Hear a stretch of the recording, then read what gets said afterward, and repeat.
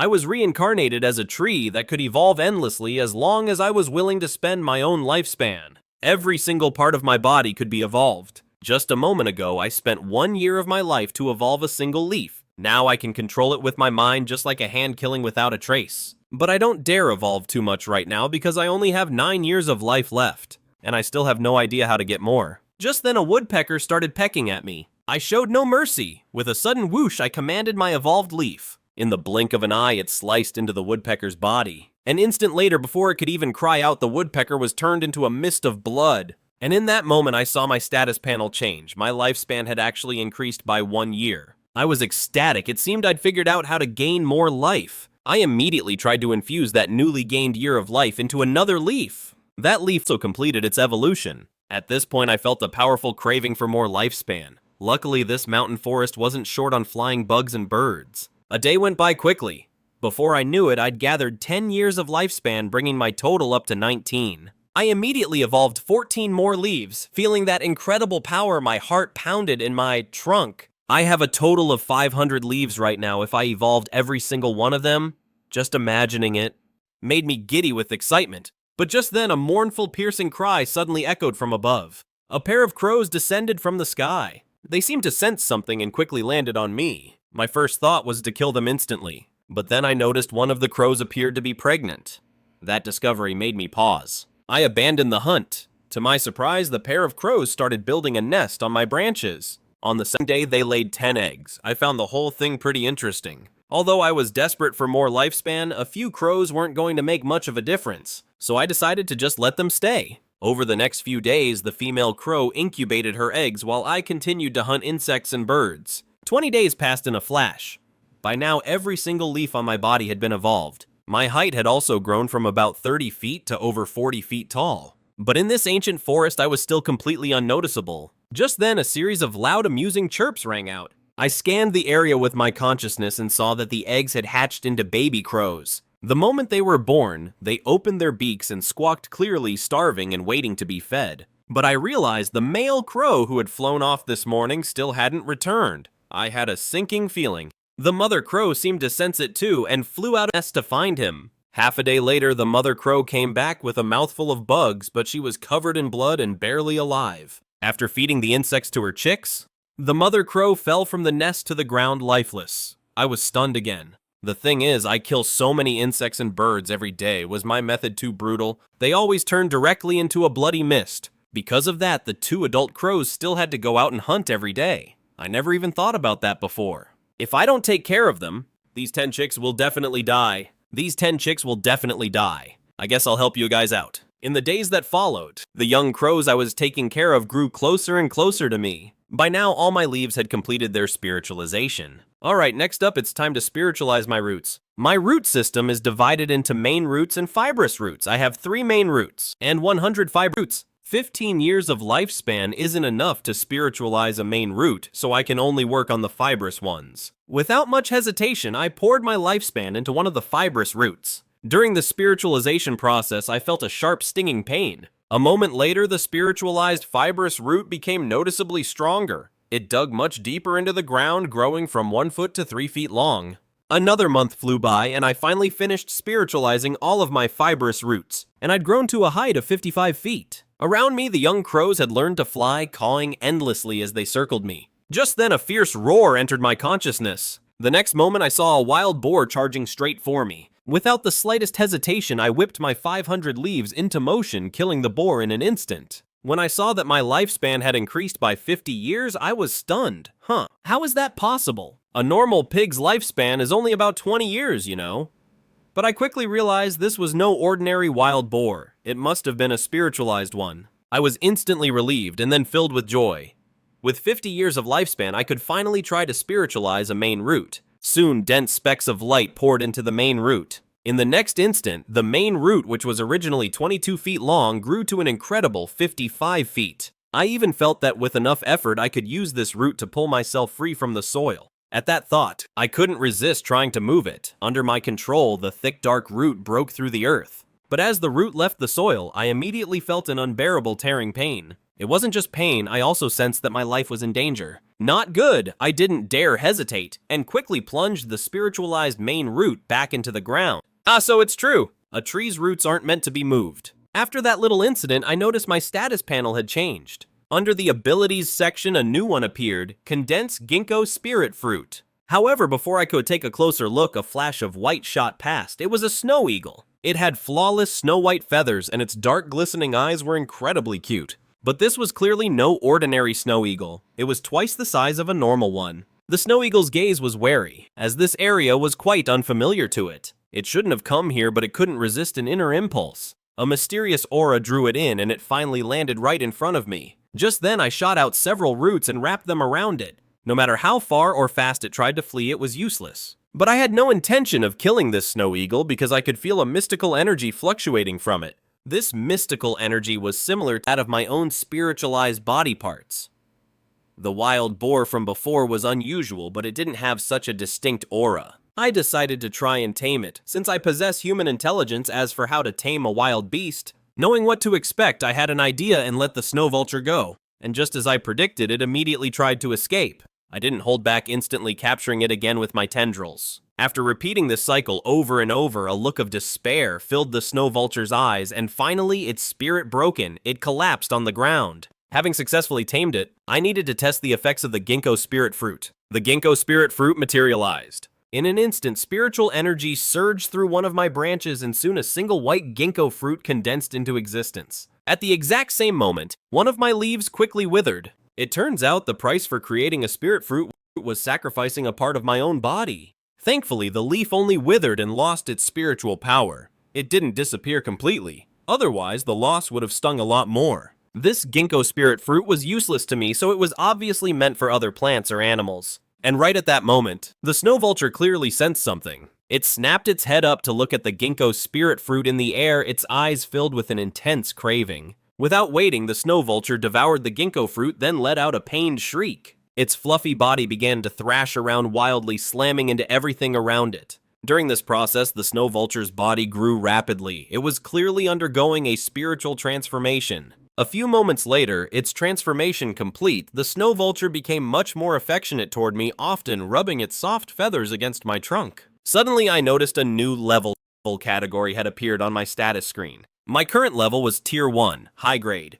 It seems my status screen also gathers information from the outside world and adjusts accordingly. Thanks to the snow vulture, I confirmed that the ginkgo spirit fruit is beneficial to animals. With that, I stopped hesitating.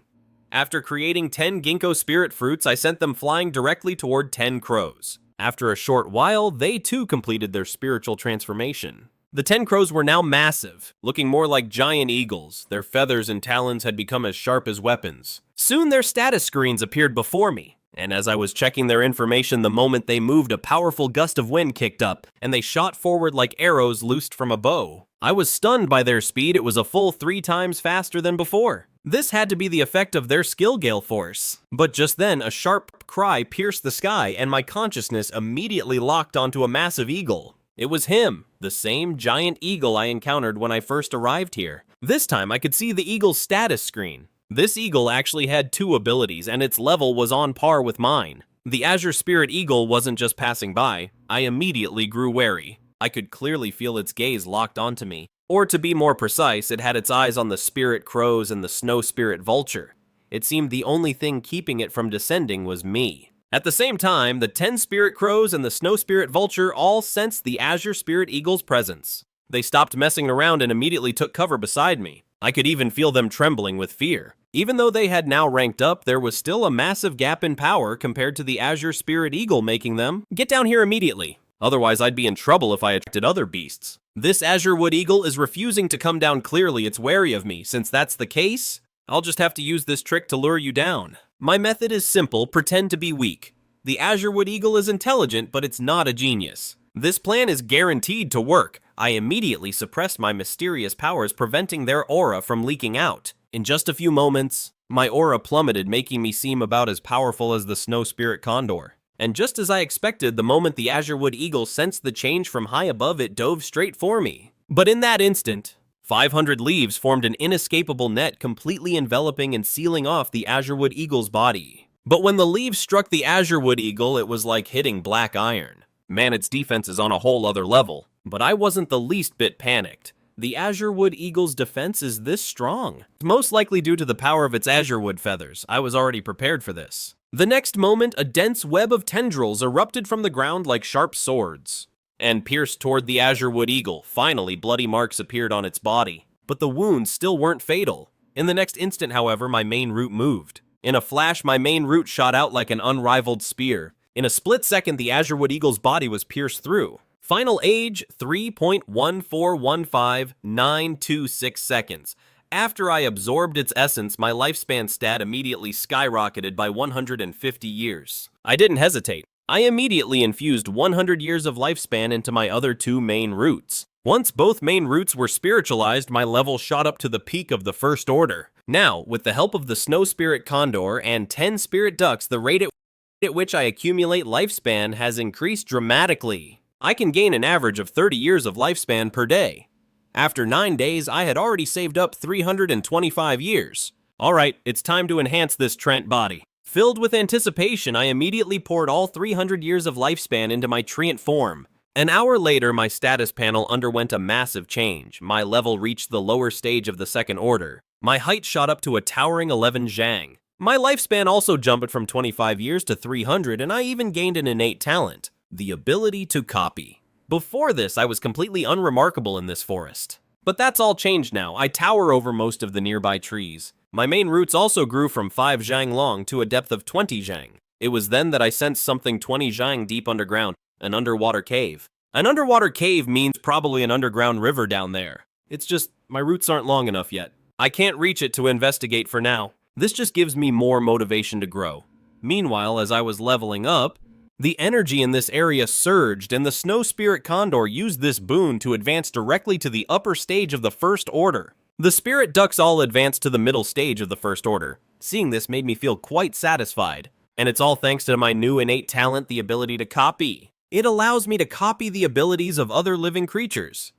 Of course, it's not like I can copy them at will. I can only copy from creatures that have eaten my spirit fruit. Copying a single First Order ability costs 300 years of lifespan. That price kinda stings. I'd better wait until I've saved up a bit more lifespan. Model. And just then 3 figures appeared in the forest, their faces panicked. They were the same young women from before. This time 5 men armed with bows and blades were chasing them. You can't escape. Seeing this, the woman named Su Qian's eyes filled with rage. Do you people from the Zhang clan have any idea what you're doing? Aren't you afraid of retaliation from my Su clan? If we kill all of you, how would the Su clan ever know it was us? As they were speaking, the natural energy in the forest ahead began to fluctuate strangely. Then the surrounding birds and beasts started frantically running and flying away. It was as if something terrifying had been born deep within the woods. What's happening? Have all the animals gone mad? Everyone was shocked by the scene. Let's go! The 3 young women took the chance to escape. Soon they noticed blue feathers and bloodstains on the ground. What kind of feather is this? The young woman named Su Shui's eyes widened in surprise, but Su Qian's expression was grave. It's a blue spirit eagle. This is a feather from a blue spirit eagle. Hearing this, the other 2 reacted instantly, their expressions changing in a flash. The blue spirit eagle isn't just any bird, it's a natural-born spirit beast. Look ahead, there are so many blue spirit eagle feathers. Su Yao's voice trembled and fear appeared on all of their faces. They weren't fools, they could piece together what had just happened. This blue spirit eagle had been killed by some other unknown entity. Their eyes followed the trail of blue feathers. Finally, their gaze landed on a ginkgo tree. The ginkgo tree was over 100 feet tall, a clearly unnatural height. Did we stumble upon some kind of sorcery? Su Yao's voice trembled. It would be better if it was sorcery. What I'm really afraid of is that we found a treant, Su Qian said with a solemn and cautious expression. Haha, a treant? The 5 men from the Zhang clan caught up.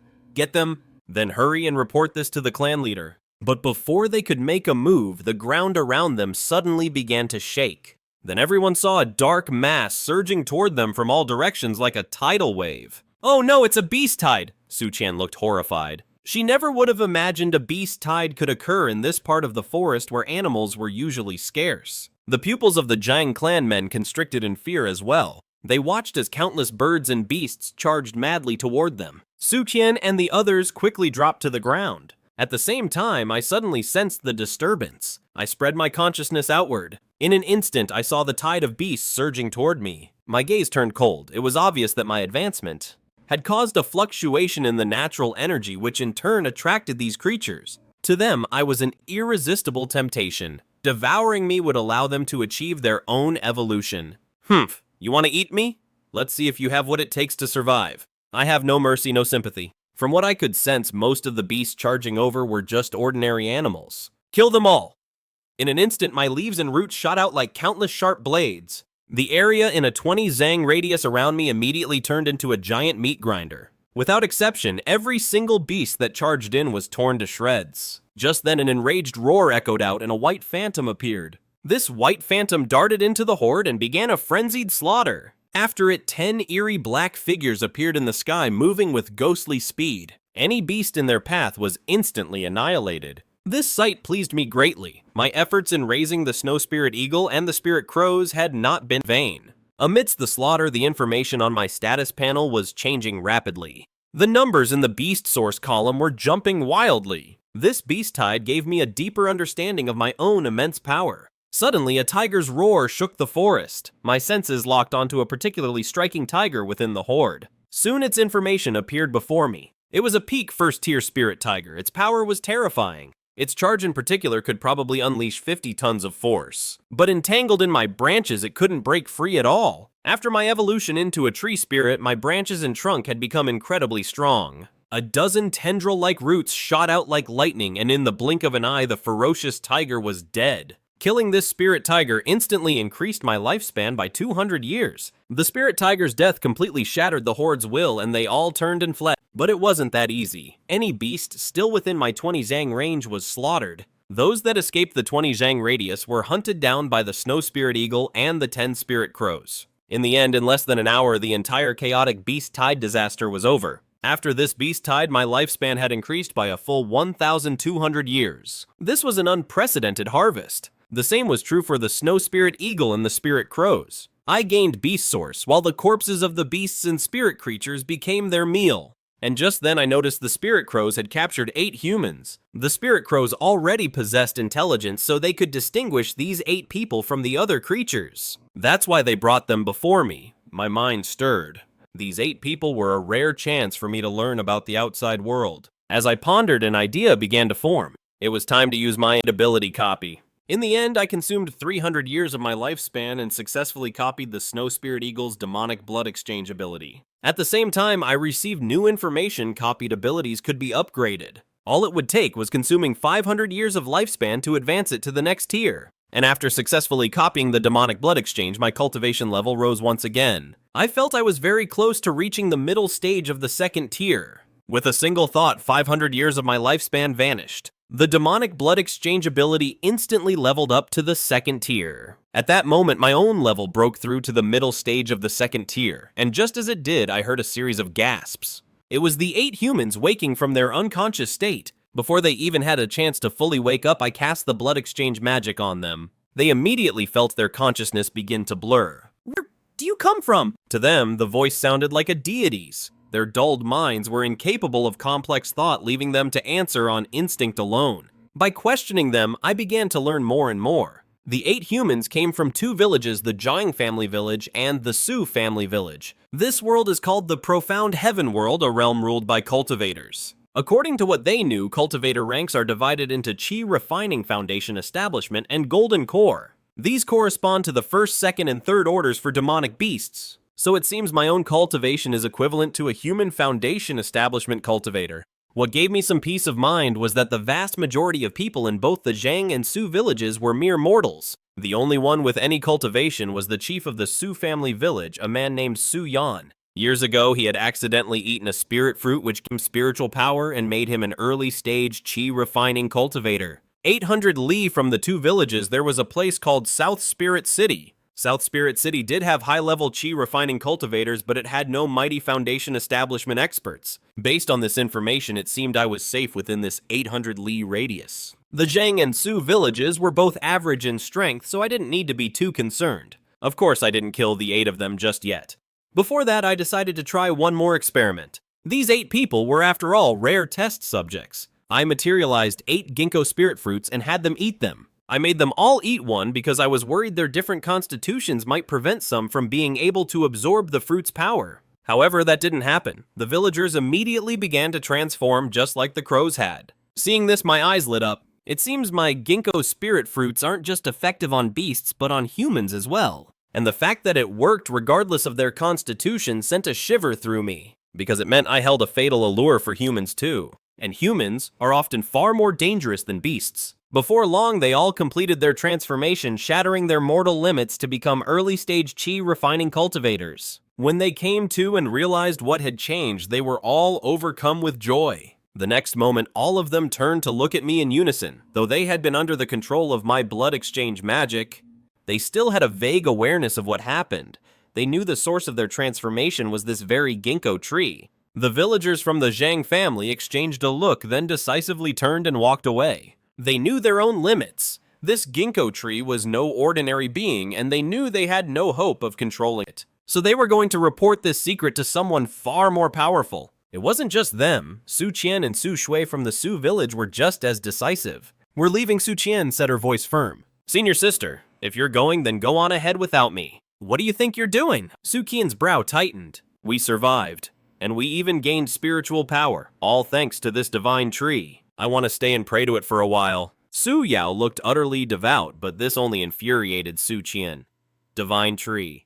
What a load of crap. It's a ginkgo tree. "This ginkgo spirit is dangerous here. If you won't leave, then we're going on ahead," said her companion Su Shui, her face filled with annoyance. Su Yao ignored them, walking over to the ginkgo tree and kneeling down beneath it. "Forget about her, let's go," Su Xian said, then grit his teeth and turned to leave. But just as he and the Zhang village were about to leave, they suddenly seemed to sense something. All at once, that ethereal voice echoed out again. Instinctively, they turned to look at me, and my heart turned to ice. The 5 from Zhang village, along with Su Xian and Su Shui, they all had to die. All they thought about was harming me. Su Yao, on the other hand, seemed to have a good heart. After a moment of thought, the book of numbers materialized out of thin air. In an instant, I killed all 7 of them. Just like that, I gained 600 years of lifespan. It seems cultivators truly do have an average lifespan of 100 years. I then sent a command to the Snow Spirit Vulture. The Snow Spirit Vulture immediately carried the 7 corpses and the still-living Su Yao to a place far away from me. As expected, wild beasts soon appeared. They tore the 7 bodies to shreds, completely erasing any trace of how I had killed them.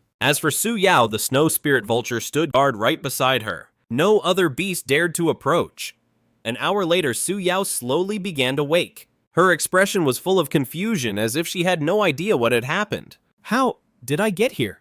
And why am I in such a mess?" Su Yu rubbed her head, a faint feeling that something was wrong. After a moment, her gaze swept across the surroundings and her face instantly turned pale. She saw the corpses of the other 7, all their flesh eaten away. Su Yao froze as if struck by lightning. What she didn't know was that at that very moment, several spirit crows were tracking her from the sky above. This was my way of making sure Su Yao hadn't just been faking it earlier. If she showed any sign of acting strangely, I would have the spirit crows kill her on the spot. Meanwhile, back in the Su village, why aren't those 3 girls back yet? A crowd of villagers holding torches had gathered at the village entrance. In the middle of the crowd, an old farmer smoked a pipe, his brows furrowed with worry. This man was Su Yun, the chief of the Su village. Of the 3 girls, Su Yao was his own granddaughter, while Su Xian and Su Shui were the granddaughters of his 2 cousins. They also had to call him great-granduncle. Just then a voice suddenly called out, "Yao Yao." The villagers' faces lit up with surprise as they saw Su Yao stumbling forward, looking completely disheveled.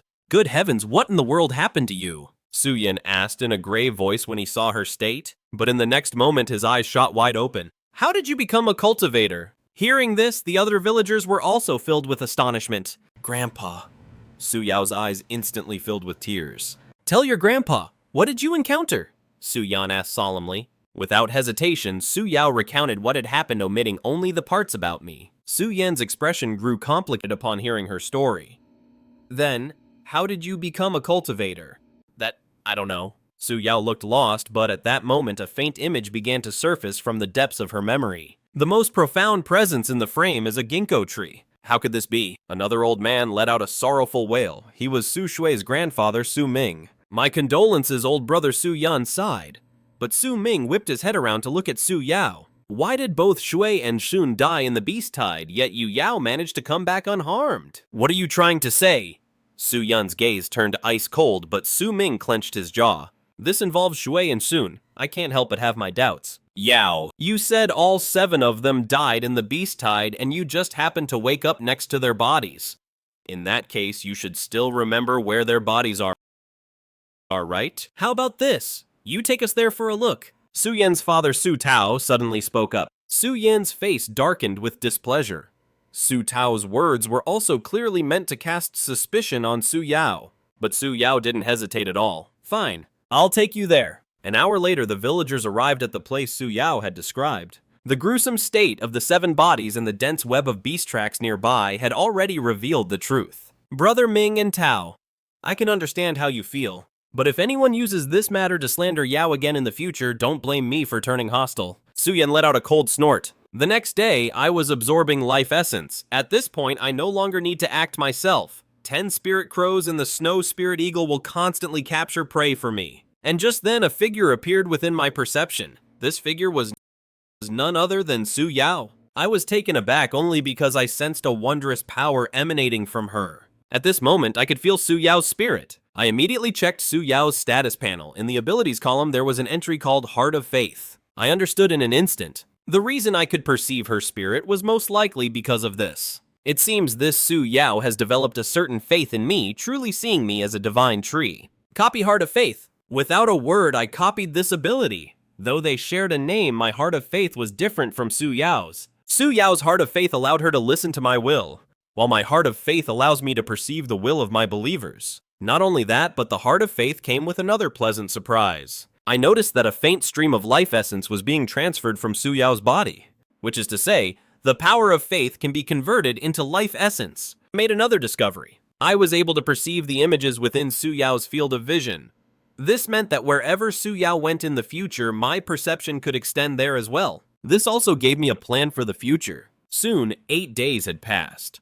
The snow spirit eagle and the spirit crows had finally finished consuming the corpses from the beast tide and their power had increased dramatically. The snow spirit eagle successfully advanced to tier 1 peak grade while the spirit crows successfully advanced to tier 1 high grade. Their hunting efficiency increased significantly and Su Yao's power of faith was also accumulating. Every day she could provide me with 1 or 2 years of life essence. Therefore, I could increase my life essence by about 40 years every day. This allowed me to save up 1,050 years of life essence in just 8 short days. And just as I was thinking about how to use it, I suddenly sensed a massive entity. It was the albino golden king I had passed by earlier. With my current strength, I could kill him with a wave of my hand. But in the next moment, I changed my mind. It was because I discovered he had a skill called Power of Mist. As my evolution level gets higher and higher, my body is destined to grow larger and larger. This isn't good for my plan to develop in secret. Using mist to hide myself is undoubtedly crucial, so I immediately condensed a silver ginkgo spirit fruit. The white spirit python saw it and froze for a moment.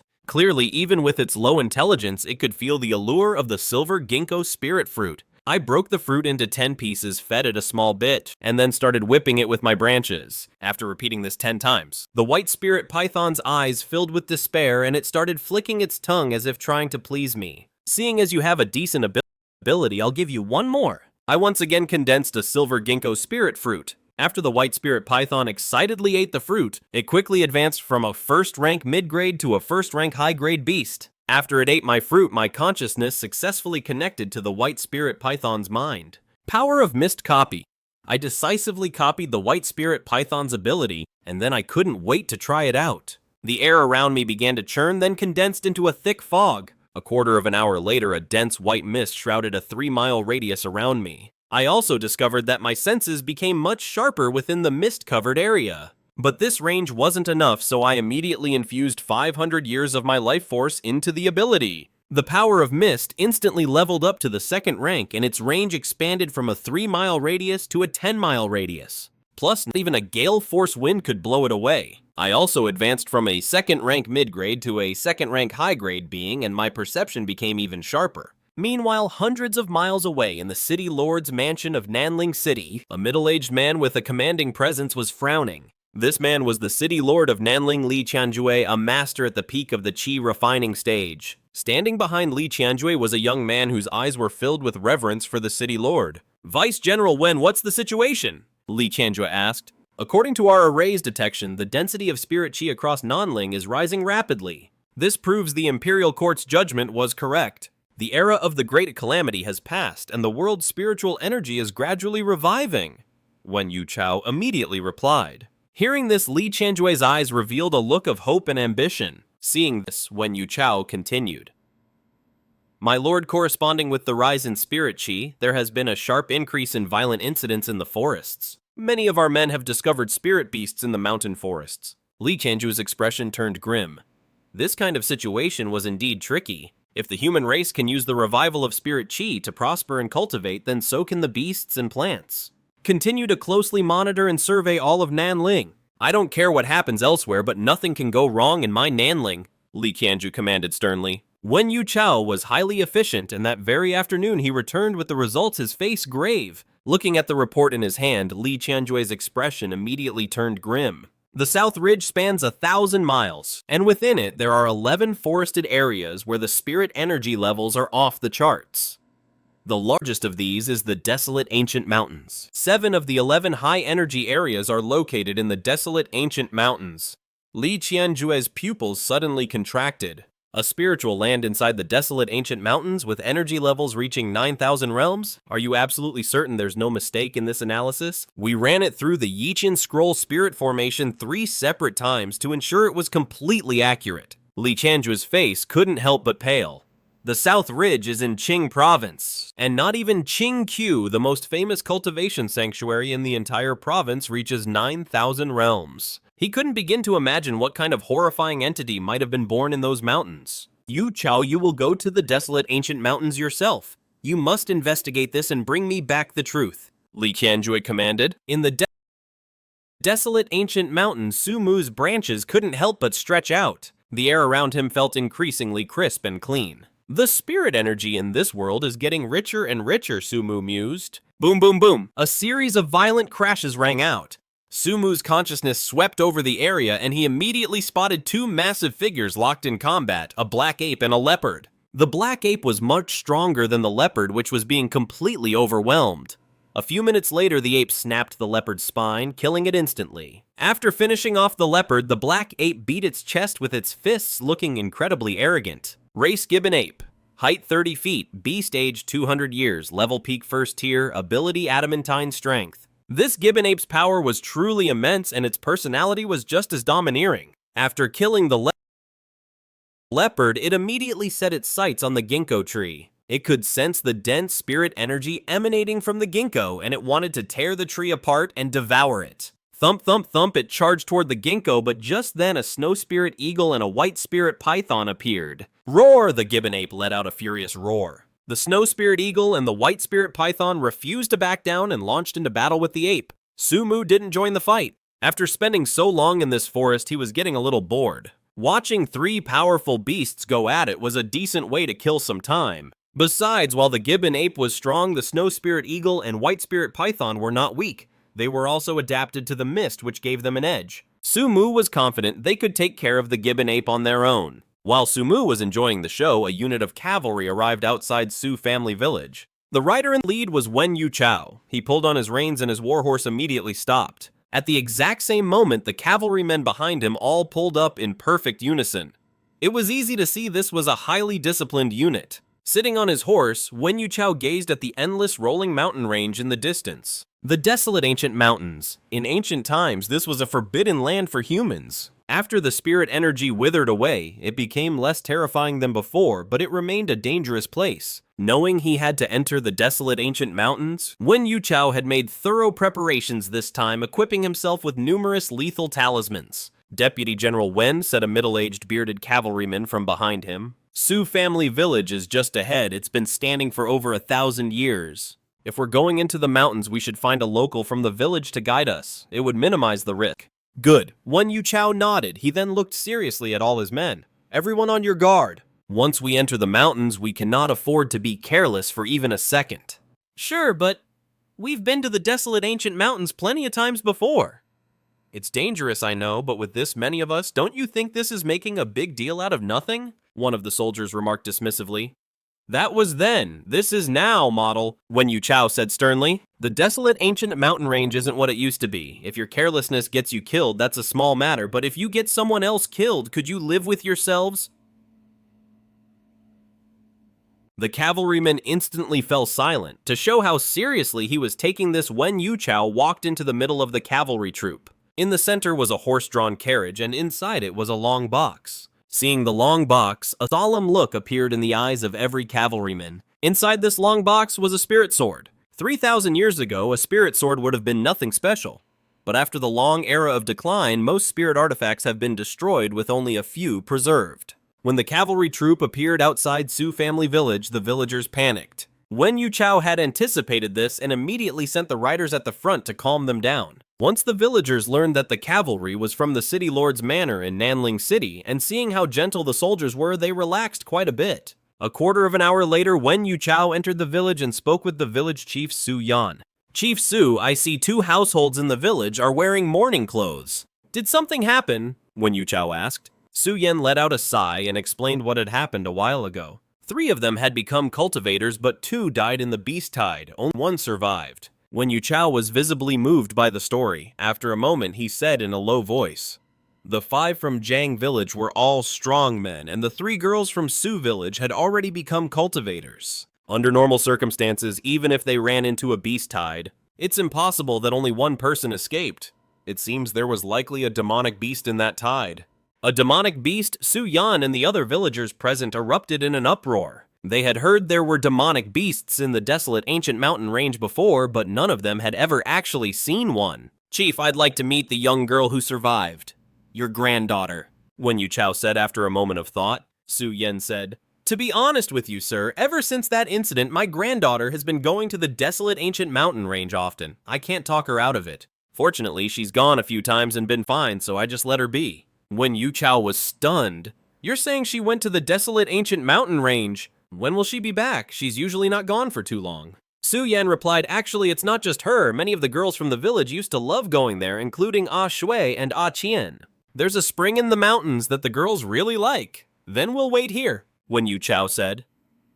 He needed to investigate the situation in the mountain range, but he wasn't in a rush. Su Yan quickly had someone serve them mountain tea and wild fruits. None of them knew that high in the sky above the village, several crows were circling. At the same time, deep in the desolate ancient mountain range, Su Mu's mind tensed. He could sense spiritual pressure. He had noticed it the moment the troop of human cultivators approached Su family village. This troop of human cultivators was nothing like the villagers. One look was all it to know this wasn't just any ordinary troop. A well-organized cavalry troop. What's going on? Why are they here? Could it be that my existence has been exposed? Su Mu couldn't help but overthink. Even though he was quite powerful now, the human race was vast. Plus, humans are intelligent. He really didn't want to be discovered by them so soon. It would do him more harm than good. However, Su Mu didn't panic. He began to think calmly. Of the 8 humans who discovered him, 7 were dead and 1 was devoutly faithful to him. At this very moment, Su Yao was still kneeling before him. Considering that it's impossible for the humans to know I exist, it seems I'll have to get Su Yao, this human, to investigate the situation, Su Mu thought to himself. This just proved that sparing Su Yao's life back then was the right call. There were many things the snow spirit eagles and spirit crows couldn't handle, especially matters concerning the human world. Su Yao's cultivation was still too weak. Su Mu mused that with her low status in human society, she'd have no voice and could easily be subjected to a forced interrogation. But as long as Su Yao could display extraordinary cultivation and immense potential, others would have to think twice before trying to mess with her. For now, Su Yao was his only agent in the human world, so of course he had to invest in her. With this in mind, Su Mu immediately conjured a ginkgo spirit fruit. Divine tree, Su Yao looked up confused. Su Mu didn't answer, simply having her eat the ginkgo spirit fruit. After eating the ginkgo fruit, Su Yao instantly felt an incredibly pure and immense spiritual power spreading through her body. Thank you, divine tree, for this gift, she hurriedly kowtowed. So that white fruit was a divine gift from the tree. Boom. After just a few moments, Su Yao's aura completely changed. Name Su Yao, race human, height 5 feet, lifespan 120 years. Rank mid-stage key refinement, ability heart of faith. Su Yao's disposition also became more ethereal and otherworldly. Even though she was dressed as a village girl, she gave off the air of a fairy who had descended to the mortal realm. Return to Su Village and investigate that cavalry unit for me. Su Mu sent the thought to Su Yao. I obey the divine will. Su Yao was filled with reverence. A single divine fruit had allowed her cultivation to break through, something that was considered completely impossible in the human world. This made Su Yao revere the divine tree even more. Meanwhile, in Ju Village, Wen Yuchao was speaking with the villagers trying to learn more about the desolate ancient mountain range. Su Yan was accompanying him. Village Chief Jua Yao is back, a villager suddenly reported with a happy expression. Su Yan was delighted as well. Perfect, I was just wanting to see this little girl who cheated death. Wen Yuchao laughed, not paying it much mind at the moment. The world wasn't short of people who got lucky and stumbled into becoming cultivators. In reality, most of these people had no real potential. Just like the man before him, Su Yun, the chief of Su Village and patriarch of the Su clan. He'd had his lucky break 30 years ago and became a cultivator, but to this day, he was still in the early stage of qi refinement. But the moment he saw Su Yao, his expression changed instantly. He felt a jolt of shock, and the cavalrymen behind him were also clearly stunned. The girl before them wasn't the ugly duckling village girl they had imagined. She was indeed dressed simply, but even that couldn't hide her pure otherworldly aura. The other girls in Su Village either had dark suntanned skin or a wheat-like complexion. But Su Yao was different. Her skin was like milk.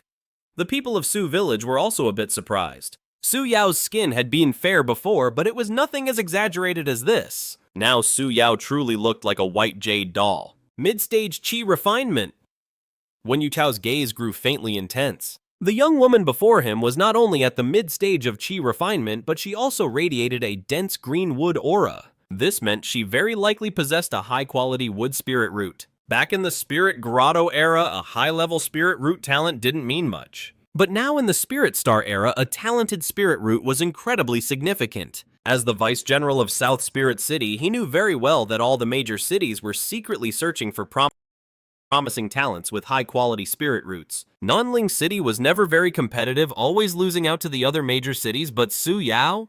She seemed like a godsend. The others had no idea what Wen Yuchao was thinking. They were still reeling from the shock of her being a mid-stage qi refiner. If anyone else had said it, they would have just scoffed. But this was Wen Yuchao, a powerful late-stage qi refiner. That meant Su Yao really was a mid-stage cultivator. Su Yan was so excited his beard was trembling. He'd been stuck in the initial stage of qi refining his entire life and would likely die without ever breaking through. It had become his greatest regret. He had been so worried his granddaughter would end up just like him, but to think she'd broken through that barrier at such a young age. Wen Yuchao had originally planned to ask Su Yao about the ancient wilderness mountain range, but he completely forgot about it in that moment. He quickly turned to Su Yan. Village Chief Su, I have a request. Su Yao's talent is extraordinary. Staying here in Su Village will only hold her back. So I want to take her to Nanling City. Once we're there, I'll have the city lord himself take her on as a disciple. I'll treat her like my own sister. Please, Village Chief, I hope you'll agree. Su Yan's eyes lit up. A common man is innocent, but his treasure makes him a target. He was old and wise. How could he not understand this? Right now, Su Yao was like a priceless jade. Keeping her in Su Village wasn't good for her or for the village. Just a moment ago, he had been racking his brain trying to figure out how to bring this up with Wen Yuchao. To have Nanling City protect Su Yao. Now that Wen Yuchao was offering it himself, it was undoubtedly a great thing. But on the surface, he put on a show of reluctance. As her grandfather, of course, I want my precious girl to stay by my side forever, Su Yan said, but I also know that a young eagle must leave the nest to learn to fly. Wen Yuchao was overjoyed. Village Chief Su, you are a man of great wisdom. Your profound love for your granddaughter is truly admirable. Please rest assured, Village Chief, once Su Yao is in Nanling City, we will treat her as our #1 prospect. Excellent, Su Yan said, beaming. But before we go to Nanling City, we need to make a trip into the ancient wilderness mountain range first. Wen Yuchao repeated, into the ancient wilderness mountain range. Su Yan looked confused. Su Yao seemed unfazed on the outside, but inwardly she was suddenly on high alert. It's suspected that a great demon has appeared in the mountain range. The city lord sent me to investigate. Wen Yuchao said, a great demon. Su Yan was startled. Could this be a misunderstanding? Su Village has been here for 1,000 years and we've never seen any great demon. Perhaps there's been a mistake. Wen Yuchao didn't hide anything. The ones he needed to be wary of were spirit beasts and monsters anyway, not these simple villagers around him. But the Heavenly Tome Spirit Formation detected a location within the ancient wilderness mountain range, where the spiritual energy levels are far beyond normal, Wen Yuchao explained. The Heavenly Tome Spirit Formation is a third-rank ancient formation. Its detection accuracy is extremely high. So this is something we absolutely cannot ignore. Including you, Chief, it would be best for Su Village to move away from the mountain range. Settle somewhere far from it, Suyan replied. Thank you for your kind advice, Lord Wen. However, my people have been rooted here for 1,000 years. We simply cannot leave. Wen Yuchao didn't press the issue. He knew how these villagers thought. The Heavenly Tome Spirit Formation. Su Yao thought startled. Her thoughts were instantly picked up by Su Mu. A third-rank great formation, Su Mu also felt a sense of dread. In the human world, that's on the level of a Golden Core expert. A formation of this magnitude forced him to be cautious. What's more, the Heavenly Tome Spirit Formation was invisible and intangible. He couldn't even figure out where to begin to destroy it. In that moment, Su Mu was overcome with a sense of helplessness. Caw, caw, the spirit crows began to cry out. As Su Mu's heart grew heavy, the spirit energy in the air around him became oppressive. Don't worry, I'm fine, Su Mu reassured them with his branches. Of course he wasn't one to give up so easily. If it came down to it, he'd just kill any group of humans that dared to approach. With the help of his mist, he would turn this entire area into a forbidden death zone for humanity. Even though he was human in his past, he wasn't about to let them slaughter him. Besides, this problem with the Heavenly Tome Spirit Formation wasn't necessarily unsolvable. Help me learn more about this Heavenly Tome Spirit Formation, Su Mu secretly conveyed to Su Yao. Sensing Su Mu's thoughts, Su Yao immediately asked Wen Yuchao, Sir, has the Heavenly Tome Spirit Formation detected the presence of a great demon in the ancient desolate mountains? Not exactly, Wen Yuchao replied nonchalantly. He explained patiently, the Heavenly Tome Spirit Formation identifies anomalies by monitoring spirit energy levels. We still need to investigate on the ground to understand the specifics. That's the very reason we're here. I see, Su Yao said, looking thoughtful. Back in the ancient desolate mountains, Su Mu breathed a sigh of relief. It only detected an energy anomaly, it hasn't actually discovered me. He felt a wave of relief. If that was all, he still had a way to fix this. He thought of his mist power, which inherently had concealing and cloaking abilities. The reason his mist power couldn't completely hide him now was most likely because its level was too low. My mist power is tier 2, but that Heavenly Tome Spirit Formation is tier 3. What if I could raise my mist power to tier 3 as well? It costs 300 years of lifespan to solidify an ability. Raising it to tier 2 costs 500 years. To get it to tier 3, that would require 1,000 years of lifespan. Su Mu checked his status panel. Race Spirit Willow. Height 17 Zhang. Lifespan 550 years. Rank upper tier 2. Abilities complete Spirit Transformation. Spirit Fruit Condensation Innate Talent Replication tier 2. Blood Swap Spirit Eye tier 1. Heart of Faith tier 2. Mist Power tier 2. He had accumulated a good amount of lifespan recently, but he was still a ways off from 1,000 years. There's still time, Su Mu thought.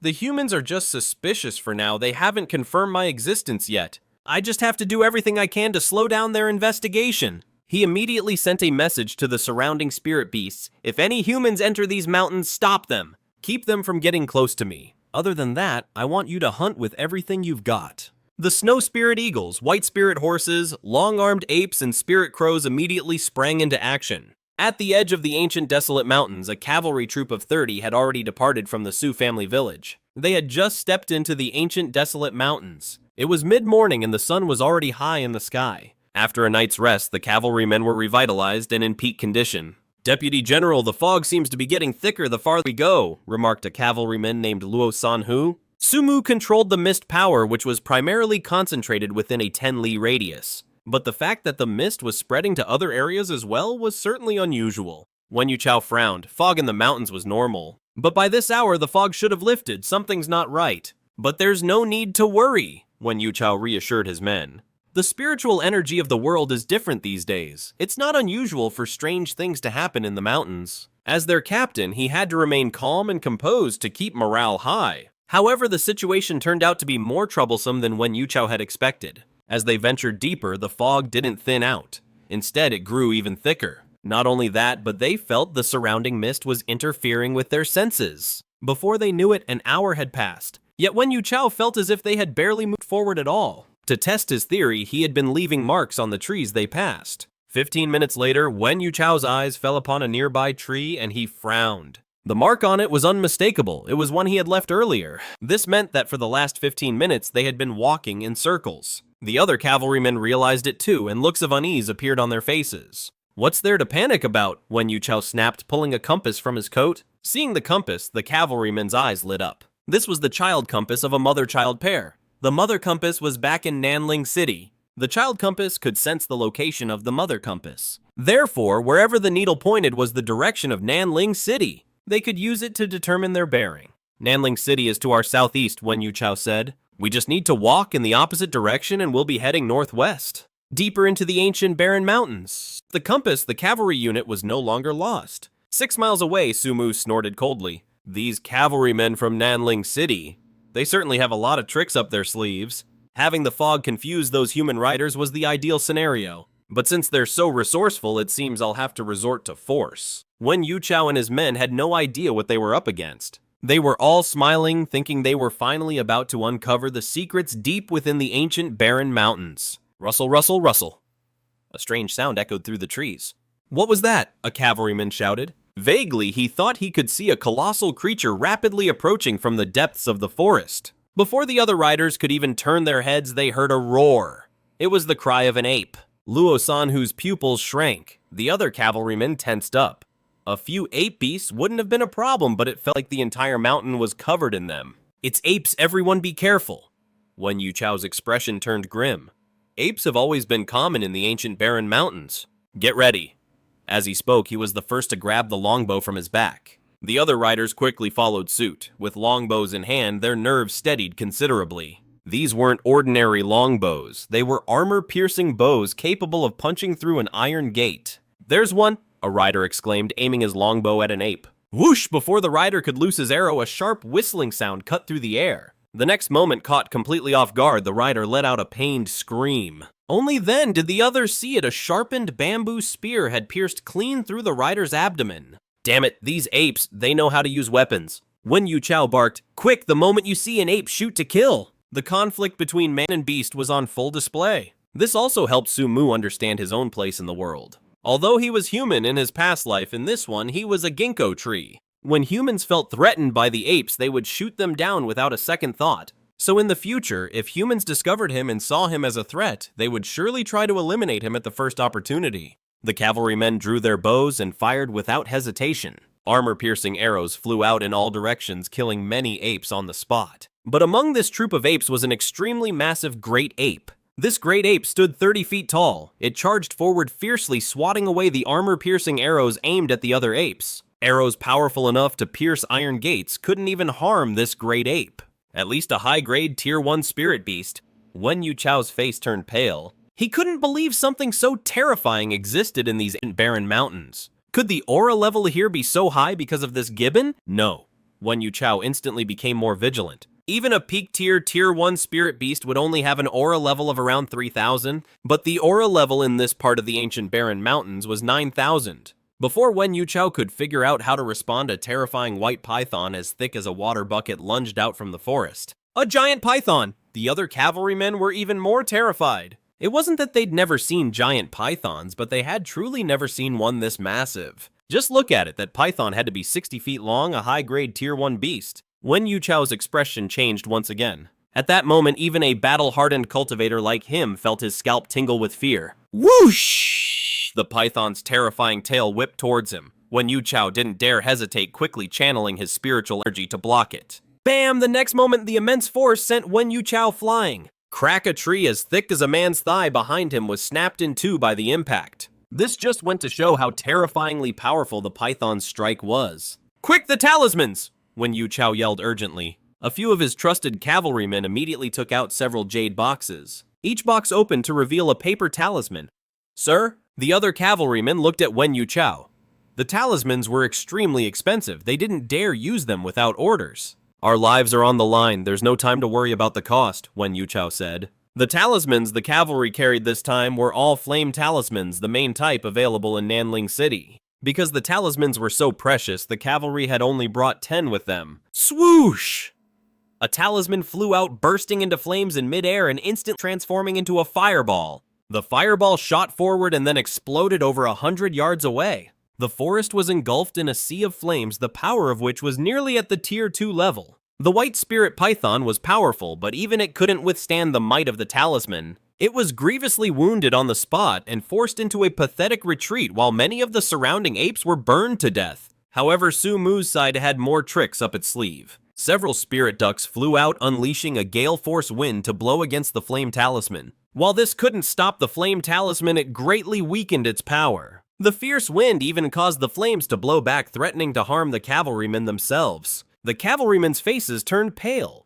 The giant python and the great ape were terrifying enough, but they hadn't expected such a dreadful spiritual pressure to be hidden here. For a moment, the cavalrymen were overcome with fear for this region of the ancient barren mountains. Retreat. Wen Yuchao gave the order without hesitation. He still had his spirit sword, but its greatest strength was as a deterrent. If he used the sword and still couldn't defeat these spirit beasts, they probably wouldn't even be able to escape.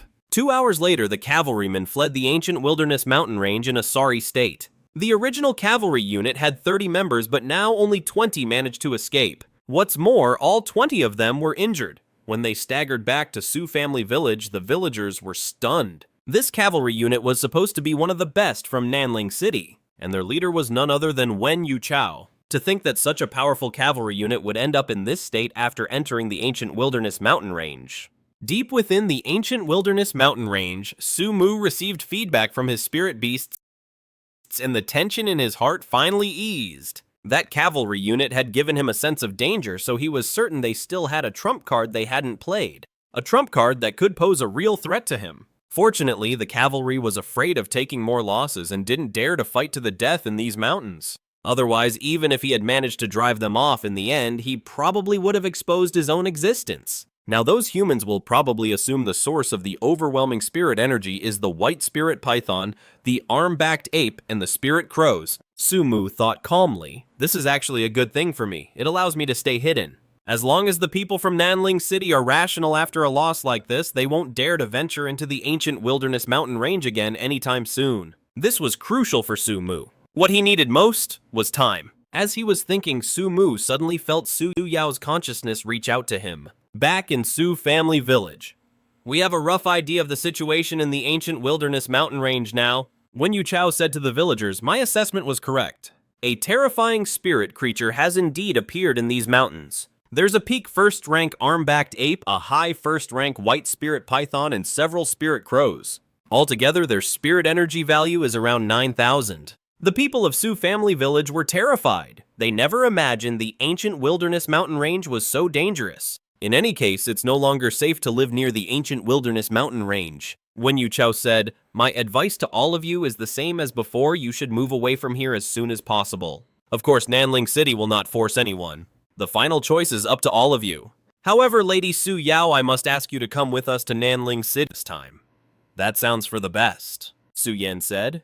Su Yao didn't answer. She was communicating with Su Mu through her divine connection. I don't want to go to Nanling City, Su Yao said. It's 800 li from the ancient wilderness mountain range. If I go there, I won't be able to pray to you as often. True devotion is all that matters. Su Mu replied. To me, it doesn't matter whether you are near. All that is required is a devout heart. Hearing his words, Su Yao's spirit was shaken.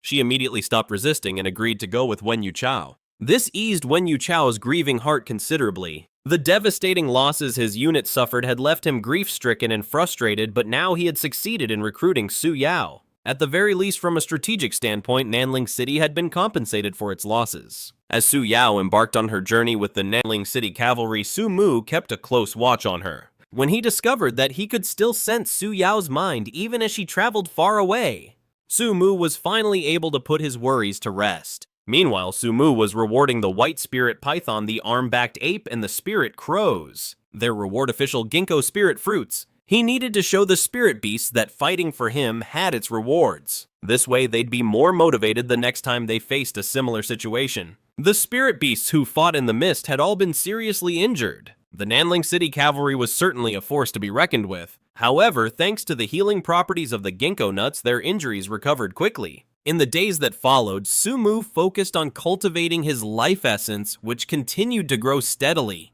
10 days later, his racial spiritual height reached 17 Zhang and his life essence hit 1,050 years. Level 2nd tier high grade. Abilities: complete spiritualization and condensing ginkgo nuts. Innate talents: second tier blood exchange replication. Spirit arts: first tier heart of faith and second tier mist power. Having finally saved up enough life essence, Sumu was delighted. Without hesitation, he infused 1,000 years of life essence into his second tier mist power. In an instant, 1,000 years of life essence vanished. In its place, the mist power advanced from second tier to third tier. The second tier mist power could cover a radius of 10 li, but the third tier mist power's range expanded to a radius of 20 li. And just as Sumu had predicted when his mist power entered the third tier, Sumu immediately felt a sense of relief as if some invisible pressure had vanished. Before, I could always sense a faint but constant pressure. It made me desperately try to improve my strength every single day. Sumu thought to himself, now that feeling is finally gone. It seems that pressure was coming from Nanling City's heavenly book spirit formation. The third tier mist power had worked. What's more, his own cultivation base broke through as well. Racial spiritual height 20 Zhang, life essence 50 years, level second tier peak grade. Abilities: complete spiritualization and condensing ginkgo nuts. Innate talents: second tier blood exchange replication. Spirit arts: first tier heart of faith and now third tier mist power. At the same time, his roots were also strengthened with the main taproot reaching a length of 18 Zhang. The deepest of his roots now reached down 32 Zhang. Just as he'd suspected, his roots had pierced through an underground cavern, and below it there was an underground river. The river flowed at a depth of 30 Zhang. This river was a massive discovery for him, giving him much more room to grow. Better yet, he could use the river to completely reshape the environment around him. 3 li away lay a clear spring, the very same one where Su Yao and the others had played. For the spirit beast to thrive, a reliable water source was essential. This single spring was too small for all of them, so Sumu decided to draw water up from the underground river. After 3 days of effort, he succeeded. He transformed the spring into a small lake covering an area of 2 square li. The many spirit beasts were overjoyed. They all ran to the lake's edge to play, and the white spirit python even leaped into the water, frolicking happily.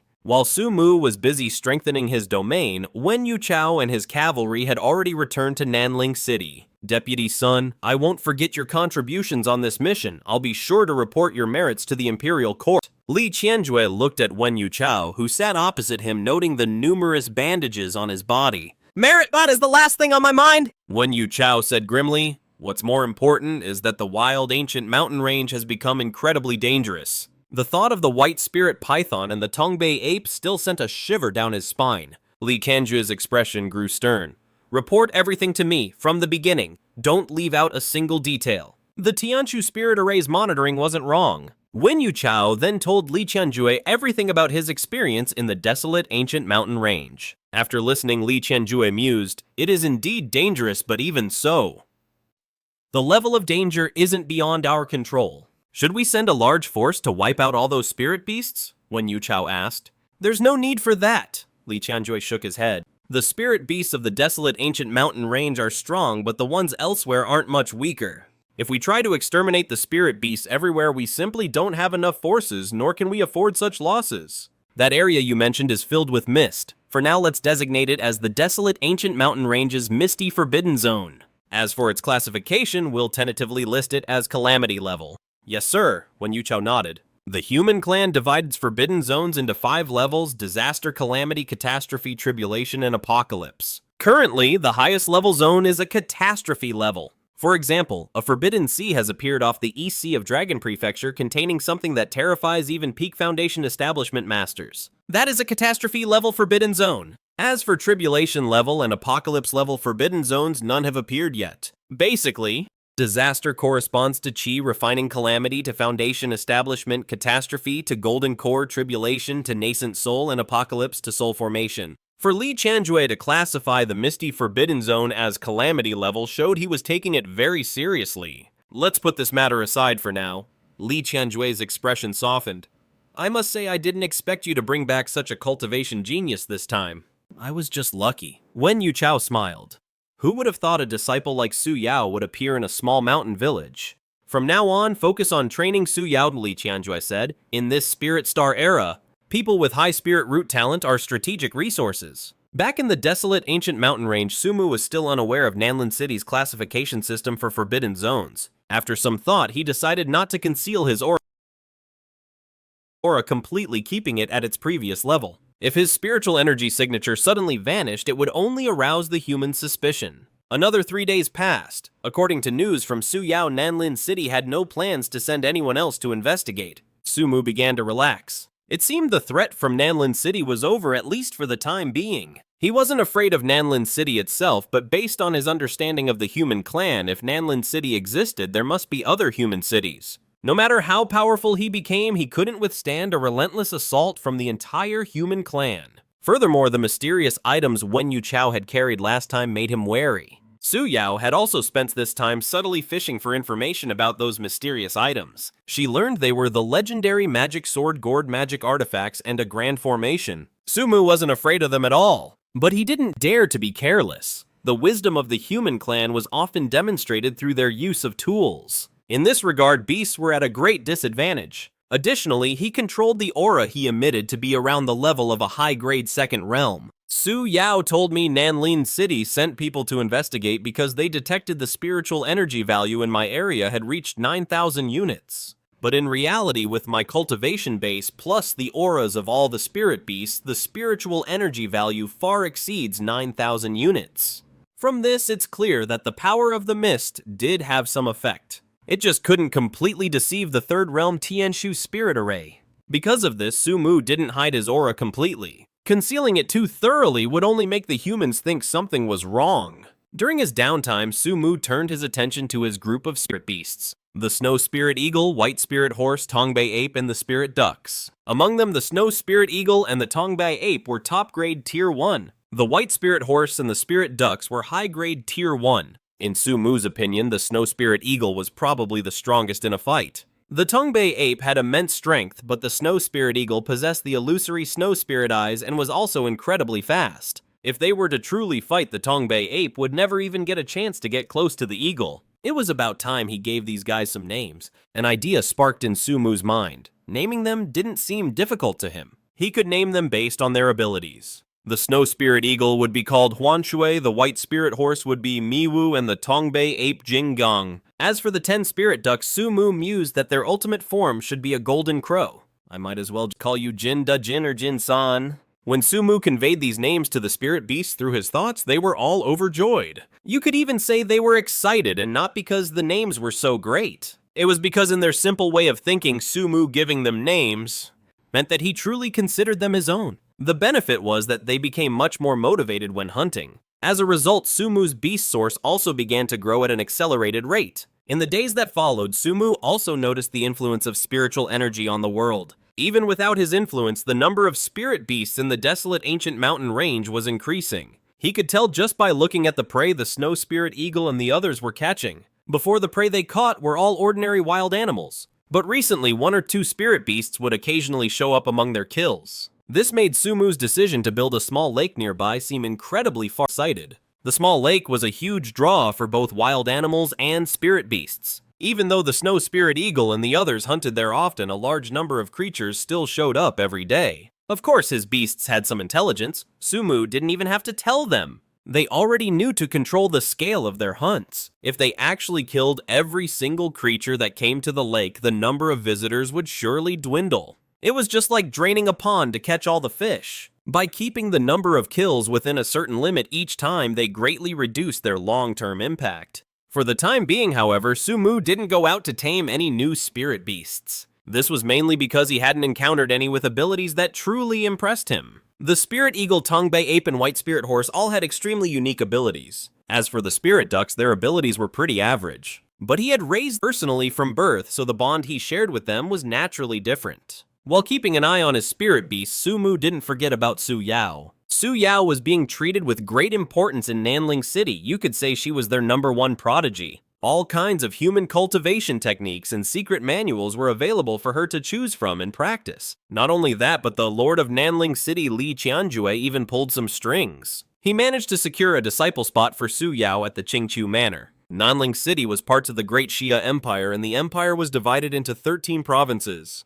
These were Bing Province, Luo Province, Zhong Province, Kong Province, Zhong Province, and Wu Province. Mo Province, Long Province, Yu Province, Lu Province, Qing Province, Peng Province, and Chan Province. Southridge City is in the Qingzhou region, where the most powerful cultivation faction is the Qingqiu Mansion. Qingqiu City also serves as the capital of the Qingqiu region. To the Qingqiu mansion, Su Yao's appearance was a complete shock. It was like she came out of nowhere. This was because Su Yao had an incredibly pure constitution, making her the perfect vessel for cultivation. Plus, having grown up in a simple place like the Su family village, she wasn't burdened with the distracting thoughts that plagued others. This allowed her to be incredibly focused in her training.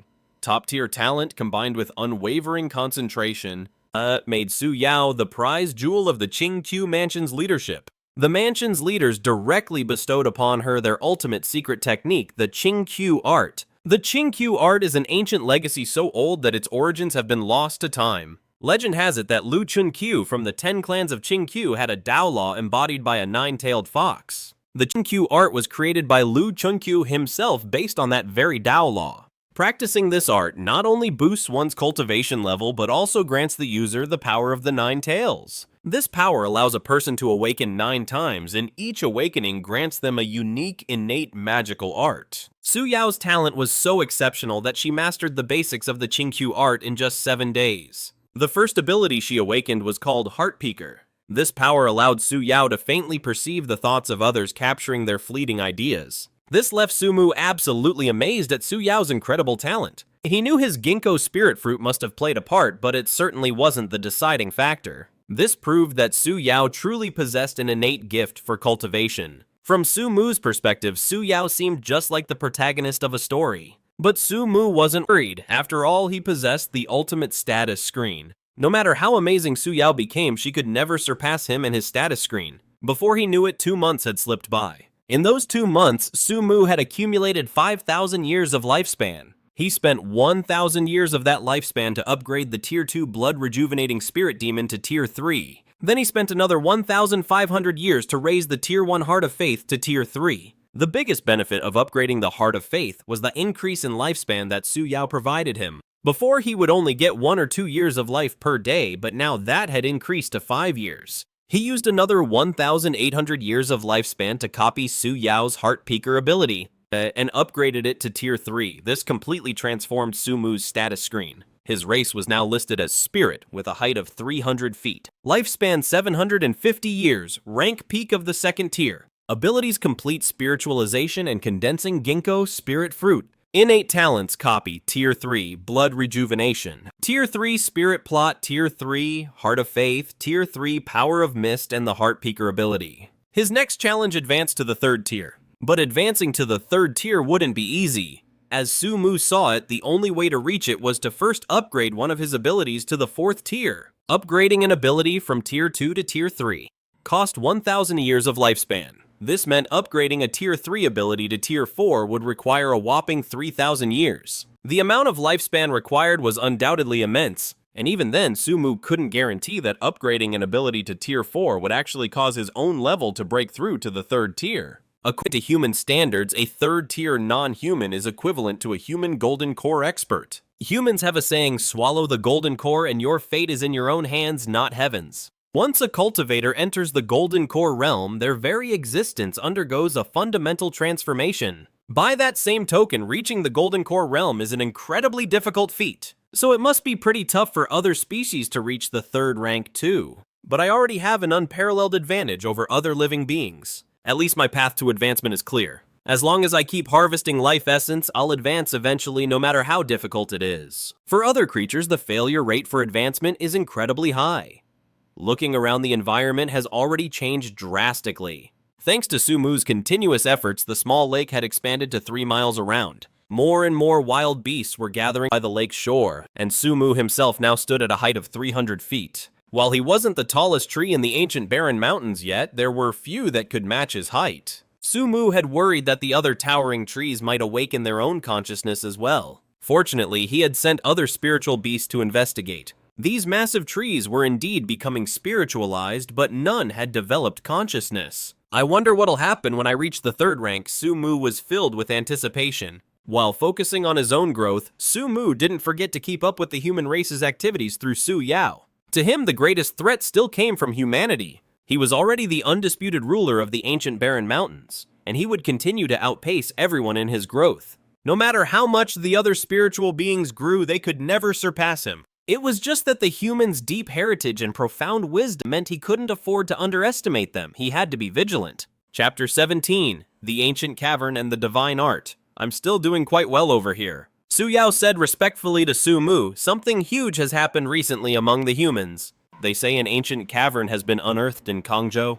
Now all the major powers from every province in the Great Jia dynasty are frantically flocking to Qingqiu. An ancient cavern, Su Mu was taken aback. Normally, after the 3,000-year age of spirit caverns, it's nearly impossible for ancient caverns and secret realms from that time to have survived to the present day. Su Yao explained, humans have found the ruins of ancient caverns before. The caverns at those sites had long since crumbled into ruins. This one managed to survive apparently because it has a natural spirit-locking formation inside, which has prevented any of the spiritual energy from escaping over the years. Hearing this, Su Mu grew solemn. Su Yao continued, the factions that have already entered the cavern have released quite a bit of information. Inside there aren't just ancient talismans and magical artifacts, but also ancient spirit ore mines and sacred grounds for cultivation. In the world of cultivation, two things are used as the main currency. One is spirit stones and the other is earth essence stalactites. With a spirit ore mine in this cavern, it means humans can now excavate their own spirit stones. The unearthing of this cavern showed all the great powers of the Great Jia the potential for a massive leap forward in cultivation. The air around Su Mu grew heavy. For him, this was not good news. If the humans acquire the resources from that cavern, their future development will undoubtedly leave all other spiritual life forms in the dust. Su Mu immediately decided to tame more spiritual beasts. That way, he could speed up his harvest of beast essence from other wild animals. As more and more beasts gathered near Tiger Slope, Su Mu began scouting for potential targets. He focused mainly on birds since their flight speed was much faster. Su Mu tamed a number of jade swallows. These jade swallows had no special abilities other than their incredible speed, which would help Su Mu hunt more efficiently. He also tamed snow spirit eagles, white spirit pythons, and ironback apes. They're extremely cunning, often playing weak to lure prey towards Su Mu. This way, they don't even have to fight. They just need to act as bait to constantly bring new prey for Su Mu. And every single victim that was lured to Su Mu was insta-killed without exception. With Su Mu's current power, he was an absolutely invincible presence within a 30-li radius. This rate of accumulating life essence was already fast, but Su Mu still couldn't feel at ease. Time for something more drastic. A golden light flashed in Su Mu's eyes. The human race. Discovering that ancient cave mansion had put him under immense pressure. He had to reach Tier 3 as quickly as possible. Only then would he truly feel secure. Ginkgo spirit fruits, Su Mu decided to use them as bait, materializing 13 of the fruits. The moment the Ginkgo spirit fruits appeared, all the beasts in the area went into a frenzy. Even the spirit beasts loyal to Su Mu could barely contain themselves. Su Mu wasn't worried though. He was confident in his control over the snow spirit eagles and his other spirit beasts. Sure enough, Su Mu merely had to send out a calming thought and they managed to restrain their impulses. As for the other beasts, they had no such self-control. Before long, Su Mu faced his second beast tide. The scale of this one was even larger than the last, and it included a great number of spirit beasts. He wasn't just facing lone beasts this time, but entire swarms and packs like swarms of bees and packs of wolves. The strongest among them was a peak Tier 1 spirit beast. Su Mu showed no mercy, slaughtering every single beast that attacked. This wave of the beast tide lasted for 3 days. In that time, Su Mu accumulated 4,000 years of life essence. Unfortunately, a trick like this could only be used once. Su Mu sighed. The beasts might be less intelligent than humans, but they aren't completely witless. It was now clear that the beasts in the ancient barren mountains had learned his location was a death trap. Even though the 13 Ginkgo spirit fruits were still floating in mid-air, no more beasts dared to approach. And after a lesson like this, it was unlikely those beasts would be so easily fooled again for a long time to come. Time for an upgrade! With a flicker of his consciousness, Su Mu poured 3,000 years of beast essence into his power of mist. Boom! The Tier 3 power of mist instantly ascended to Tier 4. Race spiritual. Height 33 Zhang. Lifespan 1,750 years. Rank peak of Tier 2. Abilities fully spiritualized. Condense. Ginkgo spirit fruit. Innate talent copy. Tier 3. Blood refining spirit eyes Tier 3. Heart of faith Tier 4. Power of Mist, Tier 3, Power of Qixing. His rank was still at the peak of Tier 2, he hadn't broken through. Advancing to Tier 3 really wasn't going to be that easy.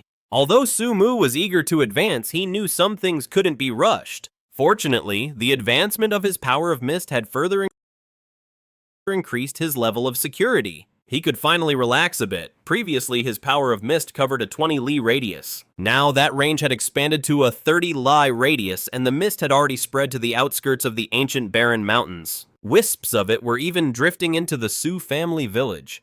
Chief, the ancient barren mountains have gotten too strange. How can there be a fog this thick? This old man has lived for 50 years and has never seen such a bizarre phenomenon. Should we listen to General Wen from Nanling City and move away from here? The villagers were on edge and Su Yan's expression was just as grim. In the past, the Sioux family village had survived in the ancient barren mountains for over 1,000 years because they knew its environment like the back of their hand. But now with the world in upheaval, the mountains had become completely unrecognizable to them. But that's easier said than done. Relocating isn't that simple. After all, it's hard to leave your homeland. There's no need for everyone to panic. Su Yan said, the frequency of beast attacks has actually gone down recently. The villagers thought about it and realized he was right, which put them at ease. Of course, they had no idea the attacks were less frequent because Su Mu was busy slaughtering beasts in the ancient barren mountain range. As the power of the mist spread, Su Mu gave all 13 of the ginkgo spirit fruits to the snow spirit eagle, the white spirit horse, the long-armed ape, and the spirit crows. At the foot of the Tiankong mountain range in Kang province, Great Xia,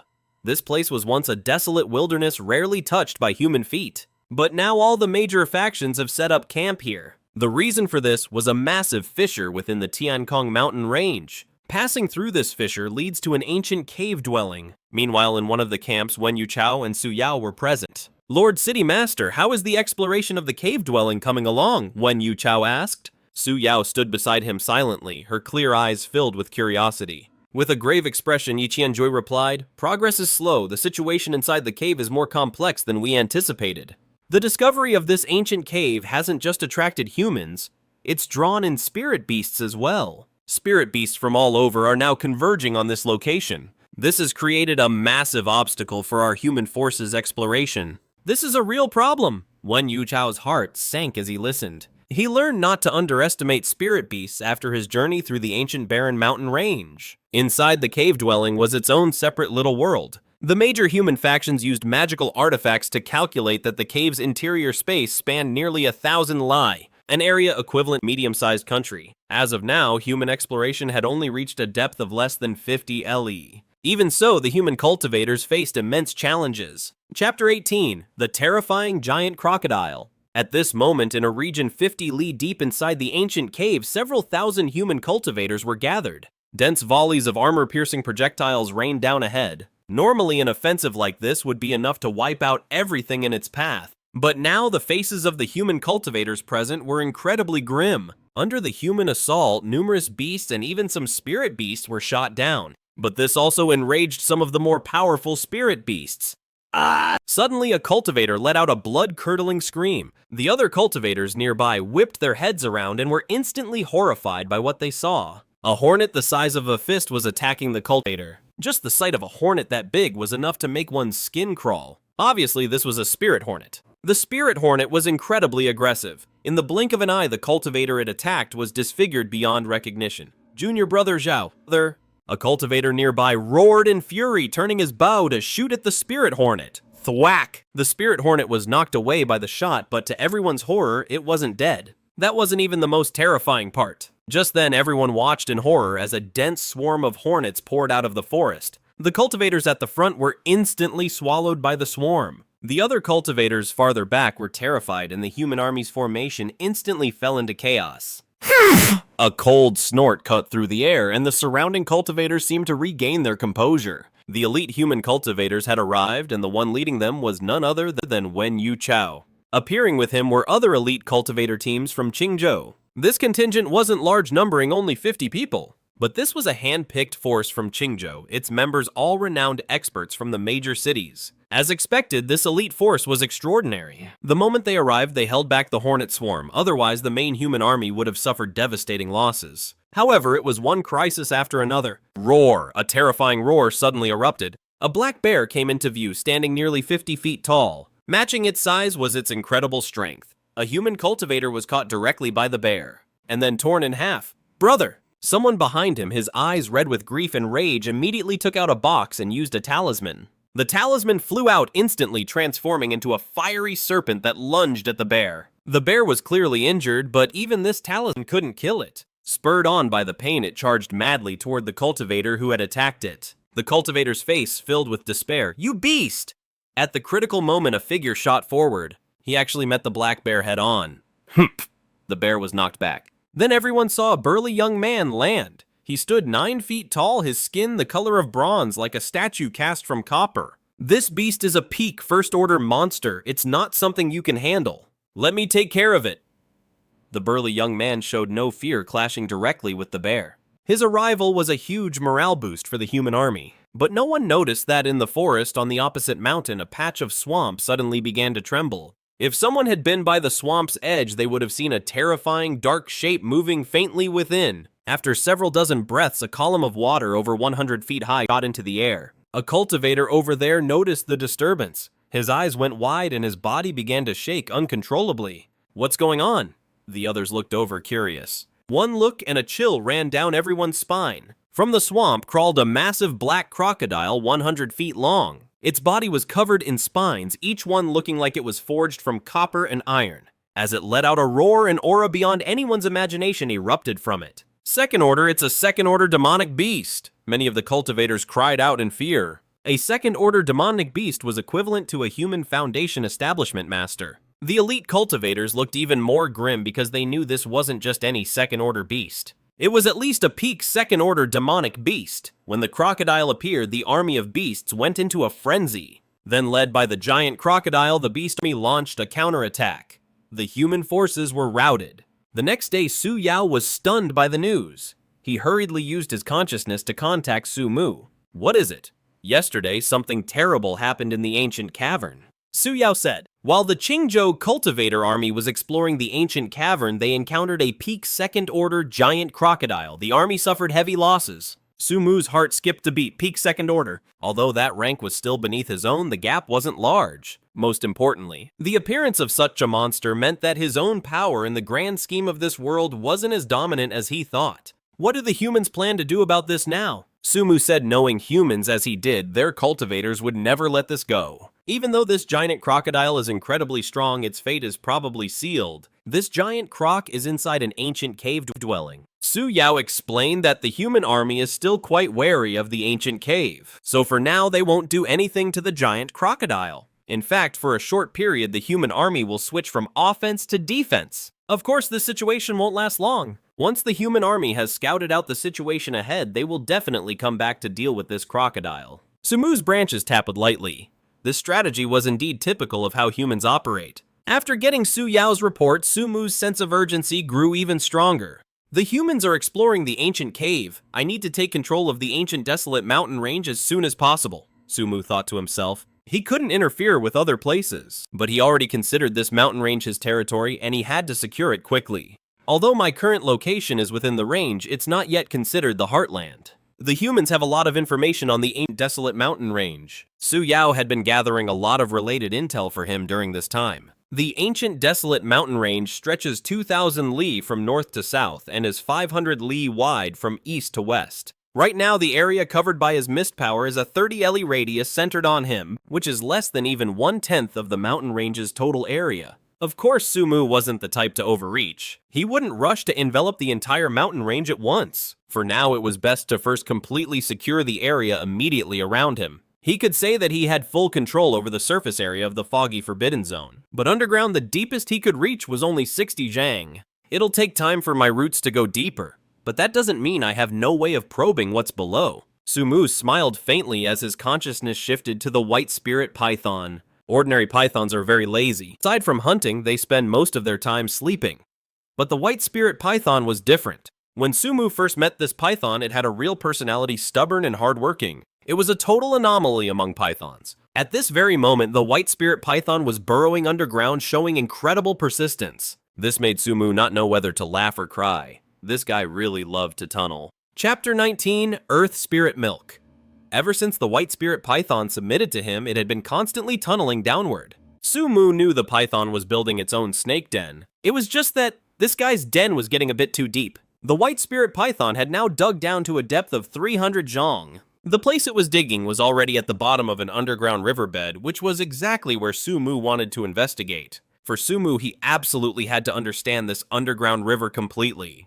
At the very least, he needed to explore the riverbed to its absolute bottom. Previously, he couldn't extend his own reach this deep. Now, with the white spirit python's love for tunneling, it had undoubtedly solved a major problem for him. Explore to the deepest part of this riverbed for me, and I'll reward you with a ginkgo spirit fruit. Sumu immediately sent this thought to the white spirit python, hoping to give it some extra motivation. And sure enough, after receiving Sumu's thought, the white spirit python became even more energized. In the blink of an eye, 3 days passed, and the white spirit python had tunneled 500 zhong deep into the riverbed. Then something incredible happened. The white spirit python sensed an extremely dense fluctuation of spiritual energy. There were actually spiritual energy fluctuations in the deepest part of this riverbed. Bai Ling Mong was thrilled, digging down even more excitedly. Crack! He burst through the riverbed, finally reaching the very bottom of the underground river. Below him was a cave, but somehow the river water above wasn't leaking in. Instead, a steady stream of hydrogen gas bubbled up from the cave, making the river gurgle. Bai Ling Mong had been transformed twice by Sumu's ginkgo spirit fruit, so Sumu could vaguely tap into his 6 senses. Through Bai Ling Mong's senses, he realized it was a stalactite cave beneath the riverbed. But this was no ordinary cave, an incredibly rich spiritual energy was pouring out of it. Earth spirit stalactites. Sumu recalled something Su Yao had mentioned before. Back in the golden age of cultivation, there were 2 main currencies, spirit stones and earth spirit stalactites. And now deep beneath the earth, he had found an entire cave full of them. Bai Ling Mong trembled with excitement. As a spiritual beast, his instincts screamed that this was a gold mine for him. But his excitement was short-lived. He suddenly felt a suffocating presence. The aura sent a jolt of panic through him. Crack! Crack! At that exact moment, a stone wall in the cave below started to shatter. Rumble! The entire cave began to tremble violently. About 10 breaths later, a huge section of the cave wall collapsed. Bai Ling Mong quickly spotted an absolutely massive, terrifying creature coiled where the wall had collapsed. It was a giant gray-skinned lizard. Bai Ling Mong was already monstrously huge, a peak first-rank beast stretching over 80 feet long. But this gray-skinned lizard was a staggering 160 feet long, nearly twice his size. If it had been the snow spirit eagle or the long-armed ape, they would have bolted without a second thought. But this big dummy Bai Ling Mong just flicked his tongue at the giant lizard, hissing. The giant lizard wasn't about to put up with that. Whoosh! Despite its colossal size, it moved with blinding speed. In an instant, it was right in front of Bai Ling Mong, swiping down with a massive claw. Bai Ling Mong, a peak first-rank spirit serpent, couldn't even withstand a single blow. He was instantly sent flying. Boom, boom, boom. After that, Bai Ling Mong was completely and utterly pummeled by the giant lizard. If it weren't for his incredibly tough hide, he would have been dead already. After getting thrashed repeatedly, what little bit of intelligence Bai Ling Mong had finally kicked in. It was a sliver of sense he'd only gained after eating 3 ginkgo spirit fruits. The old him would have fought the giant lizard to the death. Run, Bai Ling Mong started digging his way back up. The tiny bit of intelligence in his brain finally kicked in the same intelligence he'd gained after eating the ginkgo spirit fruit 3 times. If this had been the old him, he would have fought that lizard to the death.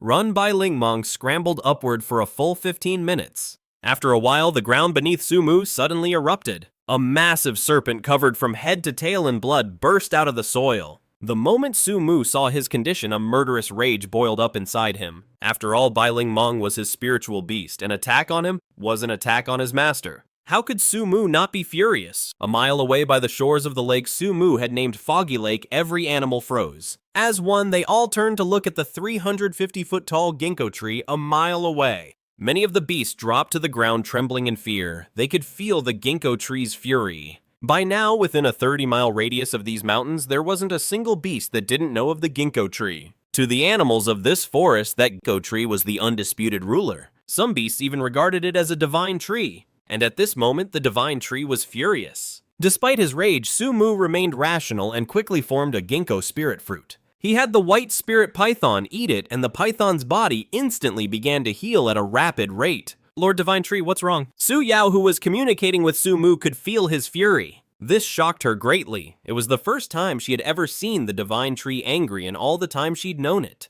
Sumu didn't hide anything, stating coldly, "I sent Mist to explore the underground for me. He ended up getting severely injured by a giant rhino down there. Mist was the name Su Mu had given the white spirit python. Su Yao was stunned. Mist is already a peak first-rank demonic beast. For that giant rhino to overwhelm him, just how powerful must it be? Aye. Also, how could such a powerful monster be born so deep underground? Su Mu said, "Deep underground there's a hidden earth spirit grotto." Su Yao's breath caught in her throat before her face lit up with joy. "Congratulations, Lord Divine Tree, this is a blessing from the heavens." Su Mu's expression didn't change. "Before that, we have to deal with the giant rhino." Su Mu then ordered the snow spirit eagle to cooperate with the white spirit python and lure the giant rhino up. The giant rhino was incredibly powerful. The white spirit python had been extremely lucky to escape with its life. If he sent the python alone again, its luck might not hold out. That's why Su Mu had the snow spirit eagle go along to help.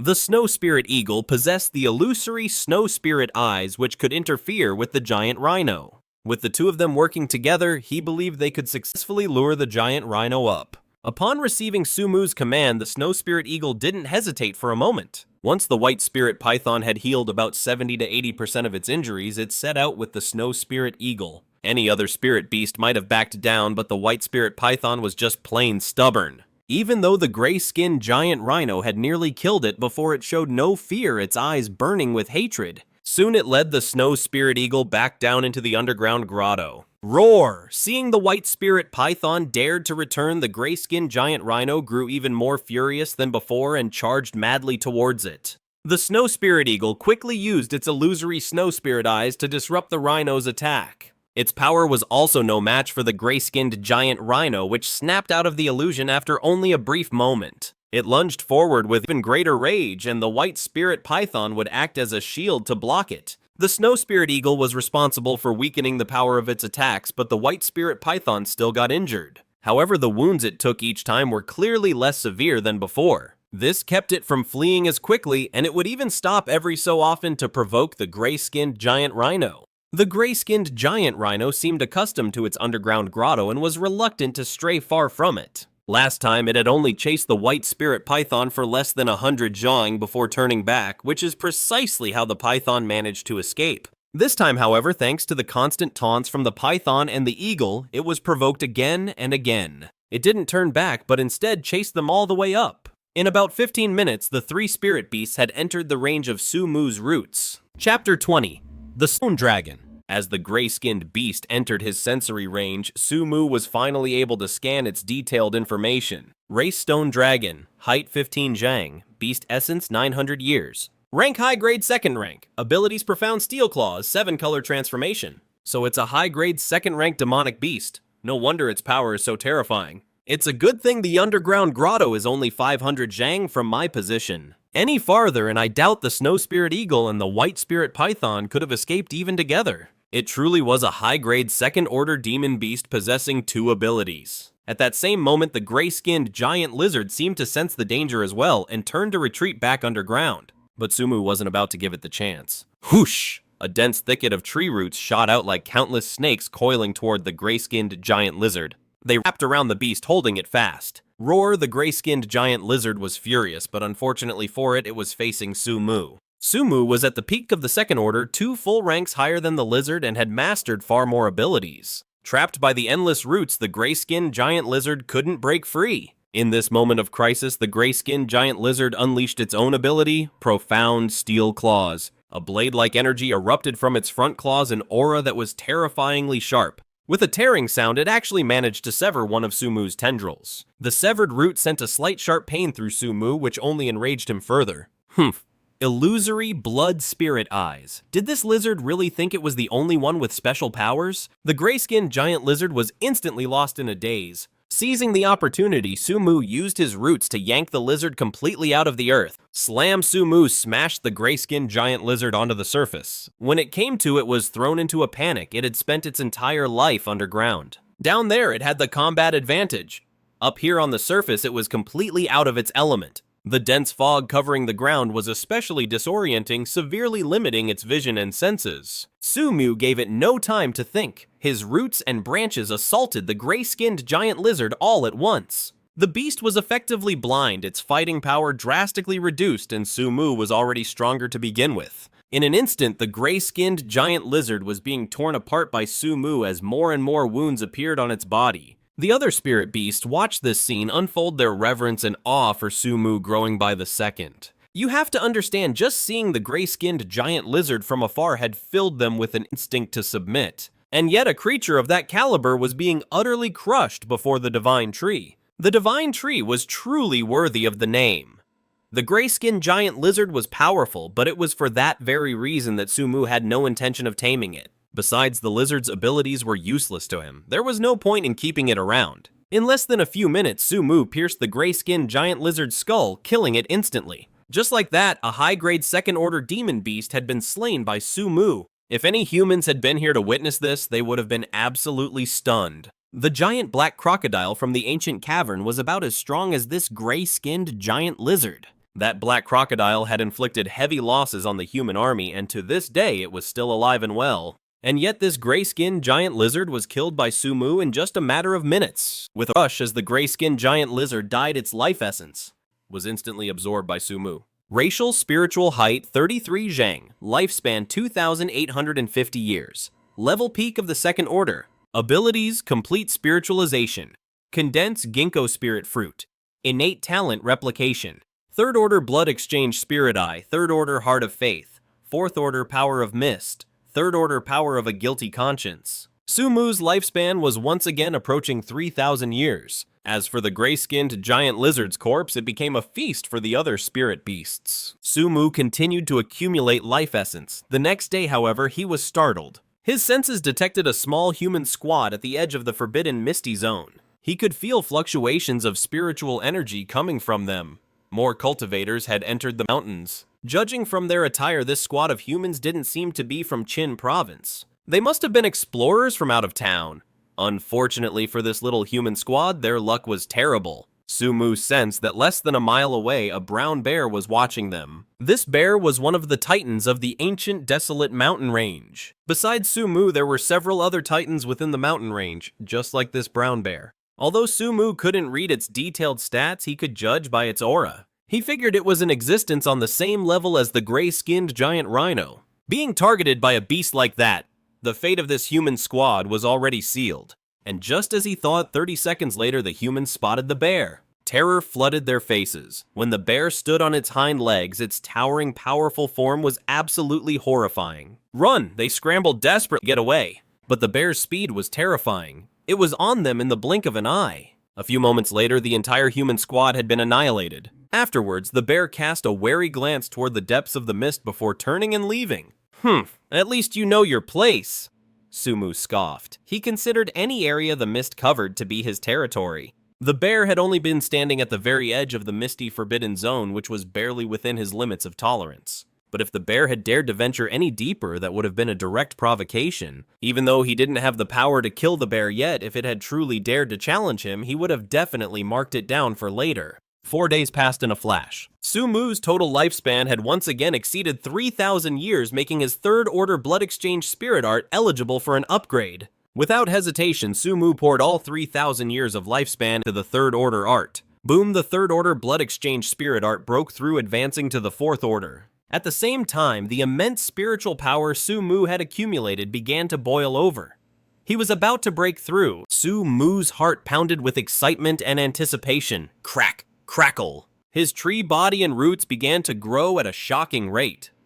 As Su-mu transformed, the spirit beasts around him also reaped enormous benefits. A massive, breathtaking vortex of spiritual energy formed in the world with Su-mu at its very center. Spiritual energy constantly pulsed outward from the vortex. It was as if the spirit beasts near Su-mu were receiving a sacred anointing. Even the birds and beasts by the spirit lake nearly a mile away felt the benefits. This process continued for 15 minutes. 15 minutes later, race spiritual height 410 feet, lifespan 1,800 years. Rank third order lower grade. Abilities earthly fiend spirit transformation, condense ginkgo spirit fruit. Innate talent copy. Fourth order blood exchange spirit art. Third order heart of faith, fourth order power of mist. And the power of the Kui star. Su-mu could feel his own incredible strength. After advancing to the third order, his very life form seemed to have evolved. With just a thought, he could sense movement at the edge of the mist. His natural lifespan had increased to 1,800 years, and his main taproot had grown to 165 feet, now longer than his body was tall. His deepest roots reached down 264 feet, making his foundation incredibly solid. He swung a branch, and the air instantly cracked with an even more terrifying sonic boom. His strength had likely doubled. Sumu was ecstatic. At this moment, he finally felt a true sense of control over his own destiny, but his abilities didn't seem to have changed much. Sumu scanned his status panel and then suddenly he paused. At a glance, the list of abilities looked the same, but when he looked closer, he saw that his original complete spirit form ability was gone. In its place was Earthly Fiend Spirit Transformation. Before after my tree body became fully spiritualized, it hit a growth ceiling. Its strength hasn't improved at all. Sumu was more excited than ever. This was the very reason he'd always felt so insecure. Despite gaining so many abilities, his own defenses could never be improved. His defense had been stuck at the low-grade second tier, meaning if any expert stronger than that got close to him, he was still in extreme danger. For example, that gray-skinned monitor lizard not long ago managed to sever one of his roots. But now, things were different. As he ascended to the third tier, his full spiritualization had evolved into the Earthly Fiend Spirit Transformation. This meant his tree body could finally be strengthened. Chapter 21, Earthly Fiend Spirit Transformation. But Sumu felt a headache coming on. He had read the general information about this new ability. The Earthly Fiend Spirit Transformation could indeed be continuously upgraded, but even the very first one required 3,000 years of life essence. My need for life essence is getting bigger and bigger now. Sumu sighed to himself. Unfortunately, there were no shortcuts for this. He could only accumulate life essence slowly day by day. Right now, he could gather 50 years of life essence per day. 3,000 years would take him 60 days. Accumulating life essence will just have to take time. For now, Sumu focused his attention on the Earthly Fiend Spirit Transformation. The Earthly Fiend Spirit Transformation wasn't just about strengthening his tree body. This ability had another incredibly powerful function. It allowed Sumu to control the power of the earth. The power of the earth! Sumu's roots began to tremble as threads of a mysterious force were released from his body. In an instant, this power resonated with the earth itself. In a flash, with his tree body as the epicenter, the mysterious power spread out in ripples, causing the surrounding land to tremble violently. Sumu needed to expand his living space. The 30-li gap between him and Su family village at the edge of the ancient barren mountains was far too short for his comfort. If a powerful human team ever arrived, they would discover him easily. In that moment, the land around Sumu began to rapidly expand. The most obvious change was to Mist Lake. Before, Mist Lake was only 3 li away. Under the influence of the Earthly Fiend's power, that distance was stretched to 6 li. This transformation lasted for 3 days. After those 3 days, the terrain of this 30-li area of the ancient barren mountains had been completely altered. A location that was previously only 15 li away from Sumu was now pushed beyond 30 li. As for anything further, Sumu couldn't affect it. His perception range was 30 li, and the area he could influence was limited to what he could perceive. Now, the distance between me and Su family village is about 45 li. This is much safer than before. Sumu felt a great sense of relief. As the mountains were undergoing this massive change, a 20-person team appeared 3 li from the edge of the misty forbidden zone. "This is the place where my junior brothers died," said one of the women in red. "That's right." The imposing middle-aged man in the lead spoke in a low voice. 4 days ago, my junior nephews entered the ancient barren mountains. When they reached this area, the disciple tokens they carried shattered. What's more, not only could they not escape, they didn't even have time to call for help. It's clear that whatever killed them is extremely ferocious. It's most likely a first-tier peak-grade demonic beast. A first-tier peak-grade demonic beast. Everyone around them tensed up. Even with their considerable power, facing a peak-grade first-tier demonic beast was still incredibly dangerous. Even if it is a peak-grade demonic beast, if it dared to kill a disciple of my Qingqiu Manor, it will not be spared. The imposing middle-aged man scoffed, and everyone who looked at him immediately breathed a sigh of relief. The man was Li Fuyuan, protector of Qingqiu Manor and a true Foundation establishment expert. With an expert of his caliber present, they had no fear even if they were to encounter a peak-grade first-tier demonic beast. "Master that white fog up ahead. It's strangely thick." "Where are we?" the woman in red asked, puzzled. "It's the foggy forbidden zone," Li Fuyuan said. "Some time ago, the Tianshu outpost in Nanling City detected an area within the ancient desolate mountain range. where spiritual energy fluctuations reached a value of 9,000. They sent people to investigate and found the area shrouded in mist, so they named it the Foggy Forbidden Zone. As he spoke, a flicker of doubt crossed his eyes. According to the intel from Nanling City, the fog in the Forbidden Zone wasn't supposed to be this widespread. But he didn't dwell on it. After all, natural phenomena like this were always unpredictable. A reading of 9,000. There must be an exceptionally powerful spirit beast within this Forbidden Zone. A cold glint appeared in the woman's eyes. It seems the spirit beast in this Forbidden Zone is what killed my junior brother and the others. Most likely Li Fuyuan's expression was just as cold. Then what are we waiting for? We should charge right in and slaughter every last spirit beast in this Forbidden Zone, the woman in red declared. We can't be careless. Li Fuyuan said, even a lion uses its full strength to hunt a rabbit.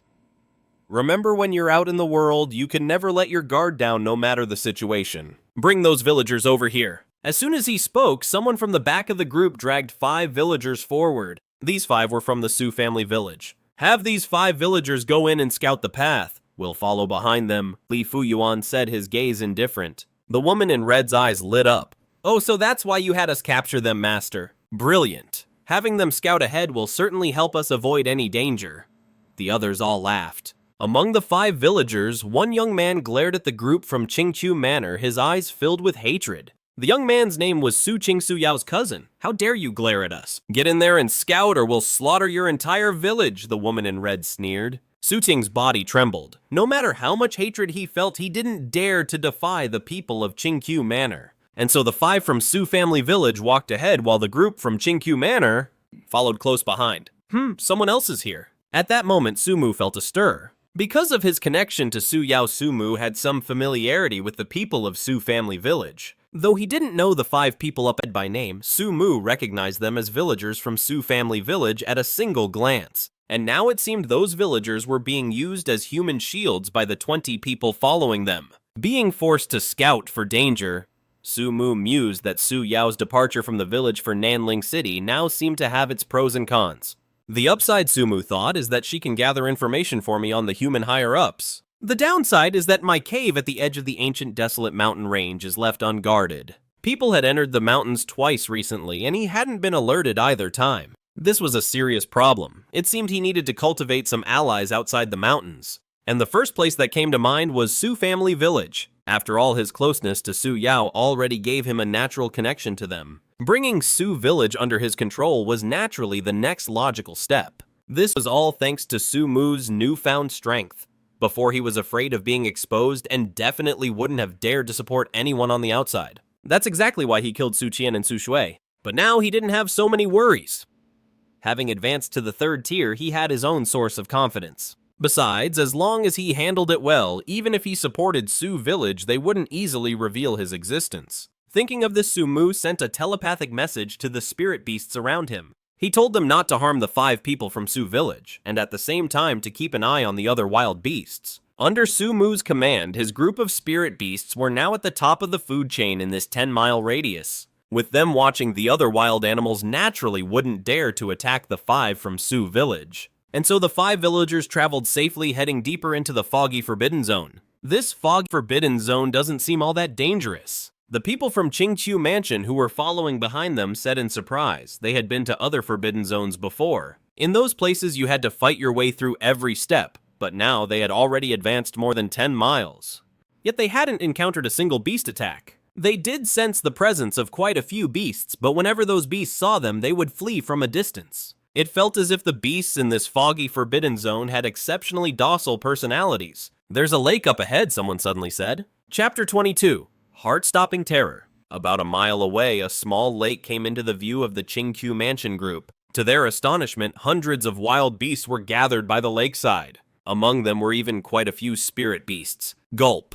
A few of the Qingqiu Mansion disciples couldn't help but swallow hard. If it weren't for Li Fuyuan being here, they probably would have started trembling in fear. However, the beasts by the lake merely stared at them and didn't launch an attack. I never expected there to be so many spirit beasts inside this Foggy Forbidden Zone. A cold glint flashed in Li Fuyuan's eyes. When he returned, he would definitely rally his elite forces and annihilate all of these spirit beasts. After all, to the human race, spirit beasts were walking treasure troves. Their pelts could be used to craft magic robes and create talismans. Their flesh and blood could enhance one's vitality, and their bones could be refined into magic tools or used in alchemy. So, in his eyes, this small lake before him was basically a treasure chest. Keep moving!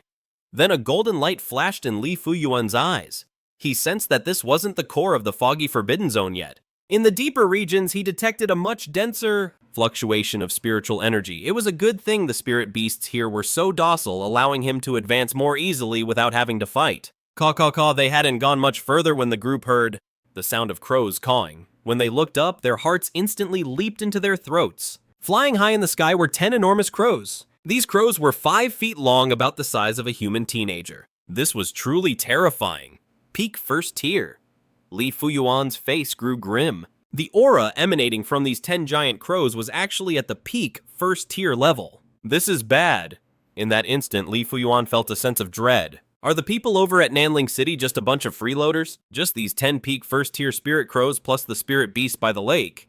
Their total spiritual energy value is no less than 9,000 units. How could the spiritual energy value of this foggy forbidden zone possibly be only 9,000 units? Before he could think any further, a disciple next to him stammered, his teeth chattering, "Snake!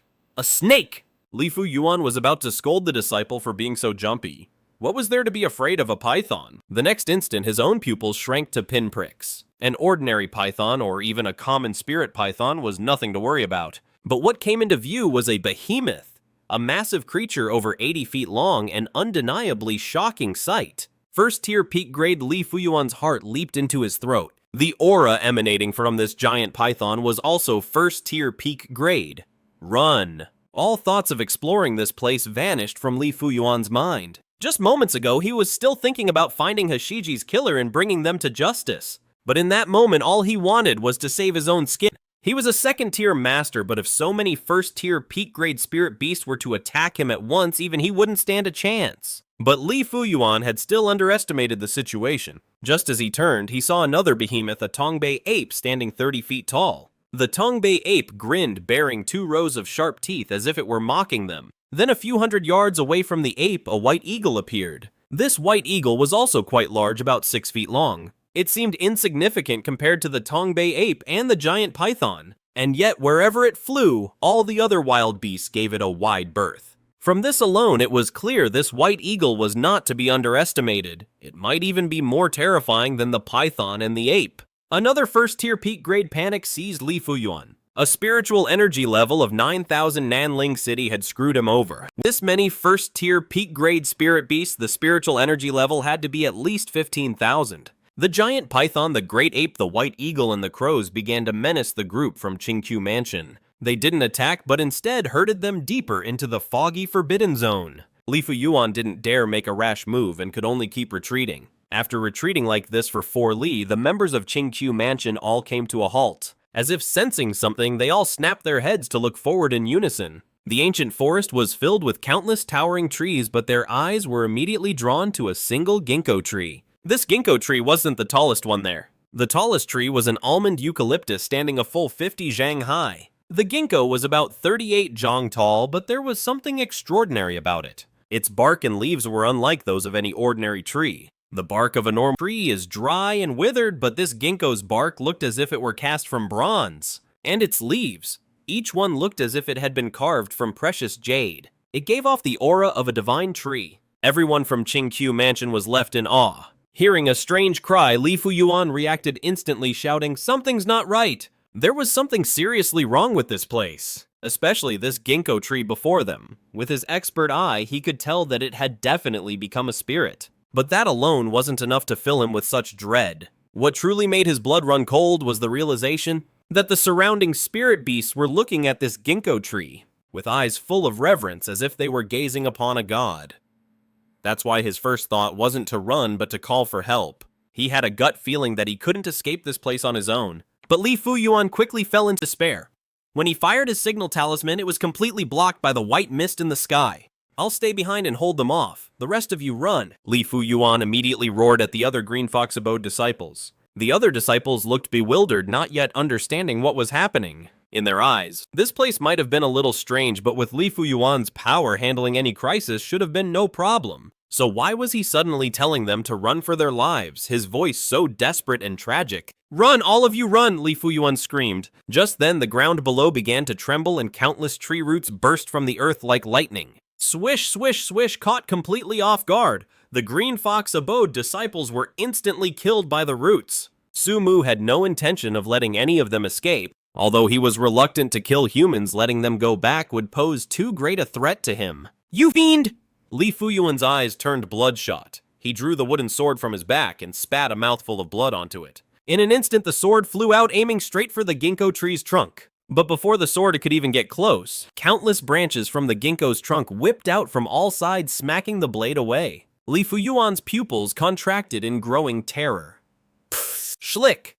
The next moment, a branch shot out like a sharp sword, piercing straight through his skull. Out in the world, Li Fuyuan was considered a true powerhouse. A mighty foundation establishment cultivator could easily command respect anywhere. Unfortunately for him, he had run into the Third Order Su Mu. A Third Order spirit is equivalent to a Golden Core Master among human cultivators. Instantly killing a cultivator in the early foundation establishment stage really took no effort at all. In the blink of an eye, all 20 disciples of the Green Fox Abode were dead. They died without a sound, unable to even send out a warning talisman. Thud, thud, thud! The 5 villagers from the Su clan village collapsed to their knees, their legs giving out as they trembled uncontrollably. Those were masters from the Green Fox Abode. To them, such beings were practically immortals. And yet 20 of these immortals were slaughtered by the ginkgo tree in the blink of an eye. What kind of being was this tree? Chapter 23, Divine Arts and Miraculous Techniques. Just then, a sharp gasp echoed nearby. The villagers and all the spirit beasts turned towards the source of the sound. It was a young girl, crying over the body of a middle-aged man lying beside her. Even though Su Mu had kept the beasts in the Forbidden Fog Zone from attacking the Su clan villagers, they were still just mortals, forced by the cultivators from the Green Fox Abode. They had trekked 30 li without rest, a grueling journey for any of them. The middle-aged man, their leader, had been injured by a beast just outside the Forbidden Fog Zone. Now, after trekking for 30 li, he finally collapsed unconscious. Seeing this, the other villagers looked on in despair, figuring their own fates wouldn't be much better. In a forbidden place like this, even the immortals from the Green Fox Abode were killed. What chance did ordinary people like them have of surviving? Just then, a branch on the ginkgo tree twitched slightly and a white spirit fruit materialized on it. The white fruit traced an arc through the air and fell right into the middle-aged man's mouth. The villagers all thought the ginkgo tree was about to kill the man, but after the spirit fruit entered his mouth, he didn't die. Not only that, but the wounds on his body began to heal at a speed visible to the naked eye. The villagers' eyes went wide. Meanwhile, Su Mu secretly communicated the situation with the Su clan villagers to Su Yao. Su Yao immediately understood his intentions. "Divine Tree," she asked, "are you planning to take the Su clan village under your protection?" "Good enough," Su Mu said with a slight smile. "I, Su Yao, on behalf of the Su family village, thank you for your benevolence, Divine Tree," Su Yao said quickly. She knew exactly what a massive opportunity this was for her village. "But won't the villagers reveal your existence?" Su Yao found herself worrying about Su Mu. "I'll do my best to keep them from revealing my existence," Su Mu replied. "Besides, even if they do, it's of no consequence. If humanity decides to mean me harm, that may not be a disaster for me." A chill ran down Su Yao's spine. She understood exactly what he meant. If humanity were to move against Su Mu, it would likely be a catastrophe for them. Of course, her loyalty remained firmly with Su Mu. She was well aware that without Su Mu, she would just be an ordinary village girl. If she died, only the people of her village would have noticed. No one else would have even known she existed. Everything she had today was a gift from him. On the spot, Su Yao declared, "I'll also make time to return to the village soon. I'll establish a unit of shadow guards. If anyone dares to reveal your existence, I'll have the shadow guards eliminate them." While they were speaking, the middle-aged man had already regained consciousness. The young girl beside him was crying tears of joy, while the other villagers looked completely bewildered, having no idea what was going on. After all this time, the tree spirit hadn't killed them. Instead, it had saved one of their own. This left them utterly confused. Naturally, Su Mu had no intention of explaining things to them. Blood Exchange Hex.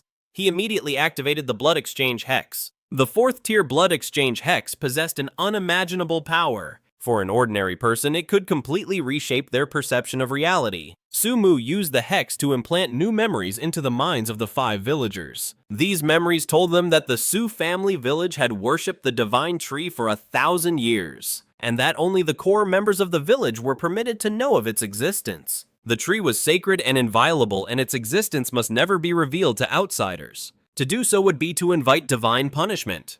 15 minutes later, all 5 villagers awoke. At first, they looked dazed, but then their bodies jolted. Their eyes now fixed on Su Mu burned with an intense fanaticism. "O divine tree!" Su Zheng of the 40th generation of the Su family pays respects. And Wei Su Qing and Su Qian of the 41st generation. The 5 villagers scrambled to prostrate themselves before him. The scene reminded Su Mu of something. Of the time he first met Su Qian and Su Shui. Back then, he had only mastered the 2nd-tier blood exchange hex. Subsequent events had shown him that the 2nd-tier version of the hex was less than satisfactory. Only the naturally kind-hearted Su Yao had been truly grateful.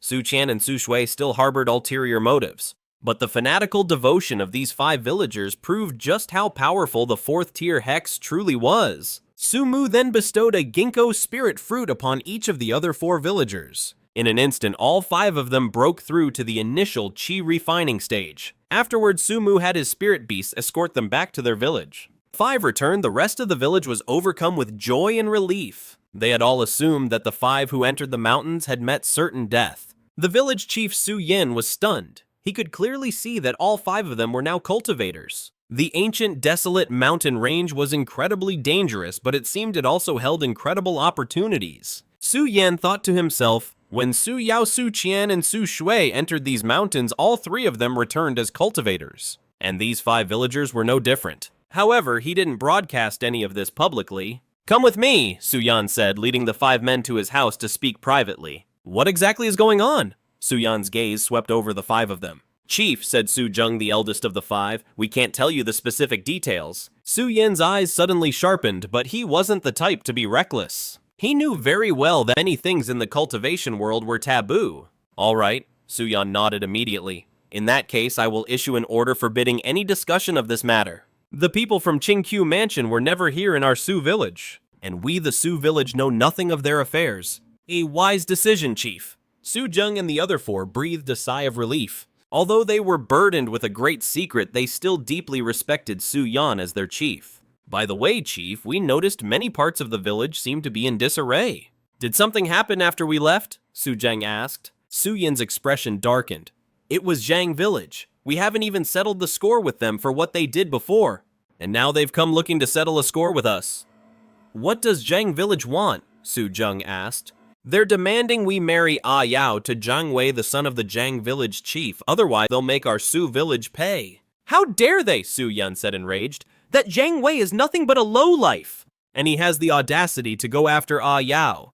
Su Qing added confused, "But all the villages around here know that Ah Yao went to Southridge City.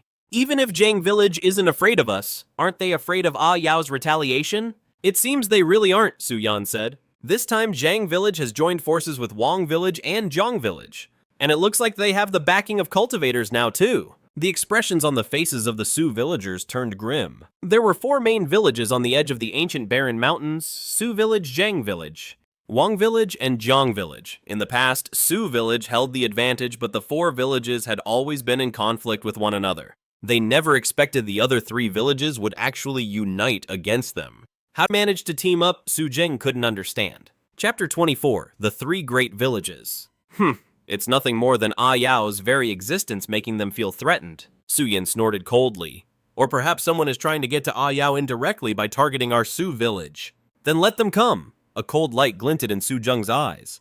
"Before, our Su village might not have been able to handle them, but now with the 5 of us here, even if all 3 villages join forces, we have nothing to fear." Hearing this, a smile appeared on Su Yun's face. He had been troubled by this very problem. The return of Su Zheng and the other 4 had undoubtedly solved his dilemma. Boom! Just then, a loud explosion came from the direction of the Su village entrance. "It must be the 3 villages." Su Yun shot to his feet. It wasn't just Zhang village attacking them this time, but the other 2 villages that had followed their lead. A quarter of an hour later, at the village entrance, everyone from Su village had gathered. Opposite them stood several hundred people led by Zhang village. The man standing at the very front of the Su villagers was none other than their current chief, Su Yan. Jiang Ming Xiao Wang Tianlu and Yu Jiang Yu Tian, what do you think you're doing? Su Yan glared furiously at the people from the 3 rival villages. A life for a life, it's the law of the land, Jiang Mingxiao said. 5 of my Zhang villagers are dead because of your Su village. You will pay for that with your lives. Bullshit, Su Yan shot back. It was your 5 men who were trying to harm 3 of our women. It was their own damn fault they died in that beast tide. We were willing to let it go, and now you have the nerve to come here and threaten us. Only you know what really happened, Jiang Mingxiao sneered.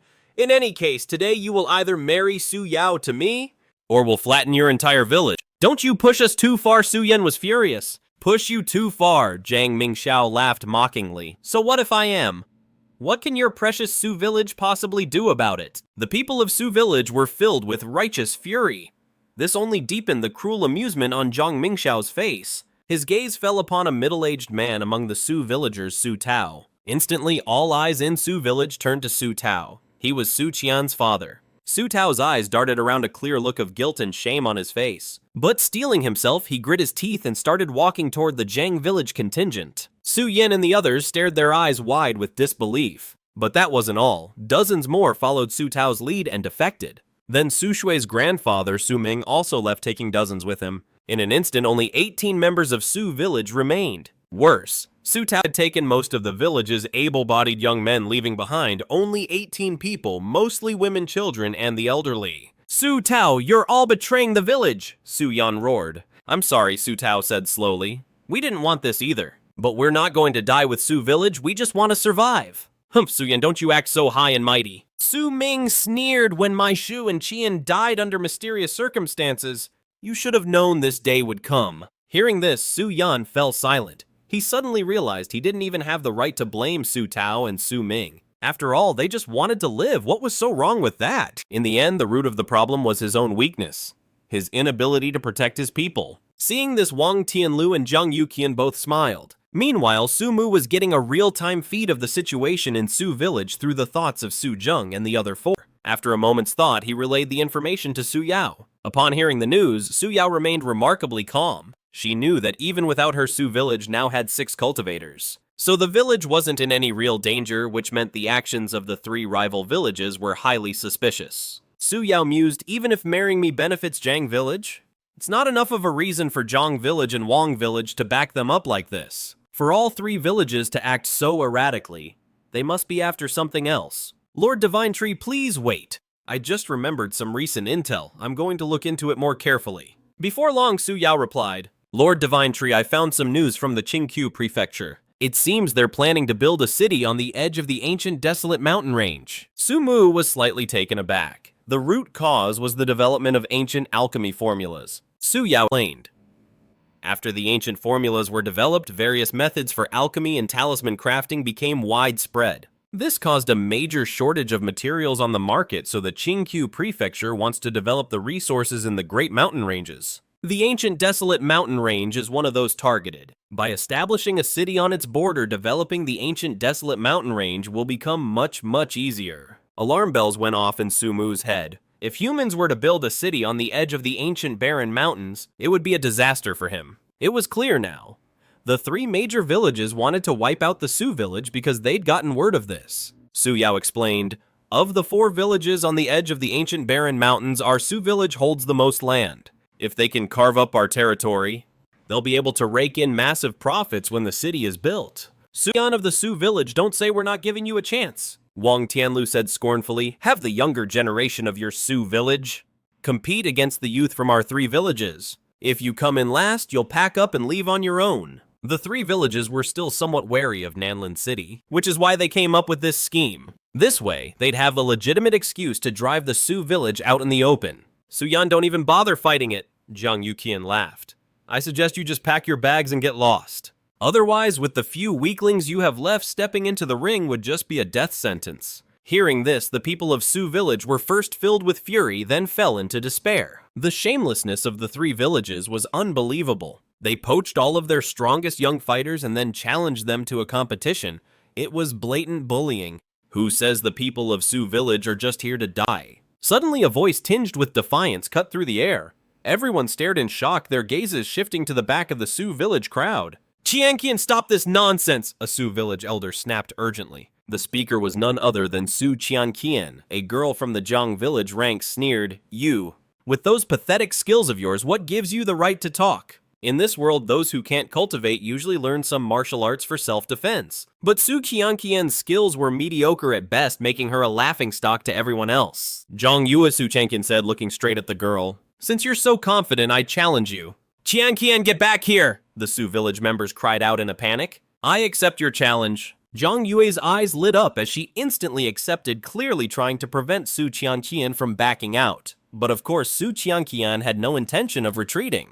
The girls immediately stepped into the open space between their groups. Zhang Yu said with a smirk, "Su Qianqian, I don't want you saying I'm a bully, so I'll let you go first." "Let me go first, you said it, not me." Without the slightest hesitation, Su Qianqian lunged, thrusting her sword straight at Zhang Yue. Oh no. The moment she made her move, Zhang Yuqian's face changed instantly. Zhang Yue might not have seen it, but Zhang Yuqian, who had recently become a cultivator, could tell that this was no ordinary attack. If that strike landed, Zhang Yue would be killed instantly. Bang! In that instant, Zhang Yuqian threw all composure to the wind and shot a palm strike directly at Su Qianqian.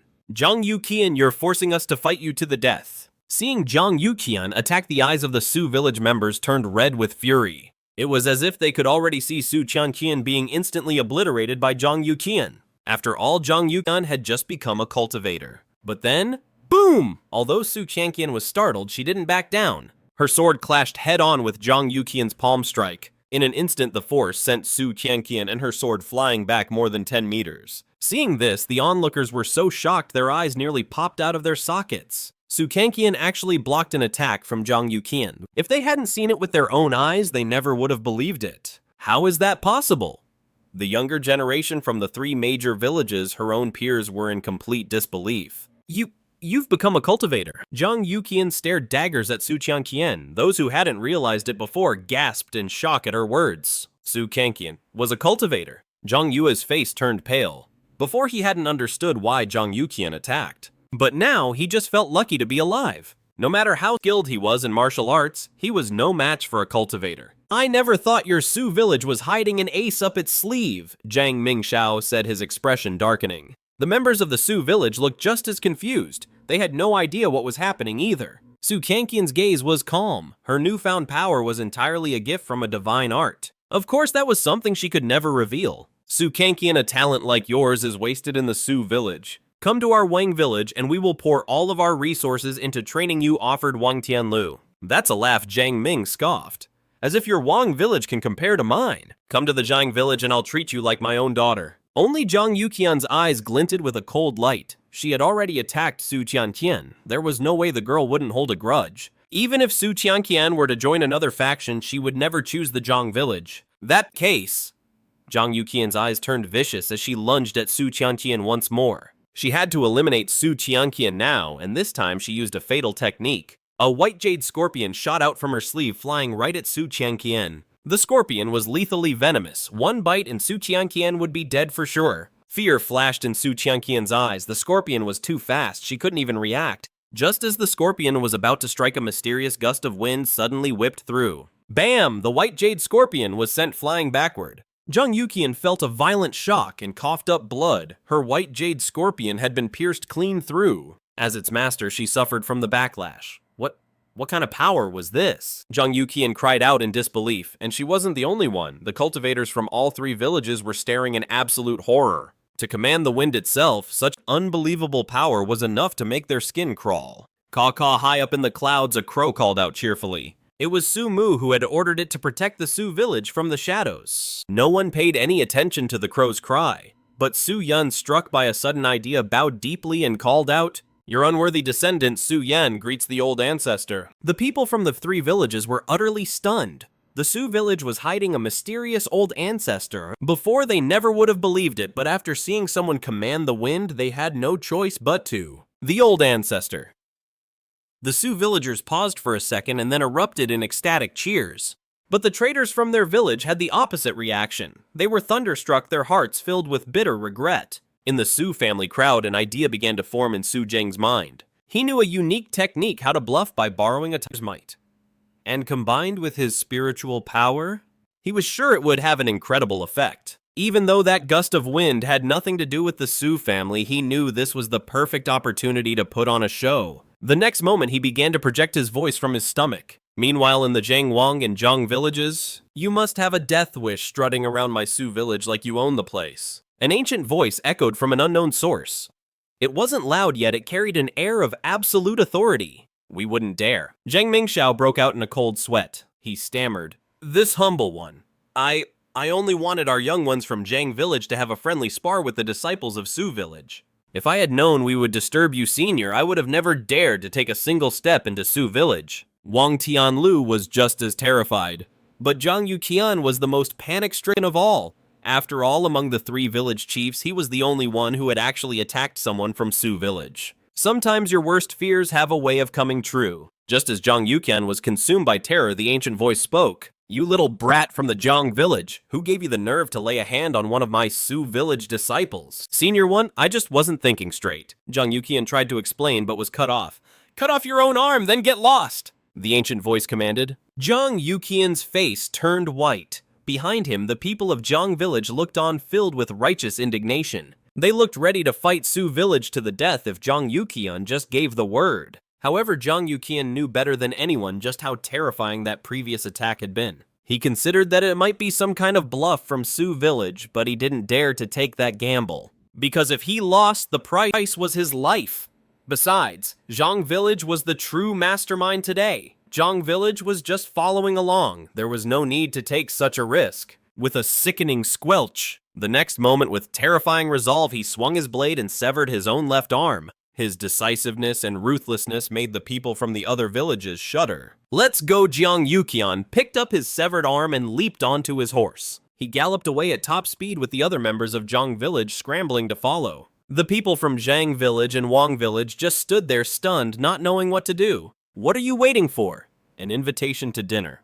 Get the hell out of here." The ancient voice boomed. Zhang Mingxiao and Wang Tianlu felt as if they'd been granted a pardon, and they hurriedly led their people away. Deep within the ancient barren mountains, Su Mu, sensing the situation in Su village through the spiritual pressure, couldn't help but chuckle. Who would have thought Su Zheng was such a character? The people of Su village stared at the backs of the 3 departing villages as if in a trance. It took them a long moment to snap out of their daze.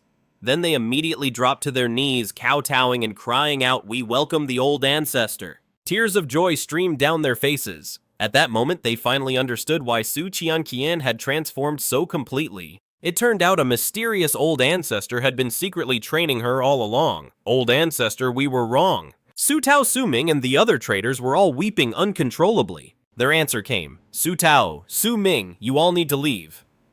Su Yan looked at Su Tao and the others with a cold, detached expression. In any other village, traders would either be executed or have their cultivation crippled. "For the sake of our past kinship, I won't kill you and I won't cripple you, but you can no longer stay here." He couldn't allow traitors to remain, otherwise people might think that betrayal had no consequences. They'd think they could just come back any time, which would be deeply unfair to those who had remained loyal. If that happened, the village would completely fall apart. Chapter 26, Frozen in Snow. Su Tao, Su Ming, and the others were already sick with regret. If they had known Su village was hiding a mysterious old ancestor, they never would have dreamed of betraying their home. But looking at Su Yan's cold, emotionless face, they knew there was no turning back. Immediately, Su Tao and the others fell to their knees, striking their heads heavily against the ground 9 times before Su Yan model. After bowing their heads, they left with a mix of reluctance and regret. The moment Su Tao's group was gone, Su Yan urgently ordered, "Close the gates." The main gate had barely closed when from among the survivors of the Su village, Su Zheng's body went limp and he nearly collapsed. Father Su Qianqian seemed to have anticipated it catching Su Zheng just in time. As his daughter, she naturally knew the limits of her father's abilities. "Zheng, are you all right?" Su Yan asked, his voice tight with worry. "I'm fine," Su Zheng replied. "Just completely drained from overusing my spiritual energy." "Was that you just now?" the other clan members asked, staring at Su Zheng in disbelief. "It was me," Su Zheng nodded. "What kind of technique was that you just used?" someone asked, confused. "My endowment, of course," Su Zheng replied with a smile. "We know you have the endowment ability," they said, "but it's never had an effect like that with the sound of thunder." The villagers pressed. Su Zheng didn't answer, instead looking to Su Yan, waiting for him to make the call. Su Yan gave a slight nod, then his eyes swept over everyone present. Before, there were too many people in the Su village and secrets were hard to keep. There were things I couldn't say. But now, all of you here have survived this disaster. You are the true trustworthy core of our Su village. From you, I no longer have to hide anything. Our Su family now has 5 more cultivators. He briefly explained the situation. Upon hearing the news, the people of Su village were ecstatic. Lin Yahui reported the village's situation to Su Mu, who was very pleased with the news. As long as the Su village could establish a firm foothold, he could indirectly control the situation at the edge of the ancient barren mountains. But for Su Mu, beyond matters of the village, there was something even more important happening. The air around Su Mu grew intensely cold, and snowflakes even began to materialize out of thin air. Beneath him, the snow spirit eagle was completely encased in a shell of ice. The ice had formed a cocoon, and the snow spirit eagle was about to emerge. Indeed, when Su Mu had advanced to the 3rd tier, all of his spirit beasts had benefited greatly. The snow spirit eagle, having the strongest foundation of them all, had its cultivation bottleneck immediately loosened at that time. Now, after a period of accumulation, that bottleneck was finally shattering completely. The snow spirit eagle's transformation continued for a full hour. Finally, after an hour, crack! The ice cocoon shattered. The snow spirit eagle emerged, its aura completely transformed. Snow spirit eagle. Race snow spirit eagle. Length 8 feet. Lifespan 300 years. Level 2nd tier, lower grade. Abilities: blood exchange, spirit eyes, blood ice seal. The eagle had become the first 2nd tier spirit beast under Su Mu's command. Looks like among all my spirit beasts, Snow Spirit Eagle's talent is still the strongest, Su Mu thought to himself. Divine tree. A sudden pleasant voice spoke next to Su Mu, making him freeze. The voice was both familiar and strange. Familiar because he'd heard it many times in his mind. And strange because this time it wasn't coming from inside his head. Su Mu slowly turned to look at the Snow Spirit Eagle. It is me. The Snow Spirit Eagle nodded, its eyes visibly filled with joy. Su Mu was completely stunned. The Snow Spirit Eagle was actually speaking. Before this moment, even though he knew he was in a world of cultivation, the reality of it had never truly hit him. That was mainly because he'd had so little contact with the outside world, focusing solely on quietly improving his own power. But at this moment, the shock truly hit him. A snow eagle could actually speak. In his past life, this was the kind of thing you only find in myths and legends. Now it was like a myth had come to life right in front of him. When a spirit beast learns to speak, human society calls it a Yao. Su Mu recalled something Su Yao had once told him. The fact that the Snow Spirit Eagle could speak meant it had truly transcended the level of a mere beast and evolved into a demonic beast. Of course, even if a demonic beast could speak, it wouldn't just magically know human language. The Snow Spirit Eagle's ability to speak human words was thanks to Su Yao. Before Su Yao left for Southridge City, she would often come to worship Su Mu, and it was likely during that time, the Snow Spirit Eagle committed some of her words to memory. At this moment, however, the Snow Spirit Eagle's vocabulary was extremely limited. It just kept repeating a few words like divine tree, sacred, and great. It seems I'll have to get the people from the Su village to teach the Snow Spirit Eagle how to talk when I get the chance. Su Mu was overjoyed. Even though he couldn't speak himself, the fact that the Snow Spirit Eagle could was incredibly exciting for him. After all, he had the soul of a human. The Snow Spirit Eagle being able to talk made him feel a sense of kinship, and he knew he wouldn't be so lonely from now on.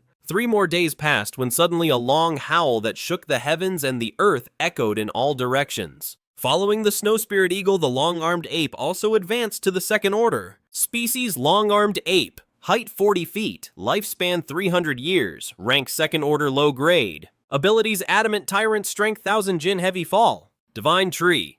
The long-armed ape also spoke in the human tongue. Its vocabulary was even smaller than the Snow Spirit Eagle's, and it couldn't speak as fluently. Su Mu was just happy. He now had another truly intelligent being under his command. While Su Mu and his spirit beasts were developing in secret, the people from the 3 villages, including the Jiang village, gathered. The leaders of the 3 villages were not the most distinguished people present. At this moment, all of them wore respectful expressions as they looked at a young man and woman across from them. The pair appeared to be in their late 20s, but the 3 village leaders didn't dare show them the slightest disrespect, because this young man and woman were both cultivators at the peak of the Qi refinement stage. Not only that, but their identities were also extraordinary. They came from the Ziyang sect in Qing province. The Green Hill Mansion was actually an alliance of multiple factions, kind of like a cultivation academy. Outside the Green Hill Mansion were many other cultivation powers, and the Xiang sect was one of them. It was also a major source of recruits for the Green Hill Mansion, and its sect master, the perfected being Xiang, was a master of the Foundation establishment stage. This time it was the Xiang sect pulling the strings behind the three villages. Are you certain the Su village possesses some kind of supreme secret technique and not some powerful ancestor? The young man asked impatiently. A supreme secret technique that could command the fierce winds?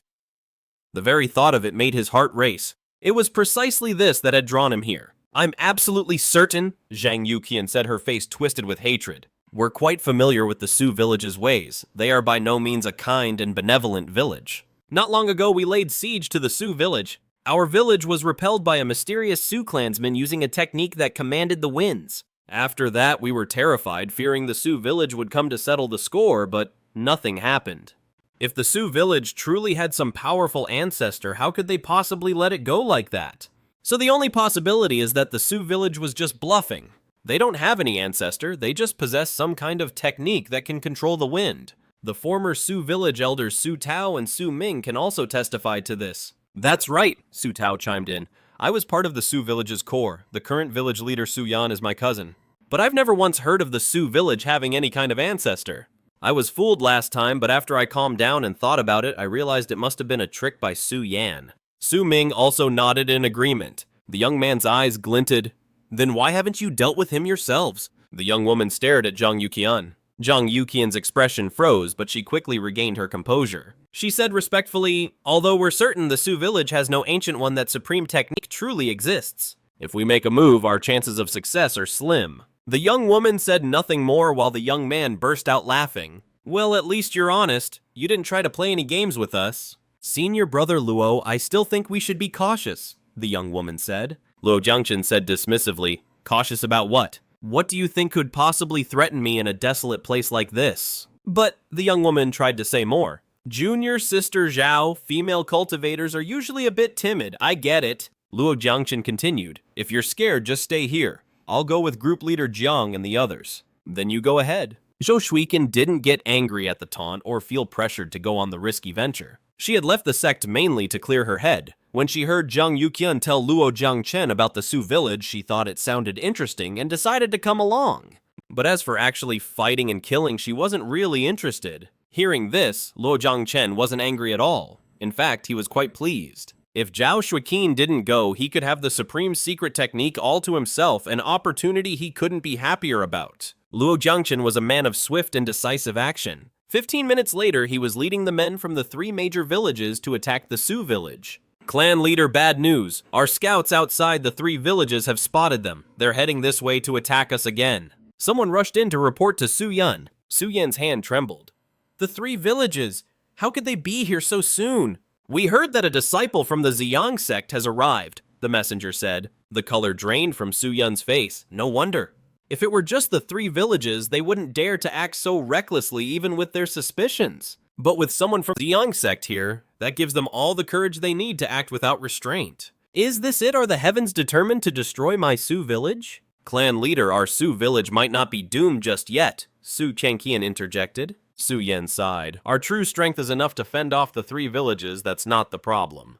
But we can't possibly go up against an expert from the Xiang sect. We still have one last hope, said Su Chengqian. Su Yan's eyes flickered.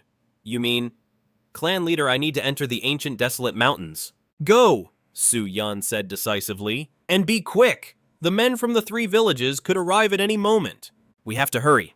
Su Chengqian knew how urgent the situation was. Without a moment's delay, she ran as fast as she could toward the forbidden zone of the ancient desolate mountains. It was a good thing Su Chengqian had already become a cultivator. Otherwise, the journey from Su village to the divine tree was 45 li. An ordinary person would need over an hour to make the trip, but Su Chengqian reached the divine tree in just over 15 minutes. My lord, I beg you, please save the Su village. Su Chengqian knelt before Su Mu. Internally, Su Mu was delighted. Su Chengqian's arrival was perfectly timed. He could have her teach the snow spirit eagle and the iron-armed ape how to speak. Immediately, Su Mu sent a thought to Su Chengqian. I will give you one of my leaves.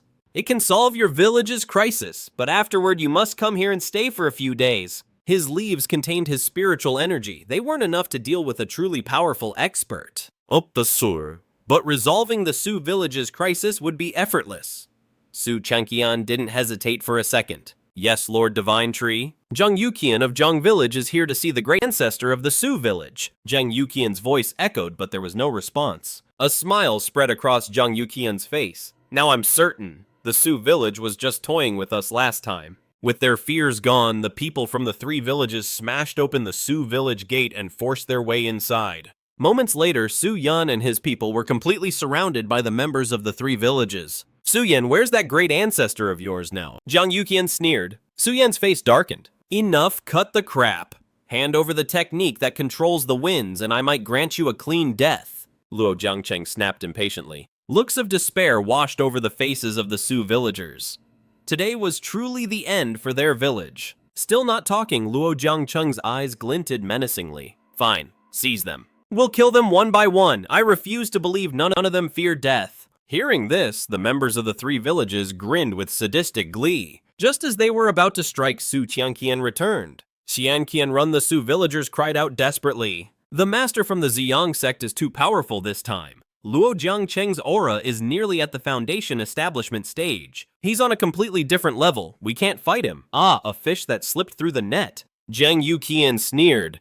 With a subtle nod, several of his villagers immediately rushed toward Su Xianqian. Su Xianqian's expression was serene. She had no intention of dragging this out. Problems like this are best dealt with quickly and decisively. She flipped her hand over and a single unremarkable ginkgo leaf appeared in her palm. What's she planning to do? Who cares? Get her! The villagers from Zhang Village didn't think much of Su Xianqian. Even though she was a cultivator, they had come fully prepared this time. Just as they moved to attack, the leaf in Su Xianqian's hand shot out like a bolt of lightning. In an instant, the Zhang villagers closest to her were killed on the spot. At that moment, the minds of everyone from the 3 villages went completely blank. That seemingly ordinary leaf, it had the power of a flying sword. Su Xianqian's target was locked on Luo Jiangcheng. The 3 villages had been tricked into retreating by Su Zheng before. They weren't this bold on their own. Their newfound confidence had to have come from Luo Jiangcheng. That's why he was the first person she had to kill.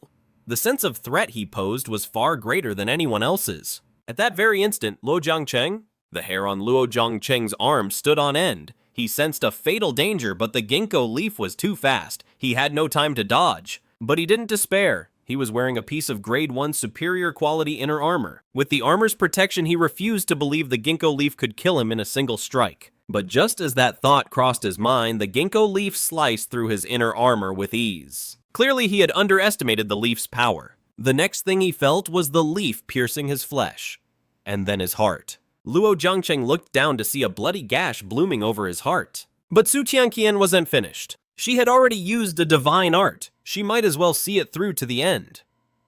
After killing Luo Jiangcheng, the ginkgo leaf flew towards the other villagers. Su Mu was a third-order being. How could these mere mortals possibly defend against one of its leaves? The people from the 3 villages were slaughtered like lambs, their lives reaped effortlessly by the single leaf. Chapter 28. Xia Yurong, Wang Tianlu, chief of the Wang village, is dead. Zhang Yuqian, chief of the Zhang village, is dead. Of the 3 great villages' leaders, only Zhang Mingxiao didn't show up, and so he escaped the slaughter. In the next few moments, more than half of the invaders who stormed Su village were slain by ginkgo leaves. The slaughter only stopped when the spiritual power within the leaves was completely drained. It wasn't just the people from the 3 villages, even the members of Su village were terrified beyond belief. Su Xianqian's method of killing was just too horrifying. Silence the witnesses. As the ginkgo leaves turned to dust and scattered, Su Yan reacted in a flash. What happened in Su village today absolutely cannot get out. Su Xianqian had wiped out the main forces of all 3 villages. There were still quite a few survivors, but none of them were very strong. Silencing them wouldn't be too difficult. A quarter of an hour later, it wasn't just inside Su village. The ground for miles around was soaked in blood. Even those who had managed to flee miles away from Su village were hunted down and killed by Su Yan and his people. This left everyone in the surrounding area breathless with shock and horror. Everyone nearby knew that Luo Jiangcheng had led the 3 villages to attack Su village today. They all thought Su village was finally done for. No one could have imagined this would be the outcome. This wasn't just a simple turnaround, it was a world-shattering reversal. Luo Jiangcheng's attacking force from the 3 villages numbered over 300 strong. And yet Su village only had 18 survivors. The result, Luo Jiangcheng and his entire army of over 300 were completely annihilated. Could it be That Su village really has an ancestor? The people nearby were utterly terrified. Meanwhile, in Zhang village, crash! The teacup in Zhang Mingxiao's hand fell to the floor and shattered. Across from him, Su Tao's face was ashen. Then Zhang Mingxiao grabbed another teacup and smashed it viciously against Su Tao's head. Didn't you tell me Su village didn't have any damn ancestor? Zhang Mingxiao glared menacingly at Su Tao. This time, Zhang village had also lost 100 warriors and a wave of intense fear washed over him. Thank God he'd always been cautious and decided not to go to Su village himself. If he had, he probably wouldn't have escaped with his life either. Su Tao's face was deathly pale. He never ever could have imagined a situation like this. He chose to betray Su village because he was convinced it was doomed to fall. If he had known this would happen, he never would have betrayed them. But Su Tao was no ordinary man. Even though he was regretting it so much his guts were twisting, he didn't panic. Chief Zhang, there's no point in arguing about this now. Su Tao said slowly, now that Su village has an ancestor, will there be any place left for Zhang village in Nanling City? That's right, Su Ming added frantically. Zhang Mingxiao's eyes darkened. Miss Zhao, he said suddenly, your senior brother was killed by the Su village ancestor. I'm sure the Xiang sect won't just let that slide, right? A flash of white light and a graceful figure appeared. It was Zhao Xueqing. Su Tao's eyes suddenly lit up. With the Su village ancestor's power, he and the Zhang family combined stood no chance of getting revenge. But if the Xiang sect made a move, things would be completely different. He was sure that as long as the Xiang sect took action, even the Su village ancestor would be powerless to stop them. Zhao Xueqing suddenly smiled, and in the next instant, without any warning, she launched a vicious attack on Zhang Mingxiao. Zhang Mingxiao was caught completely off guard. Schlick! Zhao Xueqing's blade pierced right through his throat. Even if he was slightly weaker than Zhao Xueqing, the gap shouldn't have been this big. Why, Zhang Mingxiao stared at her, unable to comprehend. Zhao Xueqing's expression was calm. Dead men shouldn't ask so many questions. Su Tao and Su Ming spun around and tried to run, but they didn't get far before figures appeared on all sides. These figures, among them was a face Su Tao knew all too well. Who else could it be but Su Yan? Kill them. Su Yan was utterly ruthless. He couldn't possibly let traitors like Su Tao live. Even though Su Tao and the others didn't know the full truth about the Su family village, they were too familiar with the village's past. If they fell into enemy hands, it would be far too easy for people to suspect the village was hiding something. And so every last one of them had to die. The terrified traitors and the people of the Zhang village tried to flee in a panic, but all the small surrounding villages had already been absorbed and brought under the Su family's control. After the Su family single-handedly annihilated the 3 major villages that had attacked them, what other village would dare to defy their will? As a result, the Su family had absorbed all these small villages with practically no effort at all. These villages became the Su family's outer circle of power, and had already surrounded the Zhang village, sealing off every possible escape route. Anyone who managed to escape the village was shot down without exception. For a time, the Zhang village became a living hell. Half an hour later, an eerie silence fell over the Zhang village. Whether they were from the Zhang village, or traitors like Su Tao and Su Ming, every single person over the age of 3 had been slaughtered. In that moment, Su Yan revealed the true extent of his ruthlessness. Standing amidst the pools of blood, Su Yan turned to Zhao Xueqing.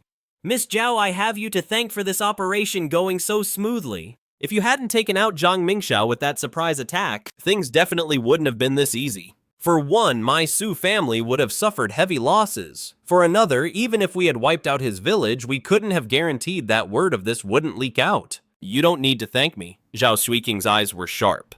I simply wish to forge a friendly relationship with the Su family village. So Miss Zhao thinks so highly of my Su family village? Su Yan asked.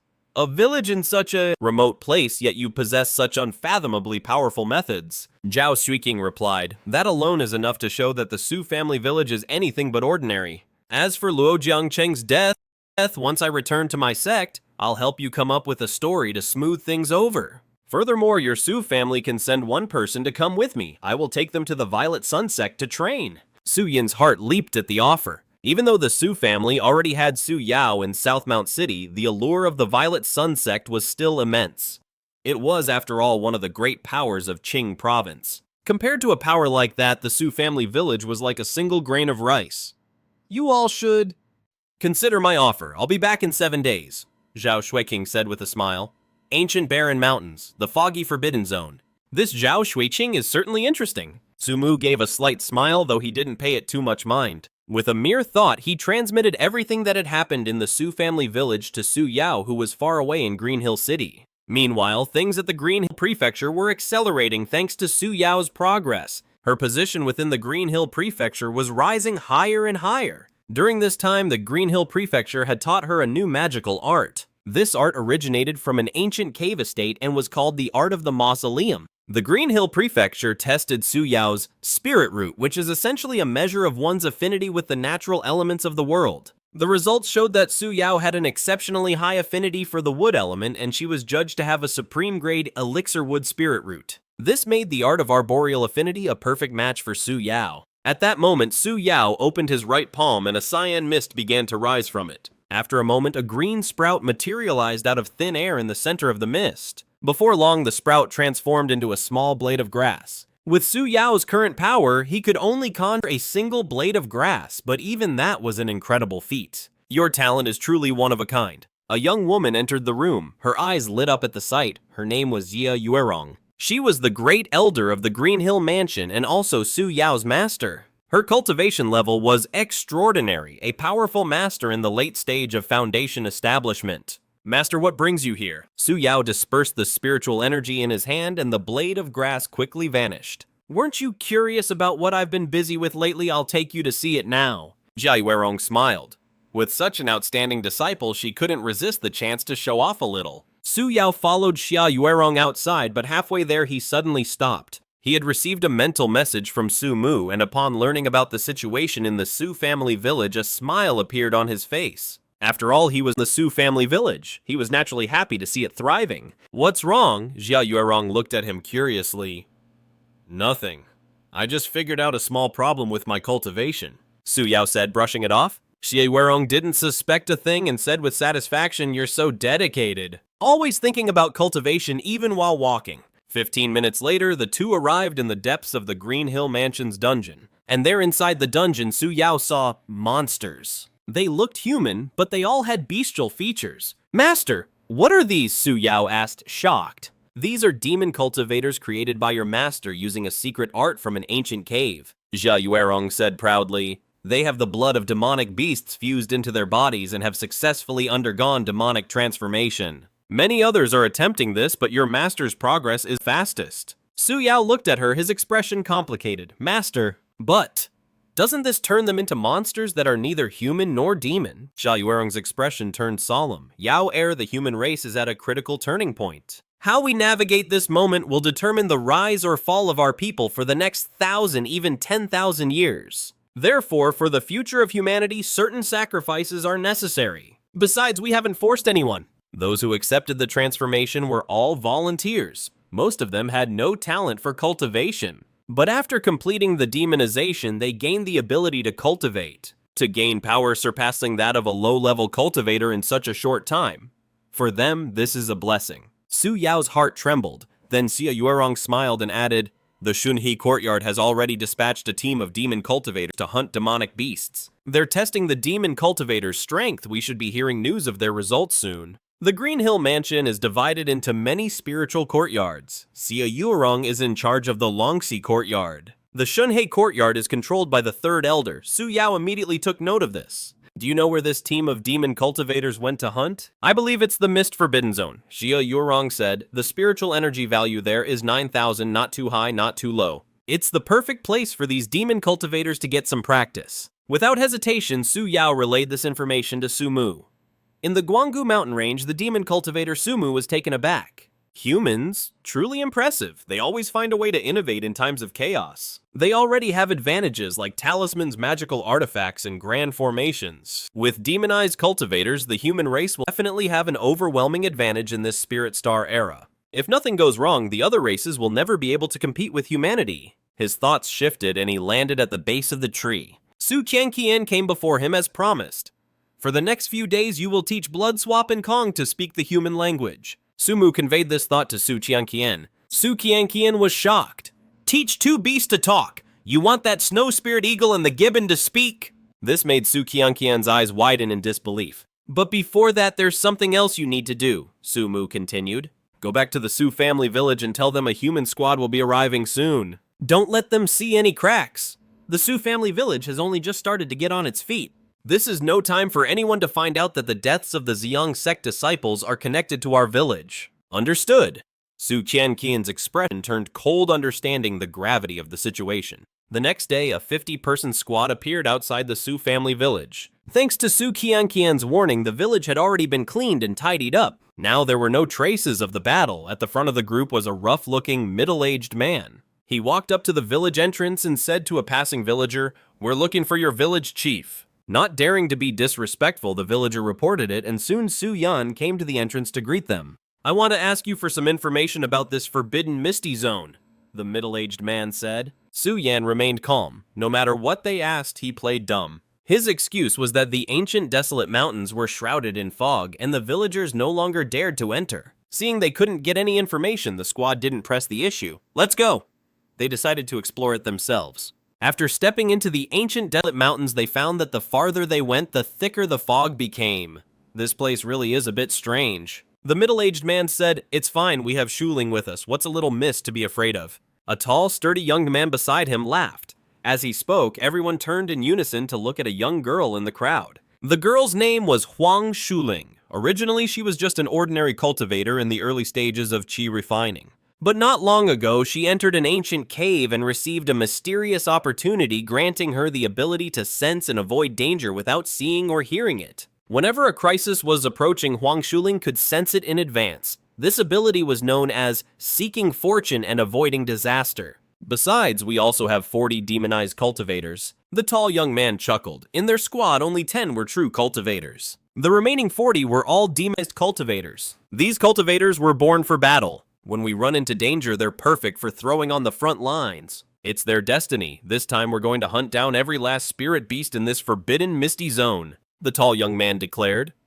Not far away, a lean young man heard this, a flash of contempt in his eyes. A mocking look crossed his face. The Spirit Star era is full of unpredictability. Even a master like him at the mid-stage of Foundation establishment wouldn't dare be careless in these mountains. And yet this Liao Xing talks so big. Noticing his gaze, Liao Xing grew annoyed and deliberately taunted him. "Linqia, you're the big expert here. This hunt is an important mission from the Qingqiu prefecture. The more beasts we kill, the greater the merit. I'm just curious if your performance will even measure up to these demonized cultivators." Lin Chia gave him a cold glance, not even bothering to respond.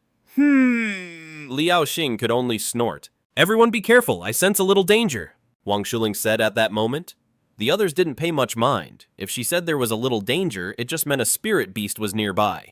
And it probably wasn't a very strong one. Before long, Huang Shuling's warning was proven true. A brown bear appeared in their line of sight. This brown bear was 10 feet tall, and its aura was roughly at the peak of the first tier, equivalent to a human cultivator in the late qi refining stage. I've had the paws of a regular brown bear, but never from a bear spirit. "Go get it, I'm gonna roast it and eat it," Liao Xing said excitedly. A few demon cultivators lunged forward, and in just a few rounds, the brown bear was subdued. Then, without a shred of pity, Liao Xing skinned the brown bear and tore out its tendons right then and there. He roasted and ate the paws, and seeing that the others couldn't resist and started eating the bear meat too. Only Lin Che frowned and didn't join in. It wasn't that he felt sorry for the brown bear. It's just that he felt eating the meat of a spirit beast in these mountains was a terrible idea. The deep forests are full of spirit beasts. Eating one could easily provoke the others. He even warned Huang Shulin, telling him not to eat it either. Huang Shulin hesitated for a moment, but he trusted Lin Che more than the others. So he immediately suppressed his craving. After finishing the bear meat, the group continued to hunt spirit beasts through the forest. They were incredibly powerful, and they slaughtered every spirit beast in their path. The movements of this human team did not escape Sumu's notice. He felt a surge of displeasure. "I hope you know your place. If this group of humans really dares to come before me, he wouldn't mind wiping them all out." Just as he was thinking this, he suddenly sensed something. 3 miles away from Liao Xing and his group, a colossal figure was charging through the dense fog. A closer look would reveal that it was also a brown bear. But this brown bear was 80 feet tall. Compared to this one, the previous bear was just a cub. And in fact, the previous brown bear was its child. This was the bear Sumu had detected. "You people are so unlucky." This made Sumu's branches sway gently. It seemed that group of humans had eaten this brown bear's cub. There was no way in hell this brown bear was going to let them go. Although Sumu didn't care about this brown bear when it came down to it, it was still one of the overlords of the desolate ancient mountain range. For this group to provoke an overlord as soon as they arrived, they were truly cursed with bad luck. This was also a good thing for Su Mu. According to Su Yao's intelligence, this was the first demon cultivator team from Qingqiu Mansion. They were definitely under a lot of scrutiny. If Su Mu made a move himself, he might actually expose his presence. Now, with the brown bear taking the lead, Su Mu could continue to hide behind the scenes. Just then, Huang Shulin suddenly felt like he couldn't breathe. Liao Xing looked at him. Shulin. Huang Shulin said, I feel really scared. Hearing this, the others all turned grim. Huang Shulin's premonitions were always accurate. Lin Che's expression was the most solemn of all. Among everyone present, he was the one who had worked with Huang Shulin the most, and he was the one who knew him best. They had faced plenty of crises before, but never had Huang Shulin looked so terrified. We're leaving, Lin Che said instantly. Leave. Liao Xing couldn't help but laugh. I believe in Huang Shulin's senses. If he says there's danger, there's definitely danger. But there are so many of us, and 40 demon cultivators. No matter how tough the enemy is, they'll still get wiped out by us. Indeed, there's no need to worry, the leader of the demon cultivators said. On this trip, every one of us brought talismans, and I even have a Dharma blade. Lin Chi, did you hear that? Liao Xing's smile widened. Then let's prepare for a full-on fight. Don't be careless, Lin Che said with a sigh. Ha ha, Lin Che, you're making a big deal out of nothing. Liao Xin seized the opportunity to taunt Lin Che, but Lin Che was in no mood to argue. His expression was extremely grim. Huang Shuling leaned against him, her face pale. Rumble! Suddenly, the surrounding trees and the ground began to shake. Be careful, Lin Che's eyes were fixed on the path ahead. What is this crap? Who dares to cause trouble here? Liao Xin wasn't scared in the slightest. He even took the initiative to walk toward the source of the vibrations. But the next moment, his entire body froze as if he'd been plunged into an icy abyss. He saw an absolutely terrifying colossal shadow. Liao Xin's reaction told Lin Che that something was terribly wrong. He instinctively wanted to step forward to see. But just then, Huang Shuling grabbed his clothes tightly. Lin Chi snapped back to his senses. He had no intention of saving Liao Xin in the first place, and there was no way he was going to step forward now. And at that very moment, with a grunt, Liao Xin was seemingly struck by something and sent flying backward. Even though he couldn't stand Liao Xin, Lin Che wouldn't just watch him die if he could help it. He immediately reached out to catch Liao Xin. But in the next instant, a terrifying force erupted from Liao Xin's body, sending Lin Che, who was trying to catch him, flying as well. This left Lin Che horrified. What in the world was that thing? The force that had hit Liao Xin was unbelievably powerful. Looking down again, the sight of Liao Xin made Lin Che's pupils shrink. Liao Xin's chest had completely caved in, most of his internal organs crushed. By the looks of it, he was clearly on the verge of death. Roar. Almost simultaneously, a deafening roar echoed through the air, and everyone present turned pale with fright. Although visibility was extremely low due to the thick fog, they could still vaguely make out a shape. And what did they see? A brown bear 80 feet tall and the size of a small mountain emerged from the depths of the fog, staring them down. The aura it radiated sent a chill down everyone's spine. The more timid ones were already shaking in their boots. We're finished. The demon cultivator leader, who had been so confident just moments before, felt a cold dread wash over him. As a demon cultivator himself, he was extremely sensitive to the auras of demon beasts. This brown bear was definitely a high-grade Tier 2 demon beast. With so many of them, they could handle a normal low-grade Tier 2 without a problem. They could even put up a desperate fight against a mid-grade one. But against a high-grade Tier 2 demon beast like this, they stood absolutely no chance. Despair and regret also filled Lin Che's eyes. He regretted not grabbing Huang Shuling and running away sooner. When it came down to it, he'd secretly thought that with so many people on their side, they could handle even a powerful demon. A female cultivator let out a terrified scream. In the past, during the era of the Spirit Grotto, the cultivation world was for the most part a peaceful place. This meant that most cultivators had very little real combat experience. Faced with such a terrifying creature, their minds were bound to break, and her scream instantly enraged the brown bear. The next moment, the bear charged ferociously at the group. Run! Lin Che immediately grabbed Huang Shuling and fled. The others also scattered in a desperate panic. The forest then became the brown bear's personal slaughterhouse. Its eyes were bloodshot. All of these humans carried the scent of its son, and its son's flesh had been roasted. With his intelligence, how could he not know what was happening? This sent him into an even greater rage, and in moments he began overtaking the human cultivators one by one. Then he either mauled them to death or tore them to shreds. The physical strength of those demonic cultivators was incredible compared to humans, but before the brown bear, they were nothing. Run, run, run. Lin Che channeled his spirit energy, unleashing an unprecedented amount of potential as he dragged Huang Shulin along in a desperate escape. The demonic cultivator leader was 100 jang away, but the farther the three of them fled, the more they despaired. The brown bear was just too terrifying. Even after killing all the others, it still caught up to them. It was now less than 200 jang behind them. 10 breaths later, the distance had shrunk to just 50 jang. Roar! The brown bear let out a ferocious roar and lunged through the air. As a second-rank high-grade demonic beast, it was capable of short-term flight. It's over. Despair washed over Lin Che. If that brown bear pounced on him, he knew he couldn't possibly stop it. The next moment, a blood-curdling scream rang out. Chapter 31. The Great Earth Bear. Lin Che froze for a second. He then saw that the brown bear wasn't lunging for him, but for the demonic cultivator leader. Under the bear's assault, the demonic cultivator leader was already in a gruesome state. The sight filled Lin Che with complicated feelings, but he had no time for sorrow, because the leader's fate would most likely be his own. At this moment, all he could do was flee with every ounce of his strength, trying to stay alive for even one more second. Before they knew it, the two had fled to the edge of a small lake. Lin Che's breath caught in his throat. Gathered by the lake were hundreds of wild beasts, including dozens of spirit beasts. Behind them, the ground began to tremble. It was the sound of the brown bear's footsteps. As it approached the small lake, the brown bear also seemed to slow its pace as if wary of something. With hundreds of beasts in front of them and the brown bear behind Lin Che and Huang Shulin fell into utter despair. It seemed there was truly no escape for them today. Just as they lost all hope, a snow eagle like a spirit of the snow itself walked out. The moment this snow eagle appeared, the brown bear abruptly stopped in its tracks. Then something happened that made Lin Che and Huang Shulin's eyes go wide.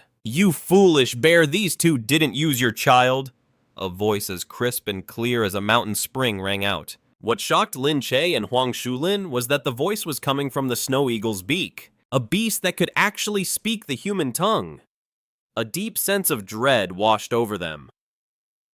Roar! The brown bear let out a low growl as if in disagreement. The snow eagle snorted coldly. "This is from the great divine tree." Hearing this, Lin Che and Huang Shulin were completely baffled. They had no idea what that meant. The brown bear, however, instinctively took a step back. It backed away, then turned and ran. The humans outside the ancient barren mountain range knew nothing of the divine tree's existence. As one of the overlords of the ancient barren mountain range, there was no way he didn't know that the misty forbidden zone was the divine tree's territory. Never in the history of the ancient barren mountain range had any overlord been able to occupy such a vast territory, and the divine tree's control over its domain was completely unprecedented. The brown bear was wary, even fearful of the divine tree, but he refused to submit to it, so he chose to run. After just a few steps, the brown bear stopped again. Two enormous figures had appeared in front of him. It was a giant white python and a massive ape. The brown bear's path was blocked. The giant python, the great ape, and the snow eagle were certainly powerful, but compared to the brown bear, there was still a massive gap in strength. Anywhere else, the brown bear wouldn't have given them a second thought. This is the Forbidden Zone of Mist, where the giant python, giant ape, and snow eagle have lived for ages, fully adapted to the environment. The brown bear, on the other hand, was only forced to enter the Forbidden Zone of Mist to avenge its cub. The brown bear was a stranger to this Forbidden Zone of Mist. Here, its vision and senses were severely impaired, drastically reducing its combat effectiveness. But even so, the brown bear refused to give up. It still intended to fight its way out, but having that thought just proves it had underestimated Su Mu. After all, the Su Mu of today had raised his power of the mist to the 4th order. And on top of that, he also possessed the 4th order illusory blood demon. Suddenly, the mist above began to swirl. A moment later, the mist condensed to form a pair of giant eyes. This was the very technique Su Mu created by fusing his 4th order power of the mist with the 4th order illusory blood demon. The closer one got to him, the stronger this technique became. He could cast this phantom of the mist even at the edge of the zone, but there it would have barely any power. But this spot was only 6 life from Su Mu, making the phantom of mist's power undeniably immense. What is that thing? Lin Che and Huang Shuling were absolutely horrified. From the mist above, a pair of eyes, each as large as a small pond, had appeared out of nowhere. It felt as if they were staring at the eye of heaven itself, or more accurately, the eye of a demon god. The sight was utterly terrifying. At that very moment, the brown bear's consciousness instantly blurred. The giant ape, giant python, and snow eagle didn't miss their chance. They seized the opportunity to gravely injure the brown bear, then began to drag it away. Under Su Mu's suppression, the brown bear was completely powerless against the giant ape and the other spirit beasts. Lin Che and Huang Shuling froze, completely unsure of how to react. After a moment, they noticed the talking snow eagle glance over at them. In that instant, the two of them somehow understood and obediently followed behind the snow eagle. They didn't dare behind by the lake's edge. There were too many spirit beasts around. They felt they'd be torn to shreds if they stayed.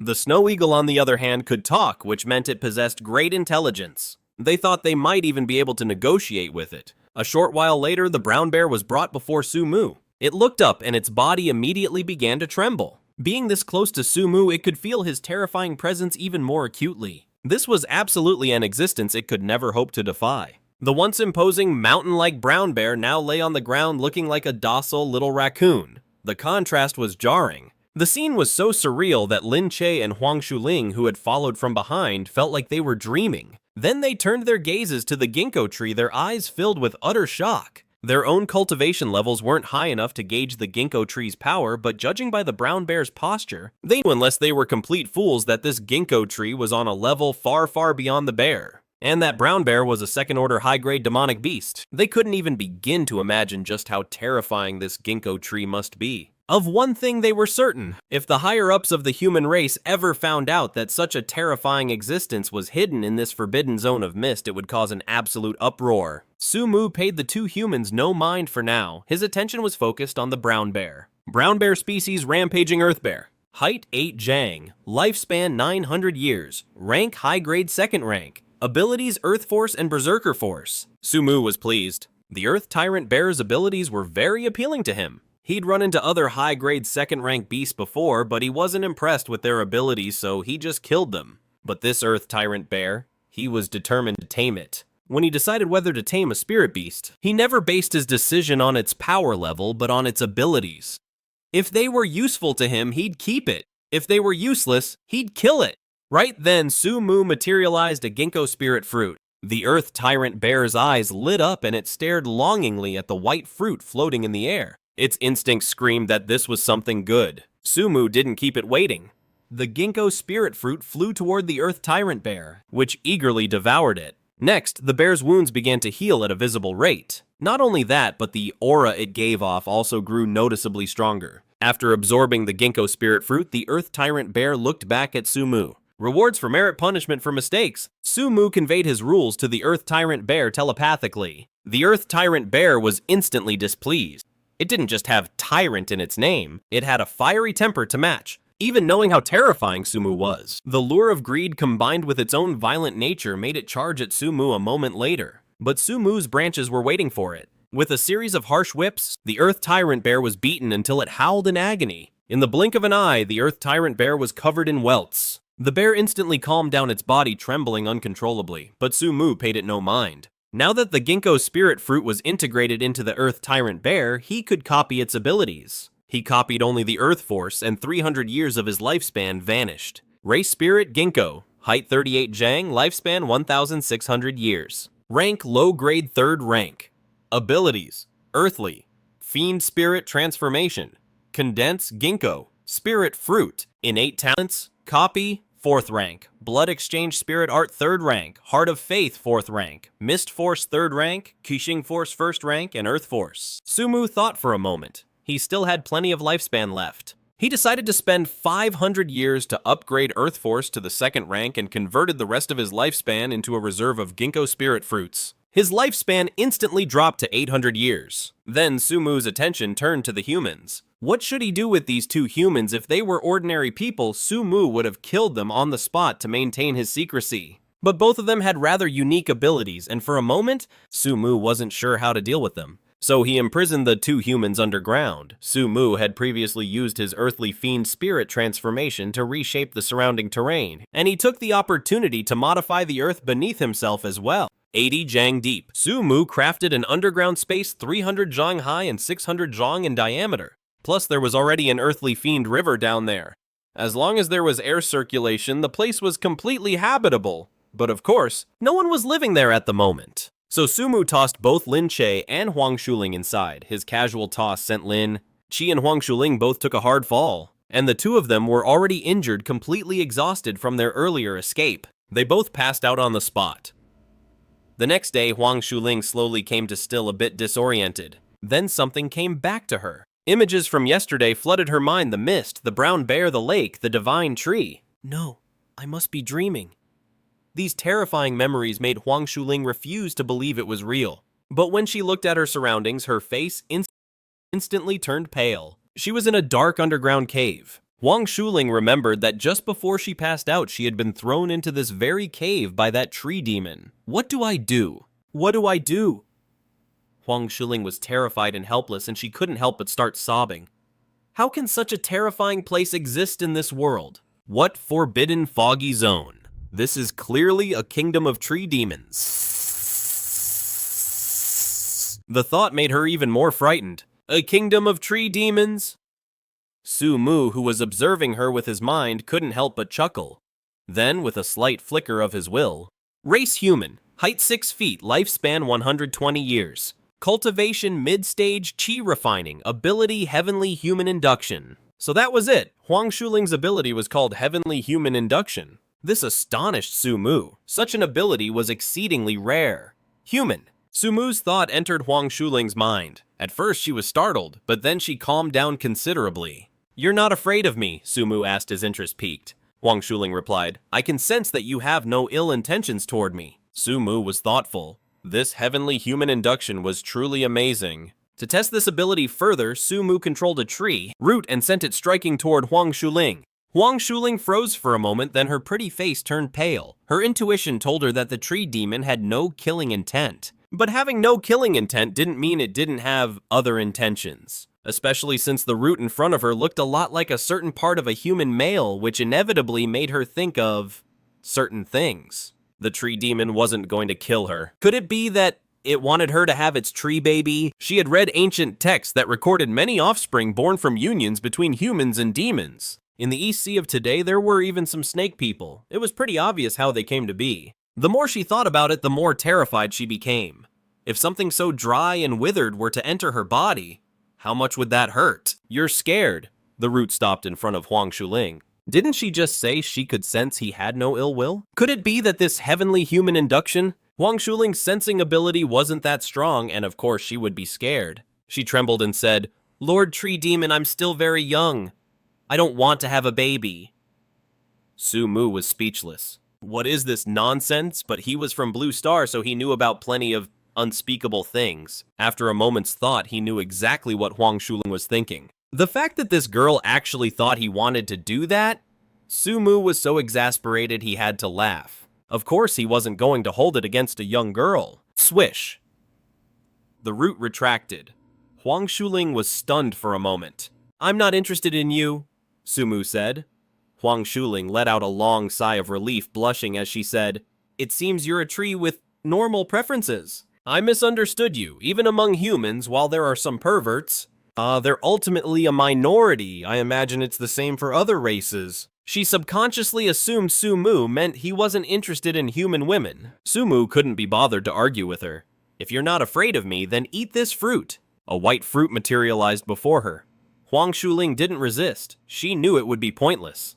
Besides, her intuition told her this white fruit would be of great benefit to her. And she was right. Huang Shuling had been stuck at the mid-stage of chi refinement for a long time, unable to break through her bottleneck. But now, as she refined the white fruit, that bottleneck instantly shattered. I've advanced to the late stage of chi refinement. Huang Shuling was overjoyed. In that moment, her opinion of Su Mu changed drastically. A tree that can raise a person's cultivation level. How could this be a tree demon? This was clearly a treasure tree, a divine tree. Su Mu smiled faintly. He was still quite interested in Huang Shuling's abilities. However, he didn't have enough life essence at the moment. He would have to wait a while before he could copy them. He then turned his attention to the other person. 100 yards away, Lin Che had also just woken up. Human. Su Mu's voice entered his mind. Lin Che wasn't like Huang Shuling. He couldn't sense good or bad fortune. He instantly clenched his fists. Tree demon, if you want to kill me, then do it. Why humiliate me like this?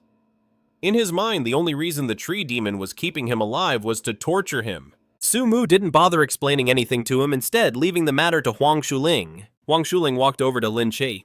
The divine tree means no harm. After she finished, Lin Che was skeptical. Are you serious? Why would I lie to you? Huang Shuling replied, if you don't believe me, look at my cultivation. I'm now a late-stage Qi refinement cultivator. This left Lin Che with no choice but to believe her. Lord Divine Tree, I have wrongly judged your noble intentions. Lin Che immediately bowed in apology. At that same moment, Sumu had already read Lin Che's information. Lin Chi, race human, height 7 feet, lifespan 600 years, cultivation mid-stage foundation establishment. Abilities profound sword sutra. Art of sword control, 7 kills sword art. As expected of a mid-stage foundation establishment expert, Lin Che had mastered quite a few abilities. The profound sword sutra was his primary cultivation technique. The art of sword control and the 7 kills. Sword art were combat techniques. Sumu wasn't very interested in the others, but the art of sword control caught his attention. If he could master this art, he could perhaps manipulate his leaves to kill enemies from a distance. That way, his lethal range would no longer be limited to the area immediately around his trunk. With this ability, his control could truly extend over the entire foggy forbidden zone. Immediately, Sumu once again materialized a ginkgo spirit fruit. Lin Che's eyes lit up with excitement. He already knew of the white fruit's miraculous properties from Huang Shuling.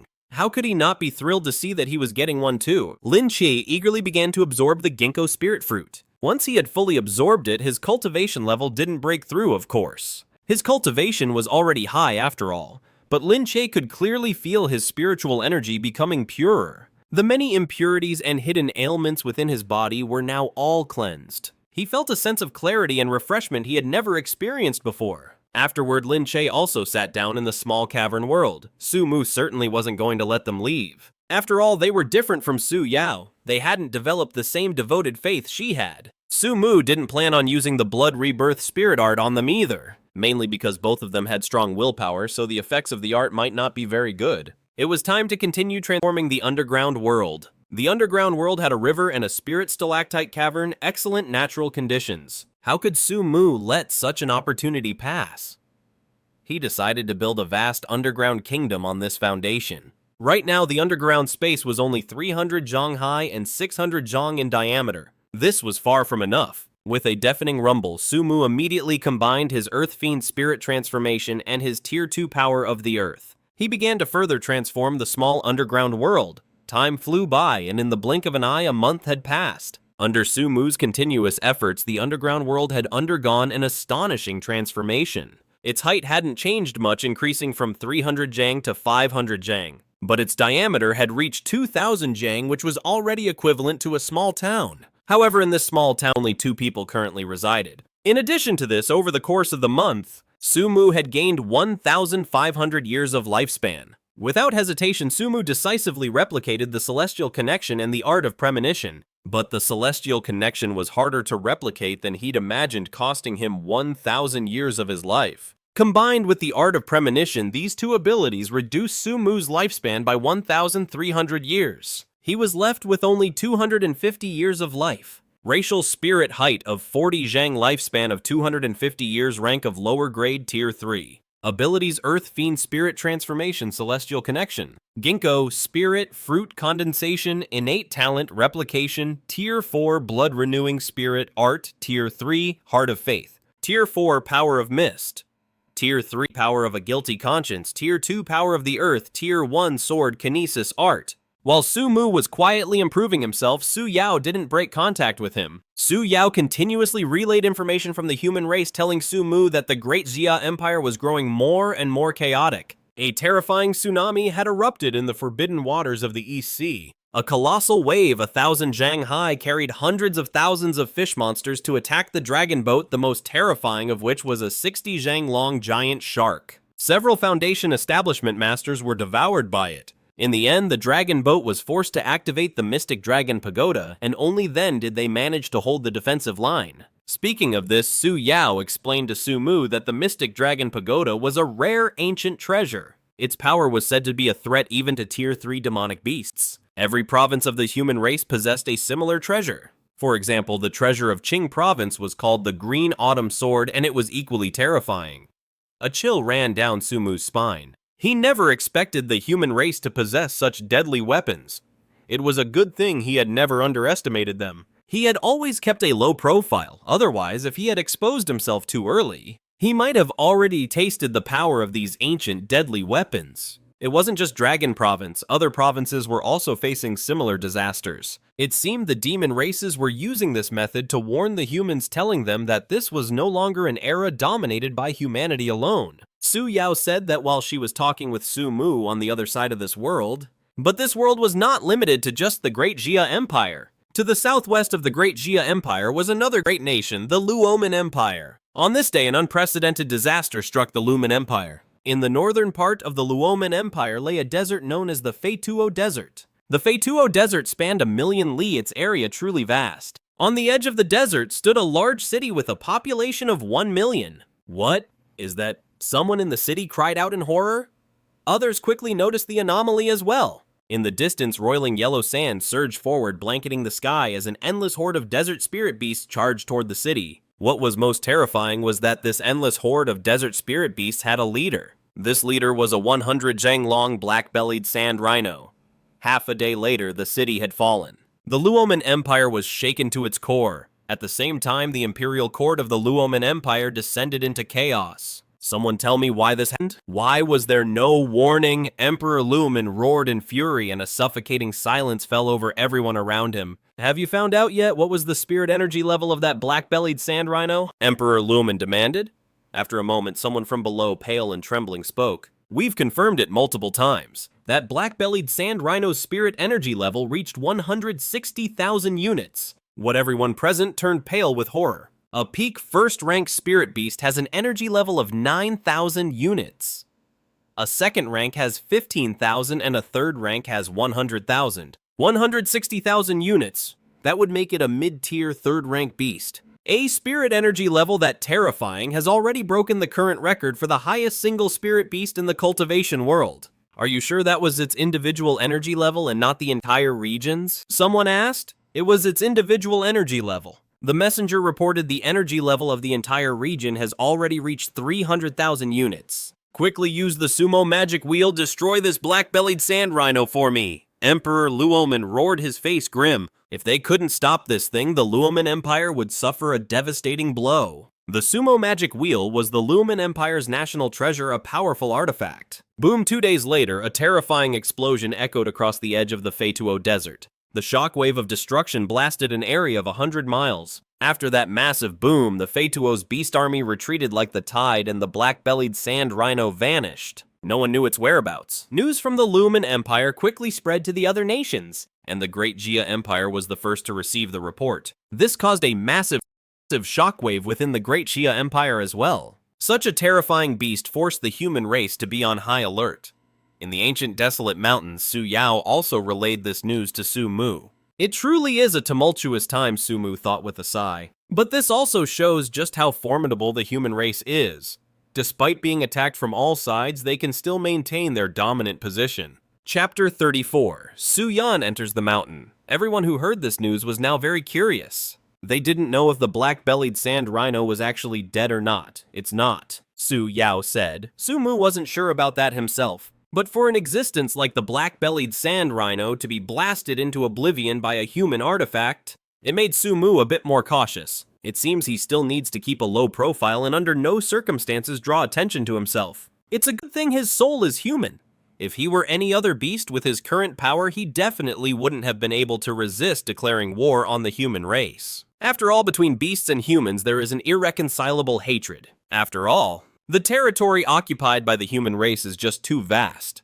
We can't concern ourselves with what other beasts are doing. Su Mu said, what we need to do is continue to quietly develop our own strength. Hearing this, Su Yao became curious. Lord Great Tree, what have you been working on lately? I am building an underground kingdom, Su Mu said. The humans have their great formations.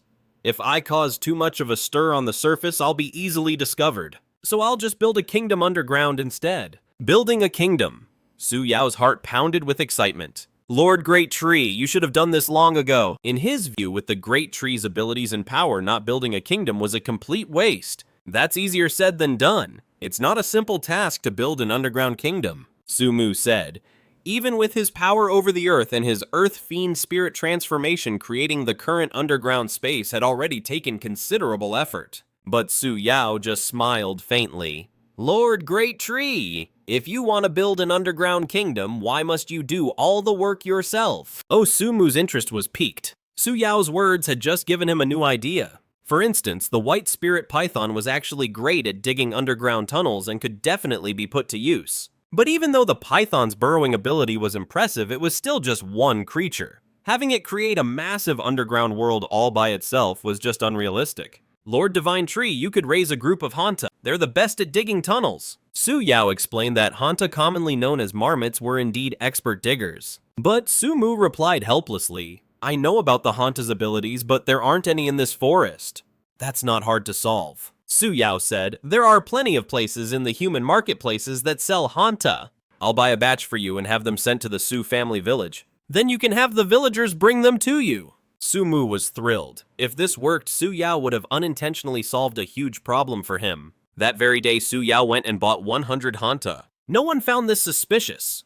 In the world of cultivation, it was perfectly normal to buy animals to practice new techniques on. Afterwards, Su Yao arranged for the 100 Hanta to be delivered to the Su family village. 3 days later, the Hanta arrived at the village. Just bring them into the misty forbidden area. Su Mu sent a telepathic message to Su Qianqian.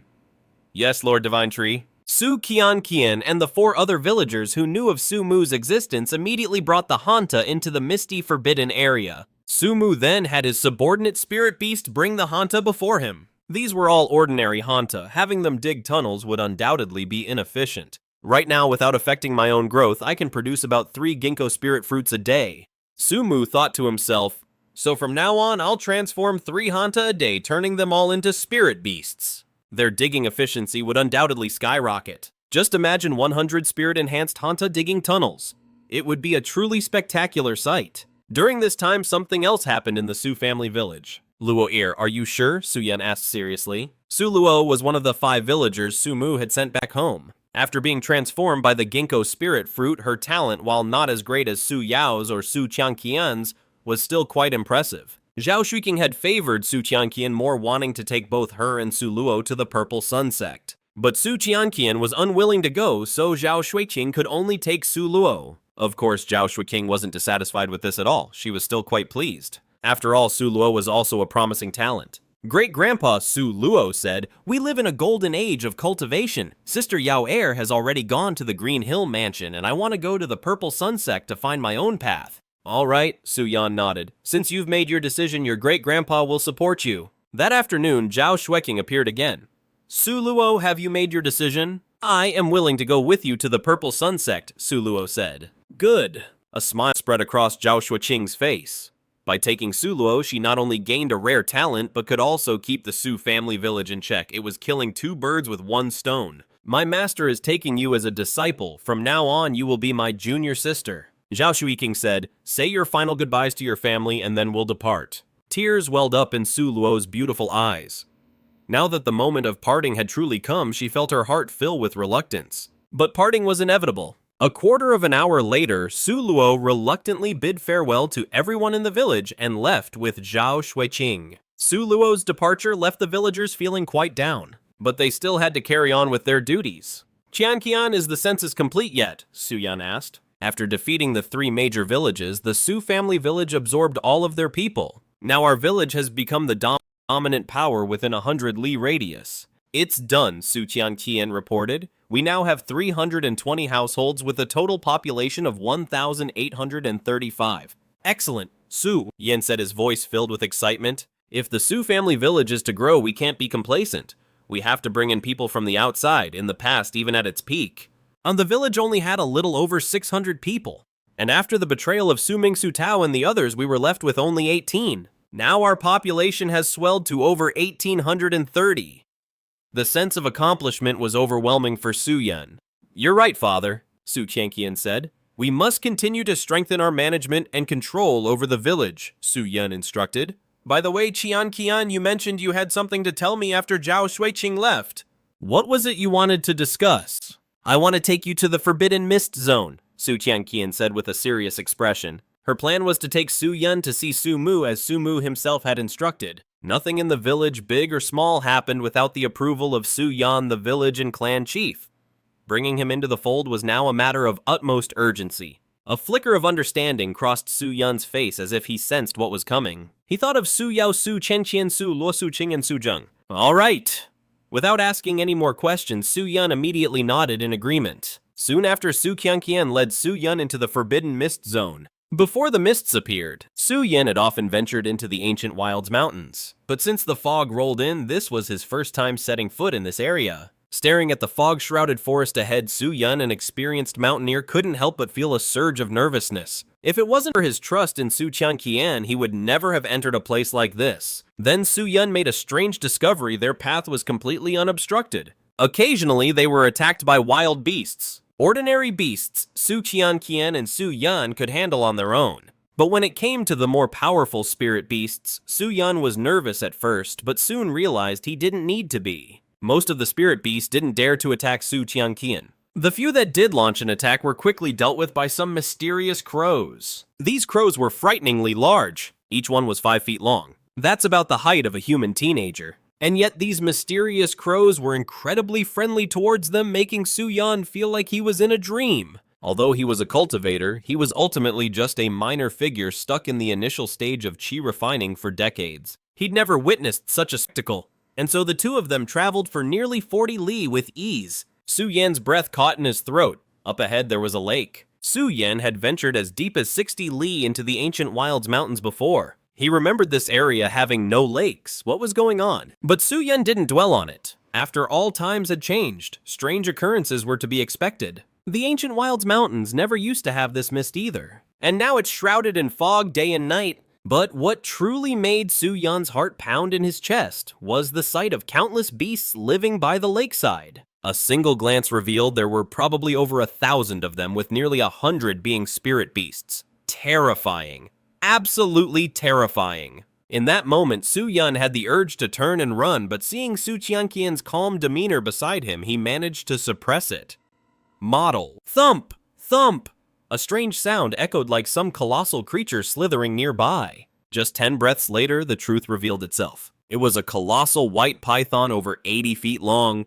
Su Yan's legs began to tremble uncontrollably. The python's sheer size and aura were overwhelming, making Su Yan feel utterly powerless. If this thing decided to eat him, he wouldn't even be a mouthful. Then to his horror, the giant python slithered right up to him and Su Qianqian. Su Yan tried to maintain his dignity as the village chief, but his legs wouldn't stop shaking. But Su Qianqian simply smiled and reached out to touch the giant python. Unlike an ordinary python, its skin wasn't slimy at all. It felt as smooth and pleasant as white jade, and there wasn't the slightest foul stench coming from it. Instead, it carried the faint, clean scent of the forest. Su Yan's breath hitched. He thought his grandniece must have lost her mind. How could she dare to touch such a terrifying beast? If she angered it, wouldn't they both be devoured? But in the next moment, Su Yan's eyes went wide. Instead of getting angry, the python affectionately nuzzled against Su Qianqian. It even looked blissful as she stroked it. Su Yan felt his entire worldview shattering.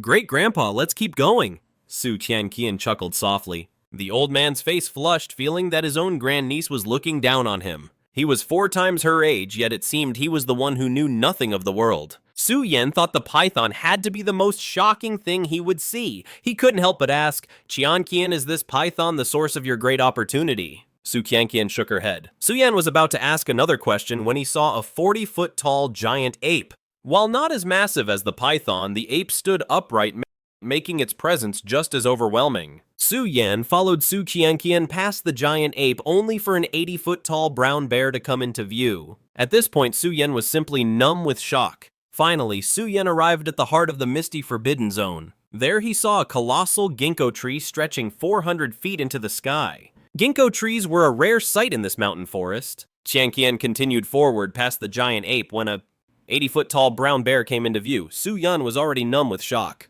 Finally, Su Yan arrived at the very heart of the misty forbidden zone. It was here that he saw a colossal 400-foot-tall ginkgo tree. The ginkgo tree wasn't the tallest in the forest, but it was the most striking. Billowing white mist swirled around it like coiling dragons. Its bark was unlike that of any other tree. It looked as if it were forged from bronze and iron, and leaves resembled delicate pieces of jade. Beneath the ginkgo tree rested a flawless 8-foot-long pure white snow eagle, looking like a divine creature. Perched on its branches were 5 enormous crows, each 5 feet long, adding to the tree's mysterious aura. Without Su Qianqian needing to say a word, Su Yan fell to his knees before Su Mu. Mortal Su Yan pays his respects to the divine tree. His expression was one of absolute reverence. While the other villagers had needed Su Mu to grant them ginkgo spirit fruit to earn their devotion, Su Yan skipped that step entirely. This was mainly because when the other villagers first encountered Su Mu, the tree wasn't nearly as powerful and the Misty Forbidden Zone was nowhere near as vibrant as it was now.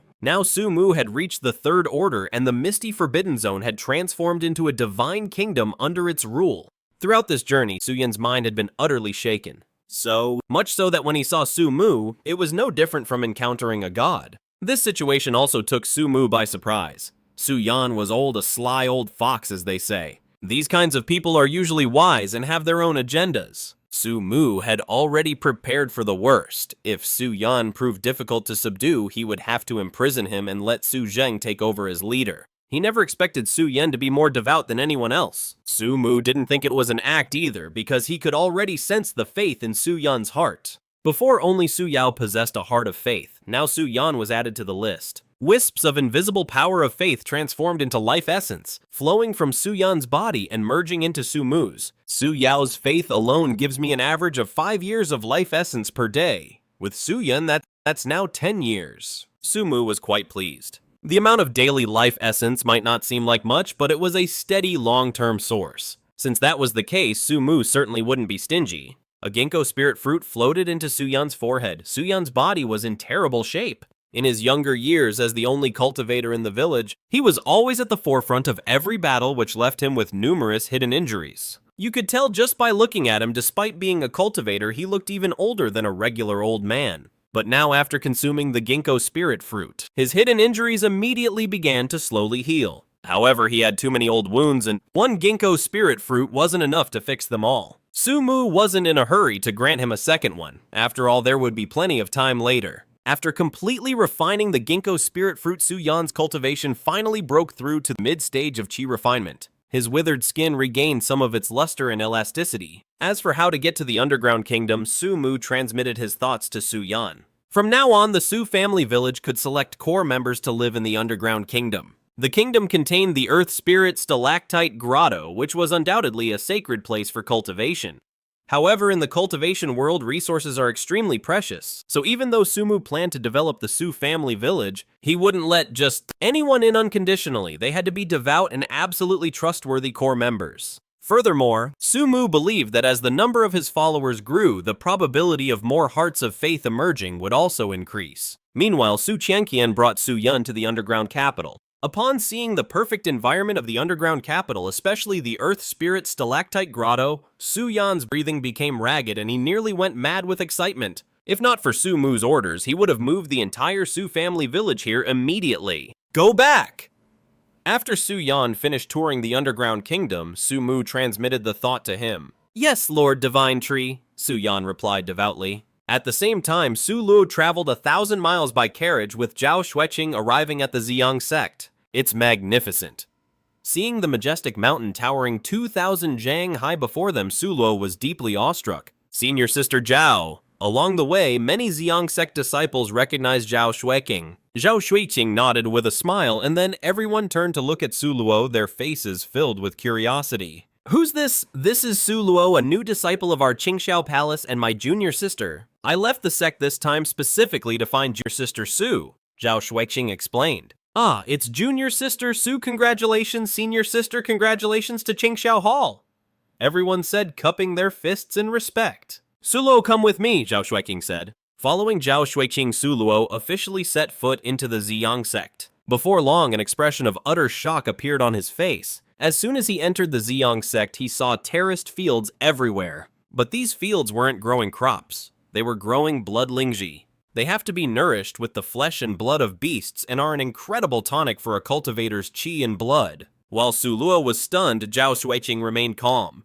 She was clearly used to all of this. Here in Qingqiu Hall, we primarily cultivate the way of alchemy, she said slowly. Master isn't in the sect right now, so for the time being, I'll be the one to teach you alchemy. Thank you, senior sister. Suluo said earnestly. The ancient barren mountain range.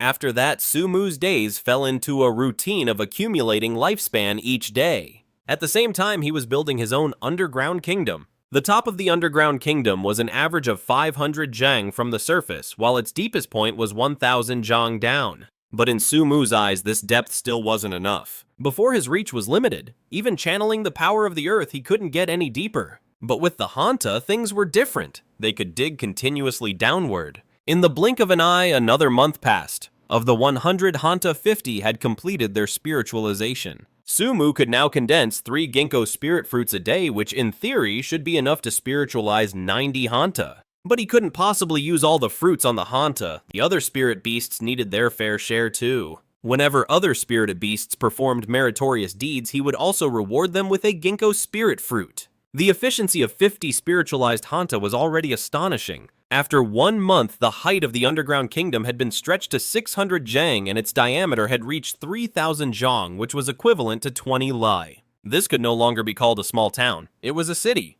Meanwhile, Sumu's lifespan increased by another 1,500 years. He used 1,000 years of his lifespan to upgrade his power of the earth to the 3rd tier, which would speed up the transformation of his underground kingdom. He used 500 years to upgrade his art of foresight to the 2nd tier. Racial spiritual height 42 zhang, lifespan 250 years, rank 3rd tier low grade. Abilities earthly spirit transformation, heaven man induction, ginkgo spirit fruit condensation. Innate talent replication 4th tier, blood swapping spirit, 3rd tier. Heart of faith 4th tier power of mist, 3rd tier mind peaking power 3rd tier. Power of the Earth, 3rd tier sword, kinesis, art 2nd tier. And just like that, Sumu's height had reached 42 zhang and his deepest roots now extended 100 zhang down. If he circulated his spiritual energy, he could temporarily extend one of his roots to 500 zhang, but such a root was formed from spiritual energy, not a real one. He was supposed to be in the East Sea during this time, so how did he end up here? Su Yao then brought Sumu 2 more important pieces of news.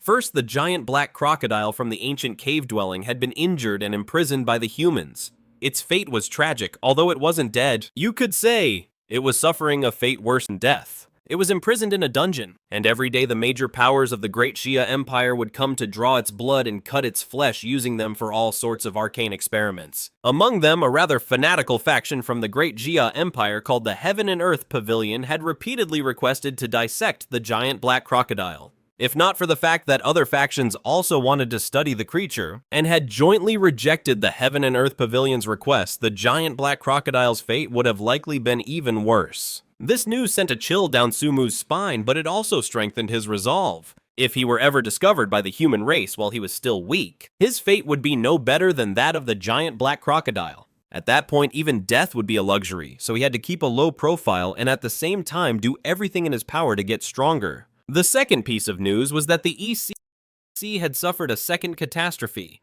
This time, the sea monster leading the charge was a beast the size of a ship, a sea monk from an ancient era. The sea monk was even more terrifying than the giant shark from before. Fortunately, the sea monk didn't attack the dragon boat for long. It appeared for 3 days, then mysteriously vanished. After a month in the underground world, Huang Shulin and Lin Che had gradually adapted to life here. Now they had no desire to leave.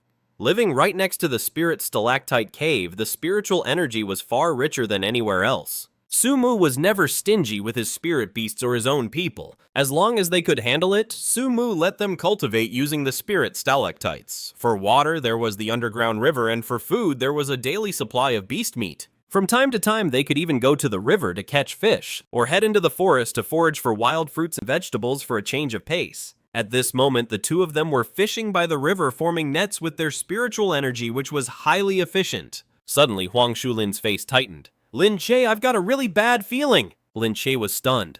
How is that possible? This is the divine. Tree's domain. Despite his words, he trusted Huang Shulin's intuition.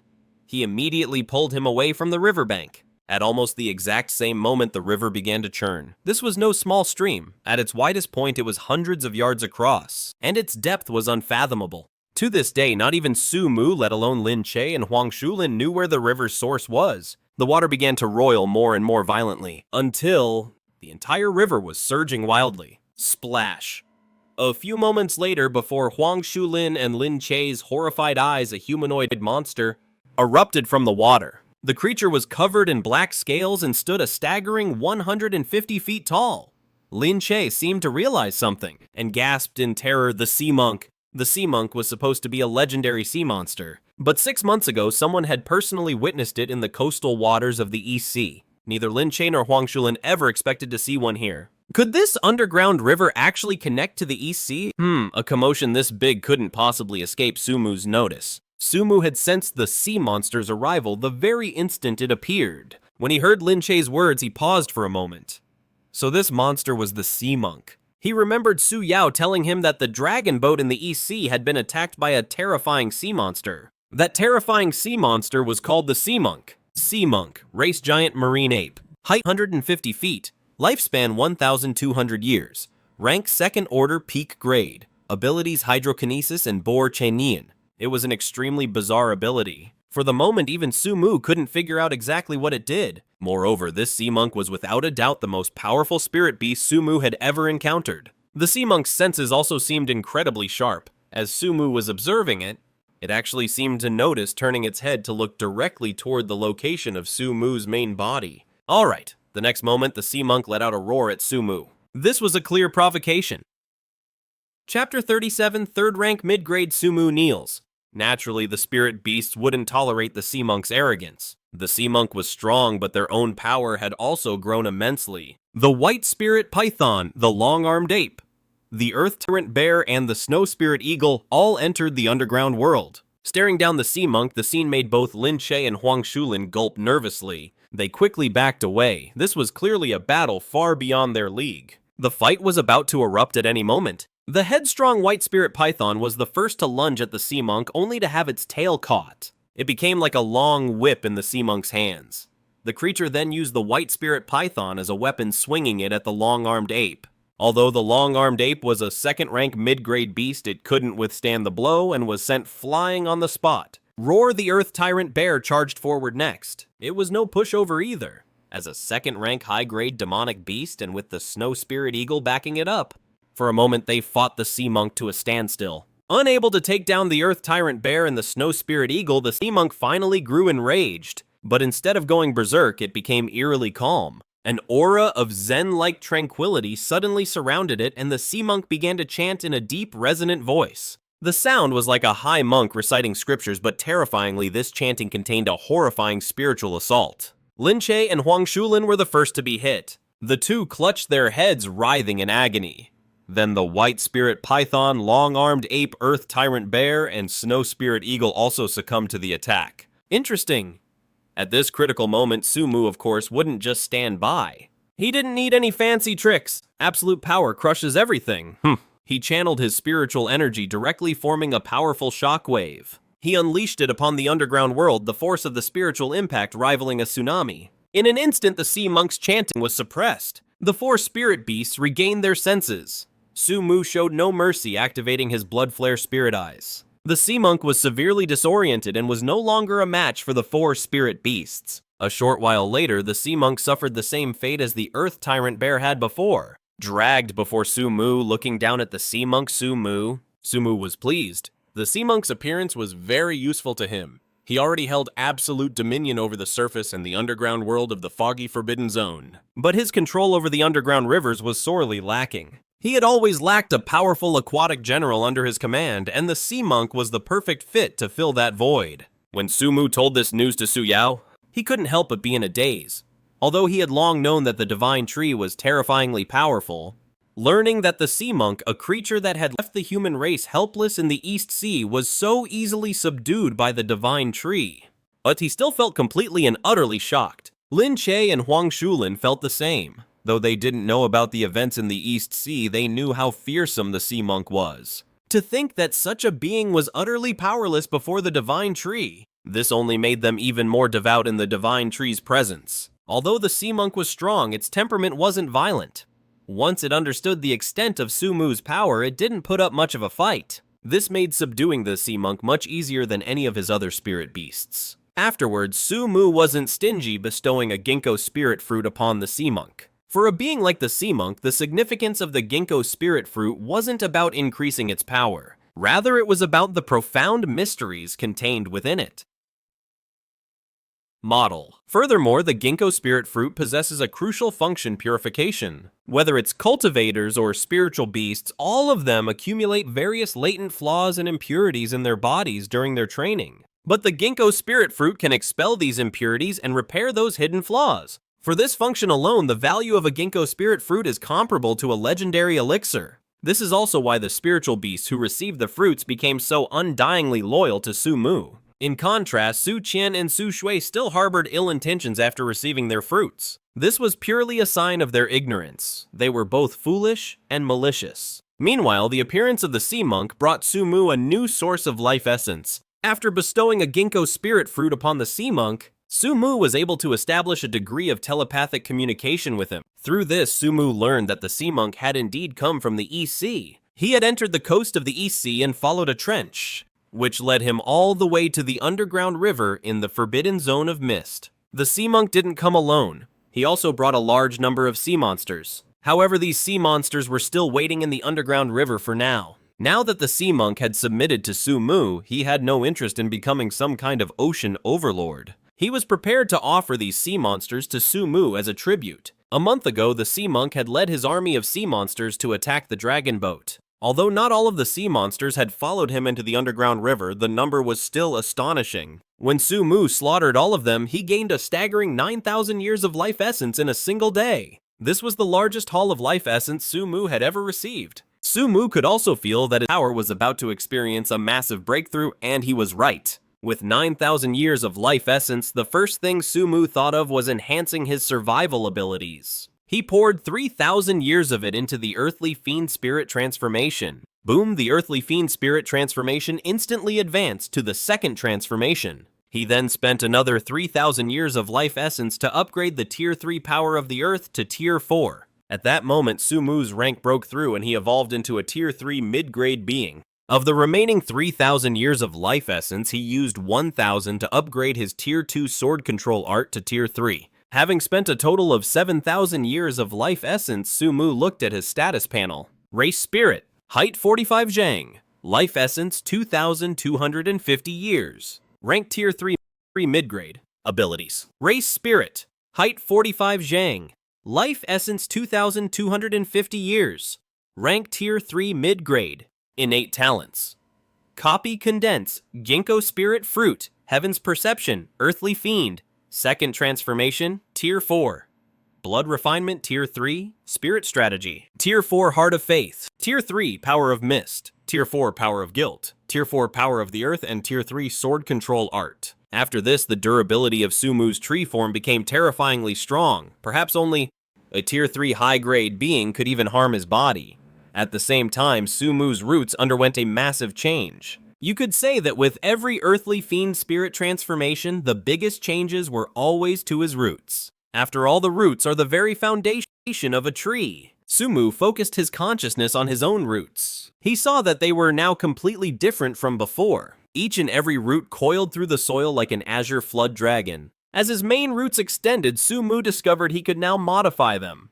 As long as he infused them with life essence, they could continue to extend indefinitely. All 2,200 years of life essence were injected. Without a second thought, Su Mu poured all 2,200 years of his life essence into a single main root. The main root began to grow wildly. In the end, this one root alone reached a length of 200 zhang. The smaller rootlets and fibers on it extended accordingly. Su Mu finally touched the soil 300 zhang deep, but his roots were still unable to reach the underworld. Su Mu felt a hint of regret, but with no more accumulated life essence, he could only give up. Chapter 38, The White Spirit Python's Ascension.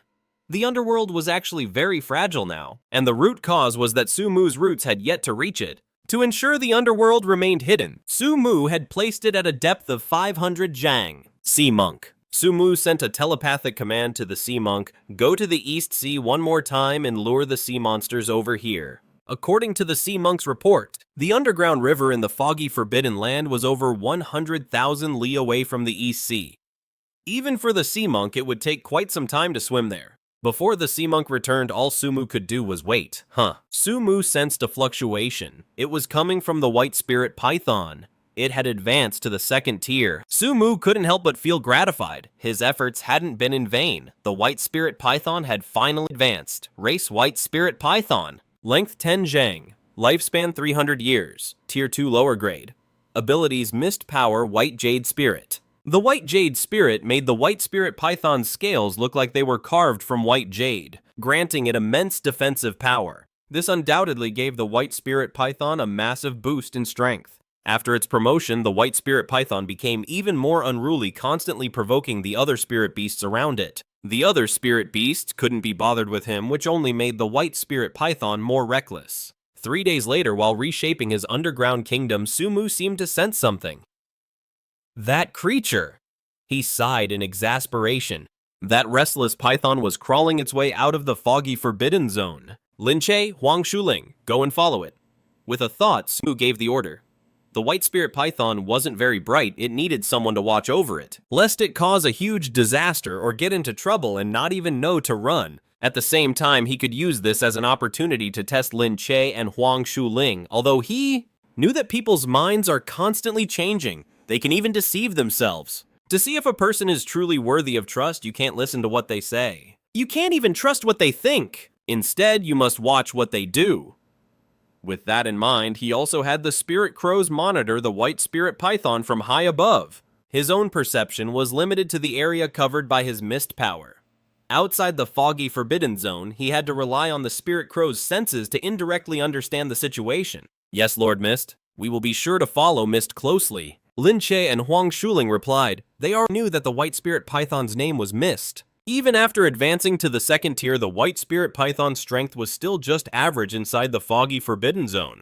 The iron-armed ape, the snow spirit condor, the earth tyrant bear, and the sea monk could all crush him. But outside the foggy forbidden zone, he swept aside all opposition. Following close behind, Lin Che and Huang Shuling were left speechless by his combat prowess. Apparently messing around in the ancient barren mountains wasn't exciting enough, so the white spirit python left the mountain range and entered the untamed wilds of human territory. Lin Che and Huang Shuling tensed up, both of them ready for anything. If he ever runs into danger, Bai Ling Mong must retreat to the ancient desolate mountains no matter what. The reason Bai Ling Mong dares to be so reckless is not just because of his recent power boost, but also his ability to burrow underground. When he can't win a fight, Bai Ling Mong can just dig a tunnel and escape. His burrowing ability is just as strong, if not stronger, than an earth-shaking otter's. 10 li away from Su village by a river, two figures stood covered in blood, glaring angrily at their surroundings. They were surrounded by 5 people dressed in black. If anyone from Su village were here, they would have instantly recognized one of them as Su Luo.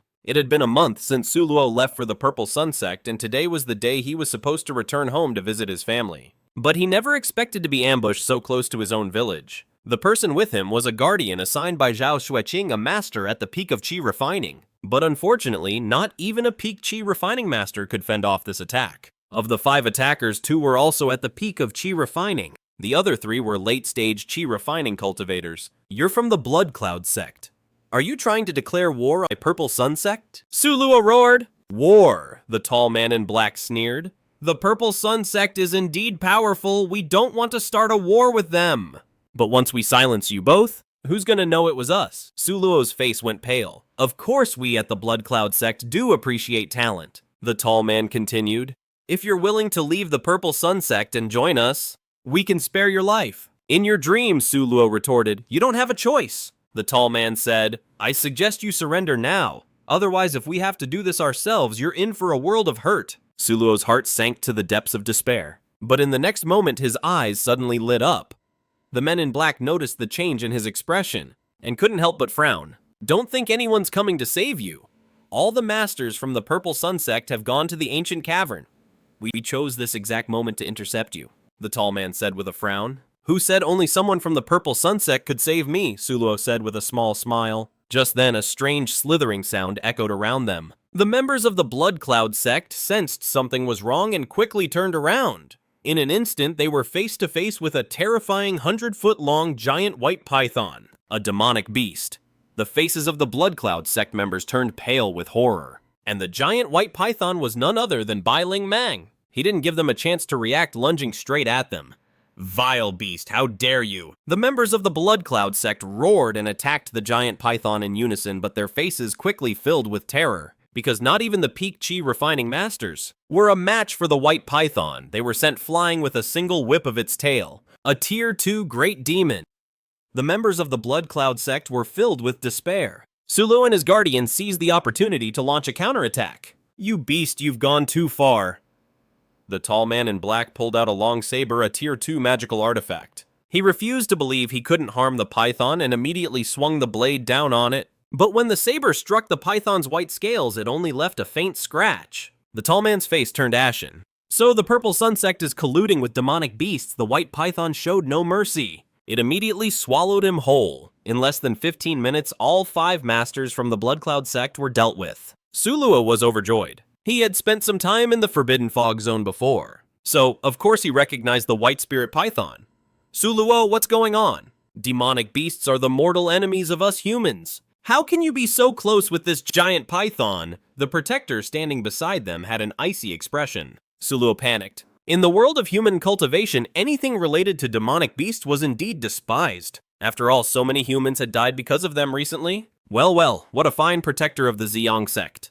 A mocking laugh rang out. "If it weren't for this mortal enemy you speak of, you'd already be dead at the hands of the Blood Cloud sect.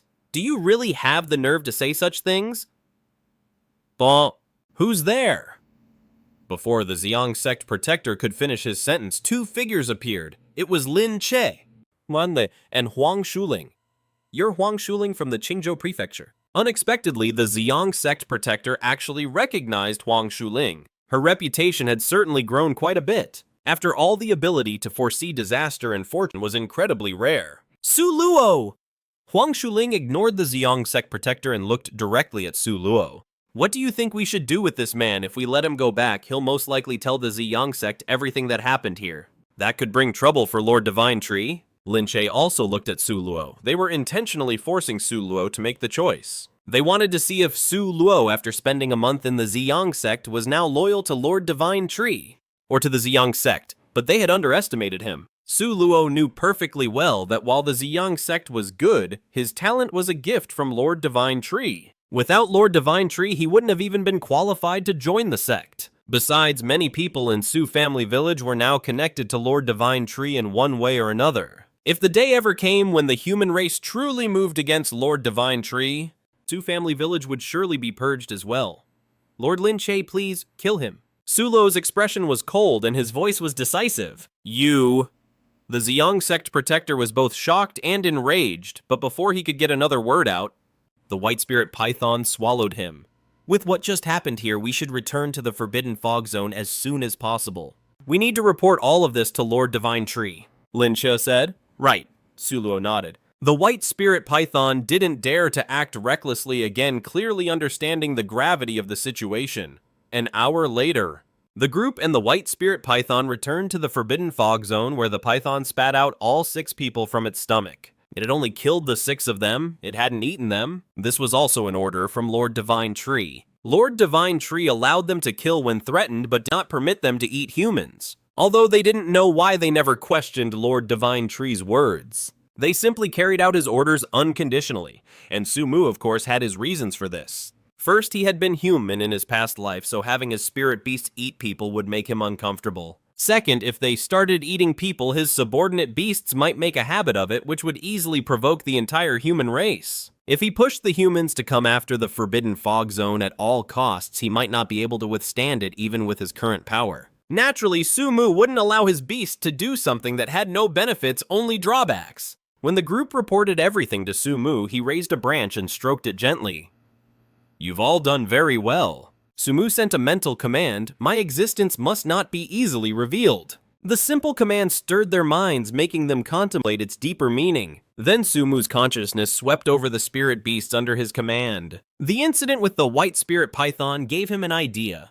The spirit beasts under him were all exceptionally powerful. Keeping them by his side was truly a waste. Thinking about the sea monk, Sumu had a new idea for sourcing life essence. Let the spirit beasts go out into the world and build their own factions. They could gather even more spirit beasts, allowing him to harvest a large amount of beast essence periodically. As for his daily accumulation of life essence, the domain of time was already sufficient. Besides, the spirit beasts didn't want to be trapped in the Forbidden Fog Zone forever. Su Mu projected his thoughts outward. Start with the ancient desolate mountains. Go and carve out your own paths. The spirit beasts all reacted differently to this command. The white spirit python, the long-armed ape, and the great earth bear were extremely excited, clearly eager to get going. They wanted to stir up trouble and rule as kings out in the world, just like the sea monk. But the snow spirit eagle was unwilling to leave Su Mu. Lord Divine Tree, I will not go, the snow spirit eagle said. Seeing its genuine reluctance, Su Mu could only say, very well.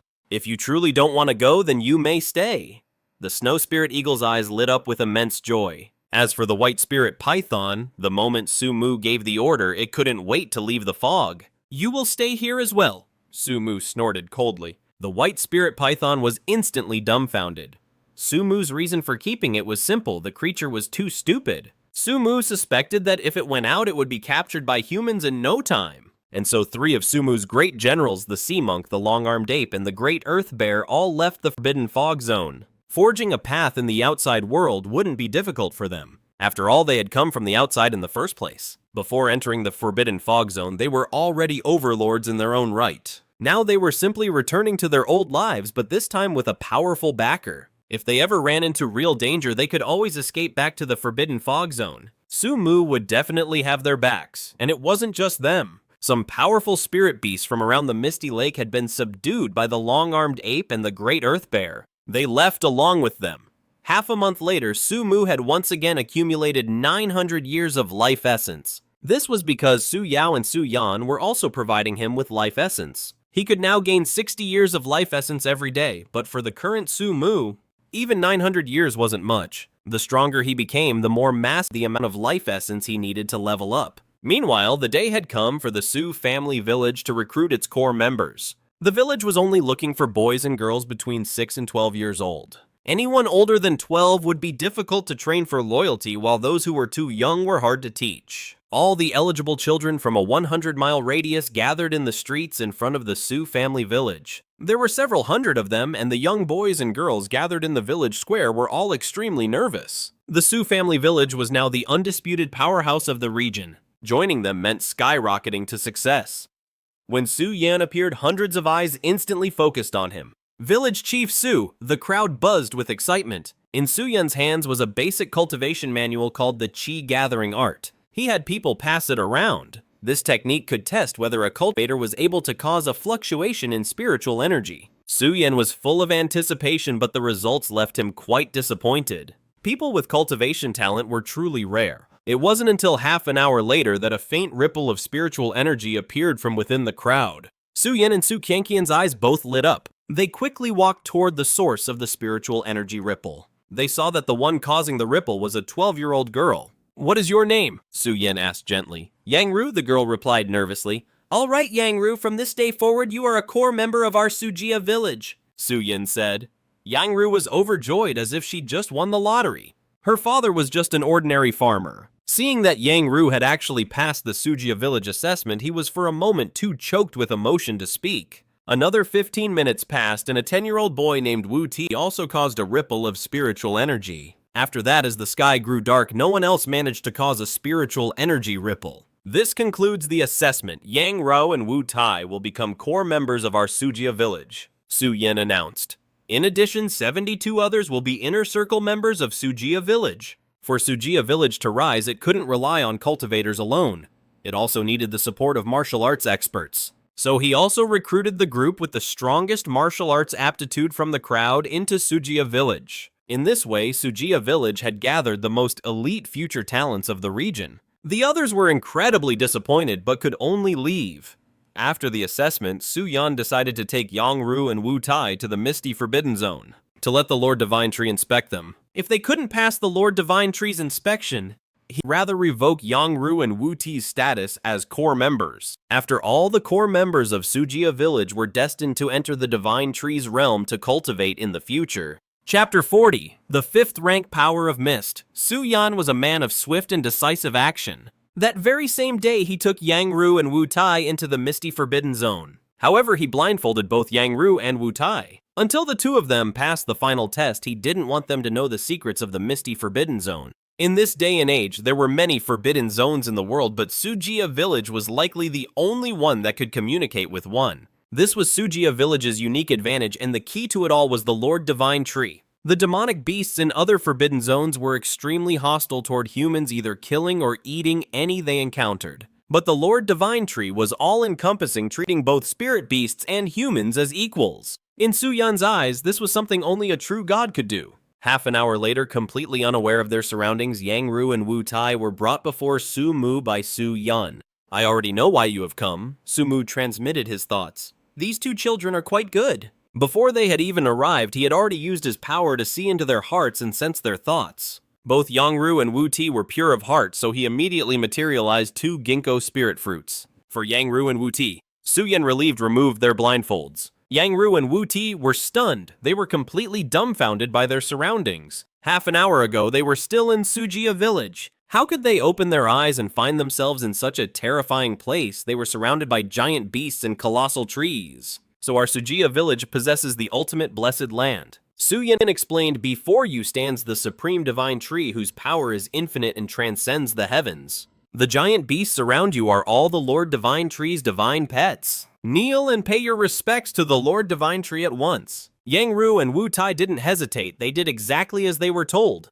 Both of them were incredibly excited. Only in this moment did they truly understand the weight of being a core member of the Su family village. Su Mu also smiled, plucking 2 ginkgo spirit fruits and having them eat them. In a matter of moments, Yang Ru and Wu Tai transformed from ordinary mortals into cultivators at the initial stage of qi refinement. Sensing the change within themselves, the gazes Yang Ru and Wu Tai directed at the divine tree were now filled with fanaticism and reverence. This truly is a divine tree. If it wasn't a divine tree, it couldn't possibly possess such power.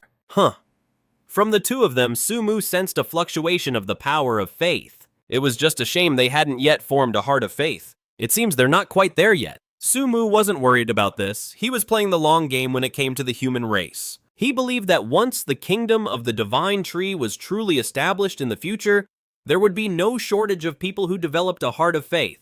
After paying their respects to the divine tree, Su Yan led Yang Ru and Wu Tai away. "The divine tree is the ultimate secret of our Su family village. It must not be leaked." Su Yan warned Yang Ru and Wu Tai sternly, and both of them nodded in earnest. After Su Yan and the others left, the area around Su Mu suddenly became quiet and empty. But before he could feel a sense of loss, the sea monk returned with a group of sea monsters. The scale of this group of sea monsters wasn't as large as the last one. After all, the sea monsters had their own intelligence. The last time the sea monk left with a group of sea monsters, their current whereabouts were unknown. The other sea monsters would naturally have their reservations. The fact that the group was still this large was entirely due to the sea monk's powerful influence. Su Mu was overjoyed and without hesitation absorbed the entire group of sea monsters. Whoosh! In an instant, Su Mu gained 8,000 years of lifespan. His total lifespan reached 8,950 years. Looking at his status panel, Su Mu decided to try something. He already had many Tier 4 abilities, but he didn't have a single Tier 5 ability yet. He was very curious to find out just how powerful a Tier 5 ability was. But simply upgrading one ability from Tier 4 to Tier 5 required 9,000 years of lifespan, which was absolutely terrifying. For that very reason, Su Mu had never attempted it before, but now was the time. Su Mu waited for another 2 days and his lifespan reached 9,070 years. Upgrade. Without a second thought, Su Mu poured 9,000 years of lifespan into his Tier 4 Power of Mist. To him, the Power of Mist was undoubtedly his most reliable defensive measure. Boom! In the next moment, Su Mu's mind went blank. It was as if everything between heaven and earth had returned to nothingness before an endless torrent of spiritual energy transformed into mist. It erupted outwards in all directions with Su Mu's body as the center. Meanwhile, in Nanling City within the Heavenly Tome Spirit Formation, a young girl was in the middle of a yawn. Guarding the Heavenly Tome Spirit Formation was the most boring job, but suddenly her eyes flew wide open, as if she had just witnessed something incredible. What's going on? The girl was alarmed and confused when Li Chenju happened to walk by. Seeing her expression, he asked in surprise, "Tangxin, is something wrong?" Tangxin replied with a grave and puzzled look. "Lord Commander, just a moment ago, the spiritual qi value in the forbidden misty zone of the ancient desolate mountains fluctuated violently. For an instant, it shot up beyond the monitoring limits of the Heavenly Tome Spirit Formation. But the change only lasted for a single breath before everything returned to normal. The monitored spiritual qi value is back to 9,000, so something like that happened, huh? Li Qianjue frowned, then shook his head. It was most likely a monitoring error. The monitoring limits of the Heavenly Tome Spirit Formation is 400,000. Even the black-robed sand lizard, which nearly threatened the Luoman Empire last time, only had a spiritual energy value of 300,000 in its territory. Are you trying to tell me that the spiritual energy in the foggy forbidden area is even higher than the black-robed sand lizard's domain? Hearing this, Tang Xin breathed a sigh of relief. You are truly wise, my Lord Commander. It seems it was indeed a mistake. That's perfectly normal, Li Qianjue said. The Heavenly Tome Spirit Array has been running for 3,000 years. For it to have a minor fluctuation, a momentary error, that's a completely normal occurrence. There's no need to worry about it. With that, he dismissed the matter and left. Qingqiu Prefecture. This place housed an even more powerful array for monitoring spiritual energy. It was called the 7-Star Ancient Array. The 7-Star Ancient Array was composed of the 7 great arrays Tianshu, Tianshuan, Tianji, Tianquan, Yuheng, Kaiyang, Yaoguang. Each of these 7 great arrays was deployed in a different city, including Nanling City, but the central hub was located in Qingqiu Prefecture. The 7-star hub served as a coordinating mechanism. Information gathered by the 7 arrays would converge at the 7-star hub, and from there, the hub would coordinate the response. At that moment, the expression of the 7-star hub's watcher shifted subtly. The Nanling City branch had just detected a spiritual energy fluctuation in the foggy forbidden area. However, it was later confirmed to be a miscalculation by the array. The watcher made a brief note of the information, but didn't think much of it. After all, there were too many forbidden areas in the world these days. Qing province alone had 37 of them. It wasn't uncommon for forbidden areas to generate spiritual energy fluctuations from time to time. It wasn't worth paying much attention to. Meanwhile, inside the secret cultivation realm of Qingqiu Prefecture, Su Yao was sitting in meditation when a spirit talisman suddenly arrived. Spirit talismans were the communication artifacts of the cultivation world. The talismans in Qing province, for instance, relied on the 7-star ancient array, allowing them to travel 1,000 li in the blink of an eye. Su Yao accepted the talisman. A voice came from it. Su Yao, it's me, Tang Xin. Tang Xin's voice was filled with admiration. She and Su Yao had known each other back in Nanling City. But Su Yao was too brilliant, like the bright moon in the sky. A small place like Nanling City could never contain her. After Su Yao went to Qingqiu Prefecture, she continued to shine with an unparalleled, dazzling brilliance. Even back in Nanling City, she would still occasionally hear rumors about Su Yao's accomplishments. This only made her admire Su Yao even more. You asked me to keep a close eye on the foggy forbidden area, right? Tang Xin continued, well, just a moment ago, a strong spiritual energy fluctuation appeared there. Su Yao's heart tightened, but she kept her tone casual as she asked, and what happened next? The spiritual energy fluctuation from the foggy phantom demons area exceeded 400,000. The Lord Commander said it was a miscalculation, so I didn't worry too much about it. Tang Xin added with a laugh. In truth, she hadn't given it much thought either. She was just using it as an excuse to contact Su Yao. Su Yao feigned relief while secretly relaying the information to Su Mu. As she made casual conversation with Tang Xin, the information she sent reached the foggy forbidden area. Su Mu's expression shifted slightly. The human race's arrays are indeed formidable, but they can't see through my 5th-tier mist force. Racial spiritual height 48 Zhang, lifespan 70 years, level 3rd tier mid-grade. Abilities innate talent. Replication, condense ginkgo spirit, fruit heaven.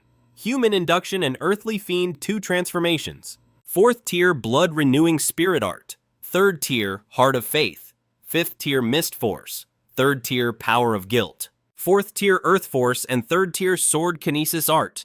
His 5th tier mist force was truly something else. Before the mist covered a radius of 30 li. Now it had expanded to a radius of 45 li. By the small lake in the foggy forbidden area, the number of beasts gathered there now exceeded 1,000. Even carp had started appearing in the lake. Oh! Suddenly the mist overhead began to swirl and a pair of enormous eyes like the eyes of heaven itself appeared. This was something Su Mu created by combining the power of the mist with the illusory blood spirit demon. The last illusory demon of the mist didn't look all that real, but this time the illusory demon of the mist looked like a real living eye. A lot of the beasts lost their minds the moment they saw it, and with just a single murderous thought, Su Mu could kill more than 10 of them. The 5th tier power of the mist is no joke. Su Mu was extremely satisfied. He didn't continue the slaughter. He now saw Mist Lake as his personal farm for spirit beasts, so he was careful to maintain the ecosystem. As long as the lake's ecosystem was maintained, it could provide him with 50 years of life force every single day,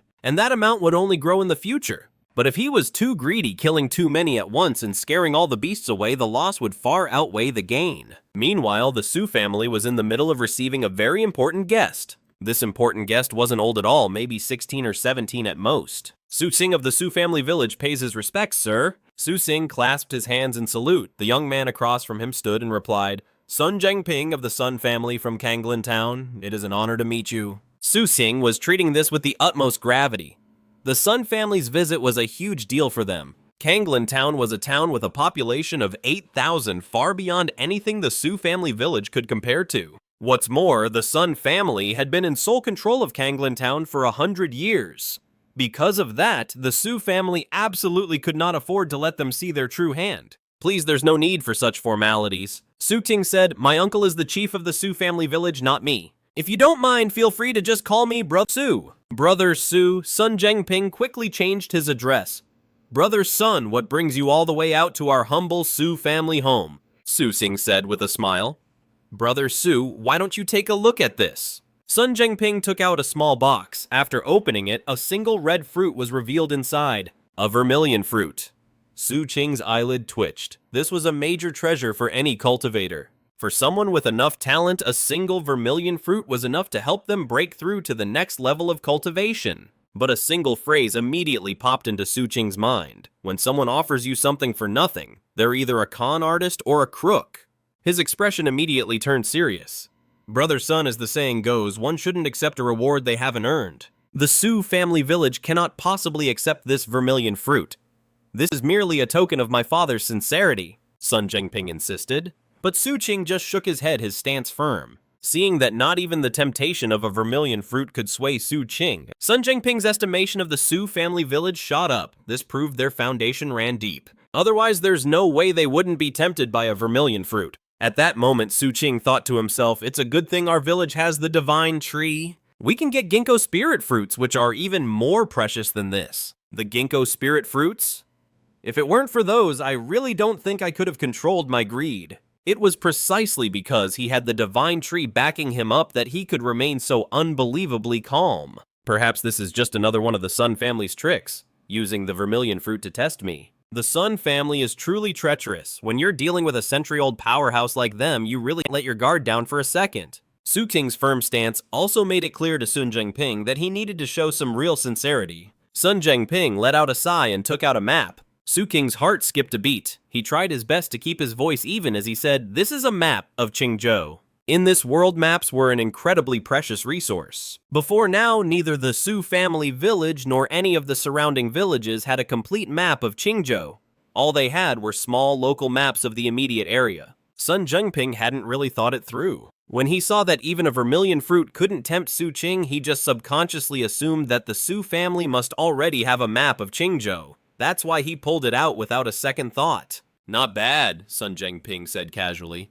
Our Sun family caravan spent years charting this. How does it compare to the Su family's map? Su Xing replied, honestly, it's more detailed than our Su family's map. This made Sun Zhengping think more highly of Su Qing, seeing him as the kind of person who was incredibly forthright and didn't shy away from admitting his own family's shortcomings. The 32 cities of Qingqiu Sun Zhengping began. The area we're in is the southwestern region of Qingqiu, which falls under the jurisdiction of Nanling City. But the southwestern region is huge, so Nanling City can't truly control everything. Most places are actually self-governed like the Su family village in Kanglan Town. Nanling City basically leaves us alone. He pointed to a spot on the map, allowing Su Qing to see the location of the Su family village so clearly for the very first time. The Su family village was in the eastern part of Qingqiu's western region, surrounded on all sides by the ancient barren mountains. 300 li to the east was the Sun family's Kanglan Town. The area around the Su family village was mountainous, which is why the population there was so sparse. In contrast, the terrain around Kanglan Town was clearly more open with a much larger population.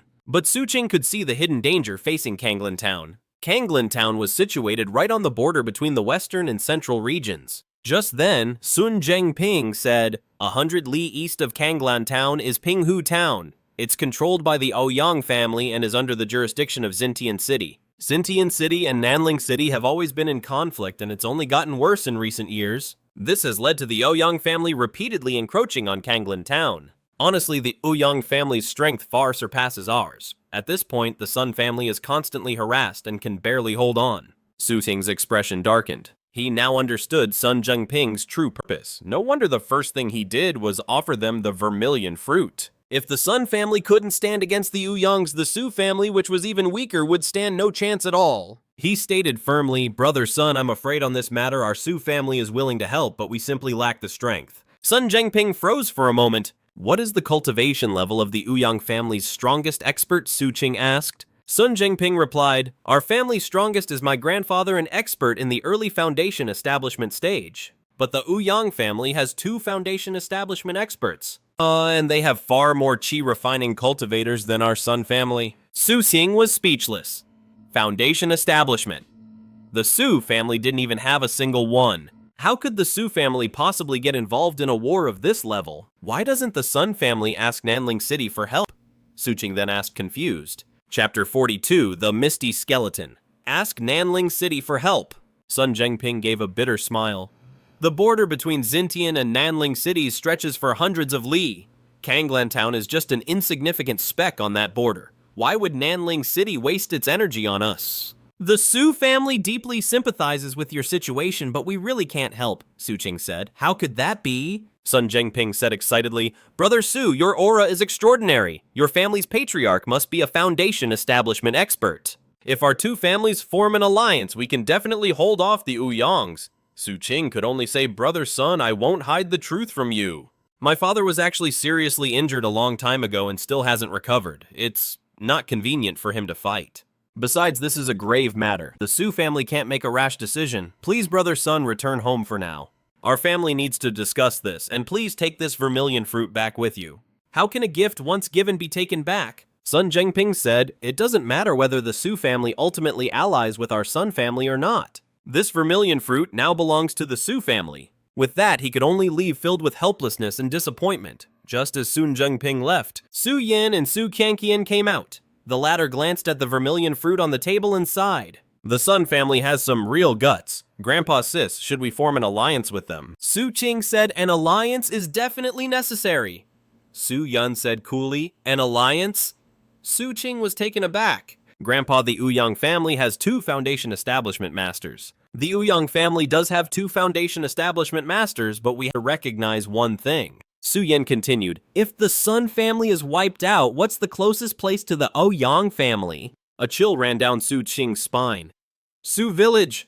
Exactly, Su Yan said. So in this matter, we don't really have a choice. Even though we don't want to, in a way, our fate is tied to the Sun families. If they fall, we're next. But Qing, you're also right. We can't go head-to-head with the Ouyang family. Right now, we need to lay low and build our strength. So what should we do? Su Qing asked. Su Yun didn't answer, instead looking at Su Qianqian. Qianqian, what do you think? We can provide logistical support for the Sun family, Su Qianqian said. With the Misty Forbidden Zone at our back, we have access to vast forest resources. We're more than capable of supporting them. Kanglan Town, the Sun family estate. Sun Sidao's face was etched with exhaustion. What the Sun family had been through recently had truly drained him body and soul. 2 people stood across from him. One was Sun Zhengping. The other was his older brother Sun Wu Yi. What do you 2 make of the Su family's response? Sun Sidao asked. The Su family had already sent their reply by carrier pigeon, informing the Sun family of their decision.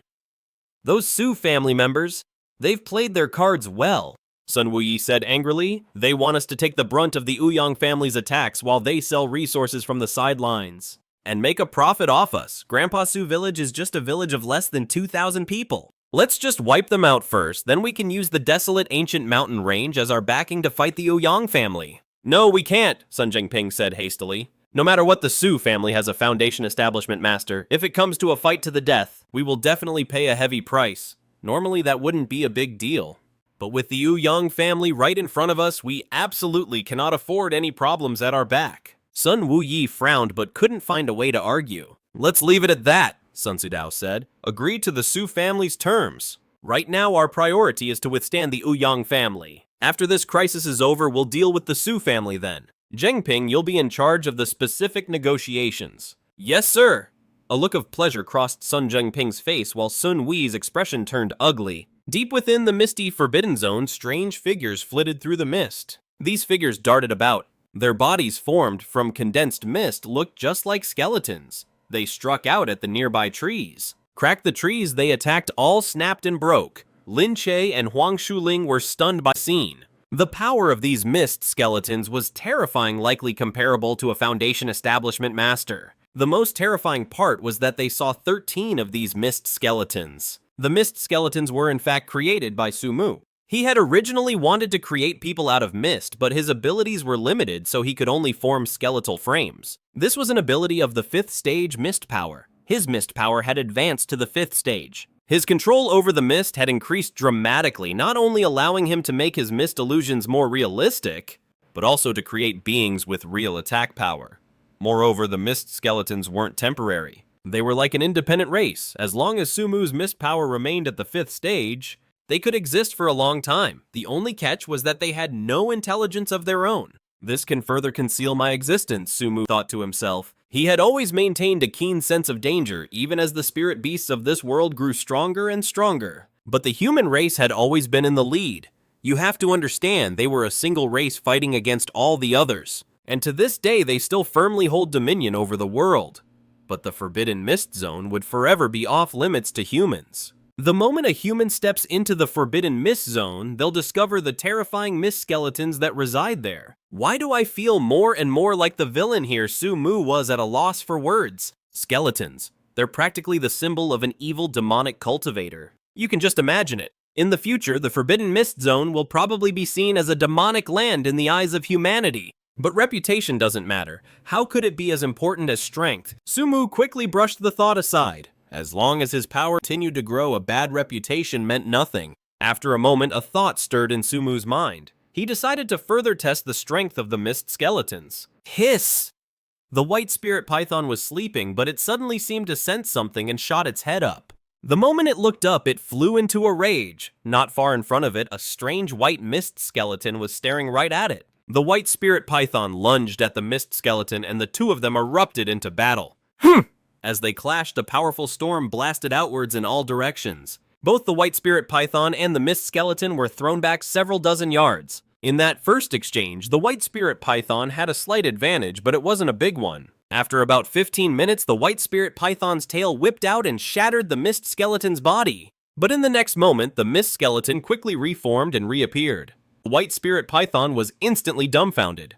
What a dumb snake! Su Mu chuckled to himself, no longer in the mood to tease it. He immediately sent a thought to the white spirit python, telling it the truth. The white spirit python was furious, but there was nothing it could do. It just burrowed into the underground world to dig at the dirt in frustration. Lord Divine Tree, these skeletons, they must be one of your abilities, right? Huang Shuling couldn't help but ask. That's right, Su Mu nodded. If they're your ability, why can they exist indefinitely? Huang Shuling was puzzled. Because these skeletons contain the spiritual power of the Lord Divine Tree. Su Xianxia said. She had walked over at some point without them noticing. So it's because of that spiritual power that they can maintain their misty bodies without dispersing, Huang Shuling asked in amazement. Did the Lord Divine Tree intentionally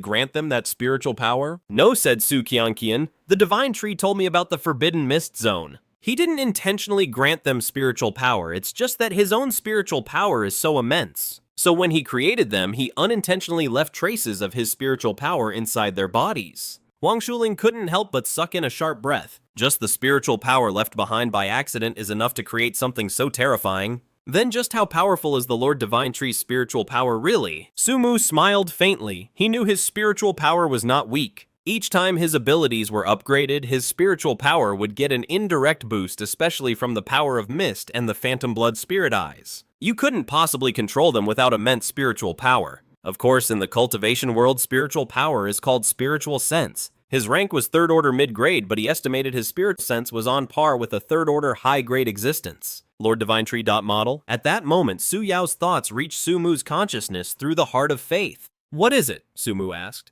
Not long ago, the humans detected spiritual energy fluctuations in the misty forbidden zone, Su Yao said. Su Mu's expression turned serious. And then, The Heavenly Book Spirit Formation showed that the spiritual energy fluctuations in the Misty Forbidden Zone exceeded 400,000. They thought it was a misreading, Su Yao said, so they just jotted it down, and didn't pay it much mind. Hearing this, Su Mu breathed a sigh of relief, but then he said seriously, the situation in the Misty Forbidden Zone can't be hidden forever. Sooner or later the humans will discover the anomaly here, so we can't let our guard down. We must do everything we can to grow stronger before they start paying real attention. At this, he paused for a moment. By the time the humans truly turn their attention to the Misty Forbidden Zone, they'll find out that it's the most forbidden of all forbidden zones. Besides, even then, it's not like they'd be able to see me. Just the mist skeletons in the zone right now would be more than they could handle. Lord Divine Tree, it's been too long. I'd like to come back for a visit, Su Yao said a moment later. Su Mu was surprised for a moment, then smiled. If you want to come back, then come. The Misty Forbidden Zone is your home. He held a special affection for Su Yao. After all, Su Yao was the first person to awaken the heart of faith. Plus, his understanding of this world had deepened so rapidly. All because Su Yao was constantly feeding him information. Without Su Yao, he would still be completely in the dark about this world. Su Mu's words warmed Su Yao's heart, and he immediately went to find Xia Yuerong. Master, I want to go back to the Su family village for a visit, Su Yao said. Xia Yuerong didn't think twice, saying dotingly, all right. You've been away from home for 3 months. You should go back and visit your family. Meanwhile, in the Misty Forbidden Zone, Su Mu continued to build his underground kingdom. The 100 Hantas had all been spiritualized, and through their joint efforts with Su Mu, the underground kingdom was greatly developed. Its height was raised to 700 zhang, and its diameter expanded from 3,000 to 4,000 zhang. The space was now massive. Although no one lived in the underground kingdom yet, Su Mu wasn't in a hurry. First build the nest, and the phoenix will come. He would first lay a solid foundation for his kingdom, and in the future, people would naturally be drawn to it. As Su Mu was building his underground kingdom, Su Yao arrived in Nanling City. Lord Su Yao. Tang Xin was overjoyed to see him. Su Yao smiled at him. And I have you to thank, Tang Xin said hesitantly. Lord Su Yao, even though they said last time was just a monitoring error from the Heavenly Book Spirit Formation. I can't shake the feeling that there's something unusual about the Misty Forbidden Zone. I've been asking around, and there really have been a lot of strange changes in the zone recently. A number of people have even seen great demons emerging from the Misty Forbidden Zone. Don't you think we should be taking this more seriously? Su Yao said calmly. Things like this are not for us to worry about. The higher-ups are far wiser than you and I. If it's something even you can think of, don't you think they've already considered it? In truth, he had been in contact with many of these so-called higher-ups in Qingqiu Prefecture recently. He knew perfectly well they weren't nearly as infallible as their subordinates believed. Those in charge made their decisions based on the information passed up to them from below. It's pretty common for bad intel from the lower ranks to cause the higher-ups to make disastrous decisions. So even though Tang Xin's rank is low, the information he provides could seriously influence how the leadership views the Misty Forbidden Zone. That's why way back in Nanling City, Su Yao deliberately befriended Tang Xin, making it seem casual when it was anything but. And it's because of that connection that Tang Xin secretly reports every little detail to him. Tang Xin, oblivious to Su Yao's real intentions, felt a huge weight lift off his shoulders when he heard that. You're right, Lord Su Yao, I was worrying over nothing. Like they say, it's not my place to worry about things above my pay grade. I'm just the keeper of the Celestial Tome's spirit formation. All I need to do is my job and keep the record straight. What's the point of worrying so much? Speaking of which, he added after a pause, Nanling City recently sent another team to investigate the Misty Forbidden Zone for a second time. The last expedition led by Lord Wen didn't go so well, so this time Nanling City has prepared much more thoroughly. I'm sure they'll be able to get a complete picture of what's happening in there. Su Yao tensed up. He acted like he didn't care, but he was already secretly relaying the news to Su Mu. Lord Divine Tree, you need to be careful. Su Yao said, ever since the Spirit Star appeared, the spirit beasts have grown incredibly powerful, but humanity is keeping pace. Especially since the discovery of the ancient cave dwellings. Human cultivators have been popping up like mushrooms after a rainstorm. In the Great Jia Empire, just looking at the officially registered cultivators, their numbers were around 100,000 before the Spirit Star. Now just 6 months into the Spirit Star era, that number has exploded to several million. Su Mu was stunned. Humanity's overall power was truly terrifying. If the Great Jia Empire were to send an army of 1 million cultivators after him, he'd be crushed no matter how powerful he was. Fortunately, those millions of cultivators were spread out across the empire's 13 provinces. Tsing province alone had over 200,000 cultivators. And those 200,000 were scattered among many cities. Nanling City probably had less than 10,000 of them. Su Yao added, on top of that, spirit beast rampages are becoming more and more frequent all over. So humanity is paying much closer attention to all the forbidden zones. And considering how badly the last expedition failed, it's highly likely Nanling City sent some real experts this time. I understand Su Mu thought to himself, marveling at how advanced and reactive human society was. Luckily for him, when it came to this, he wasn't worried at all. Before, this might have been a headache. But now that the misty forbidden zone had matured, not even a massive human army could guarantee a breach. A small expedition team was hardly worth mentioning. Half a day later, Su Yao returned to the misty forbidden zone. Lord Divine Tree, there's actually another important reason I came back. I have something for you. Su Yao then took out a jade box. Su Mu was puzzled. Su Yao opened the box to reveal a strange dying mosquito inside. What made it strange was its color. It was entirely purple and gold. Lord Divine Tree, this is a purple gold mosquito, Su Yao explained grimly. Not long ago in the ancient cave dwellings, the Qingqiu prefecture found a single drop of blood. They say it belonged to the legendary purple gold mosquito queen, an ancient and powerful insect. Afterward, the prefecture used that drop of blood to conduct experiments. Billions of mosquitoes died in the process. In the end, this was the only one that came close to a successful transformation. But it was only close. Even though the transformation worked, it's now on the brink of death. Even human methods are useless for treating it. To humans, it's already a dead thing. So I had my master from Qingqiu Mansion study it for me. My master just gave it to me directly because I wanted it, believing that humans couldn't possibly save it. But Divine Tree, you most certainly can. Once you revive it, I'm certain it won't disappoint you, Divine Tree. Su Mu's interest was piqued. He was now curious about this violet gold mosquito. He immediately read the violet gold mosquito's status panel. Violet gold mosquito. Race violet gold mosquito. Length 8 millimeters. Lifespan 300 years. Level 2nd tier low grade. Abilities Bloodlust Force, Scorching Gold Force. Su Mu had no use for the Bloodlust Force, but this Scorching Gold Force was very important to him. With this ability, the destructive power of his spiritual roots and branches would become even stronger. Furthermore, this violet gold mosquito was the smallest among all of Su Mu's current spiritual pets. It wasn't even an inch long, only 8 millimeters, about the size of a grain of rice.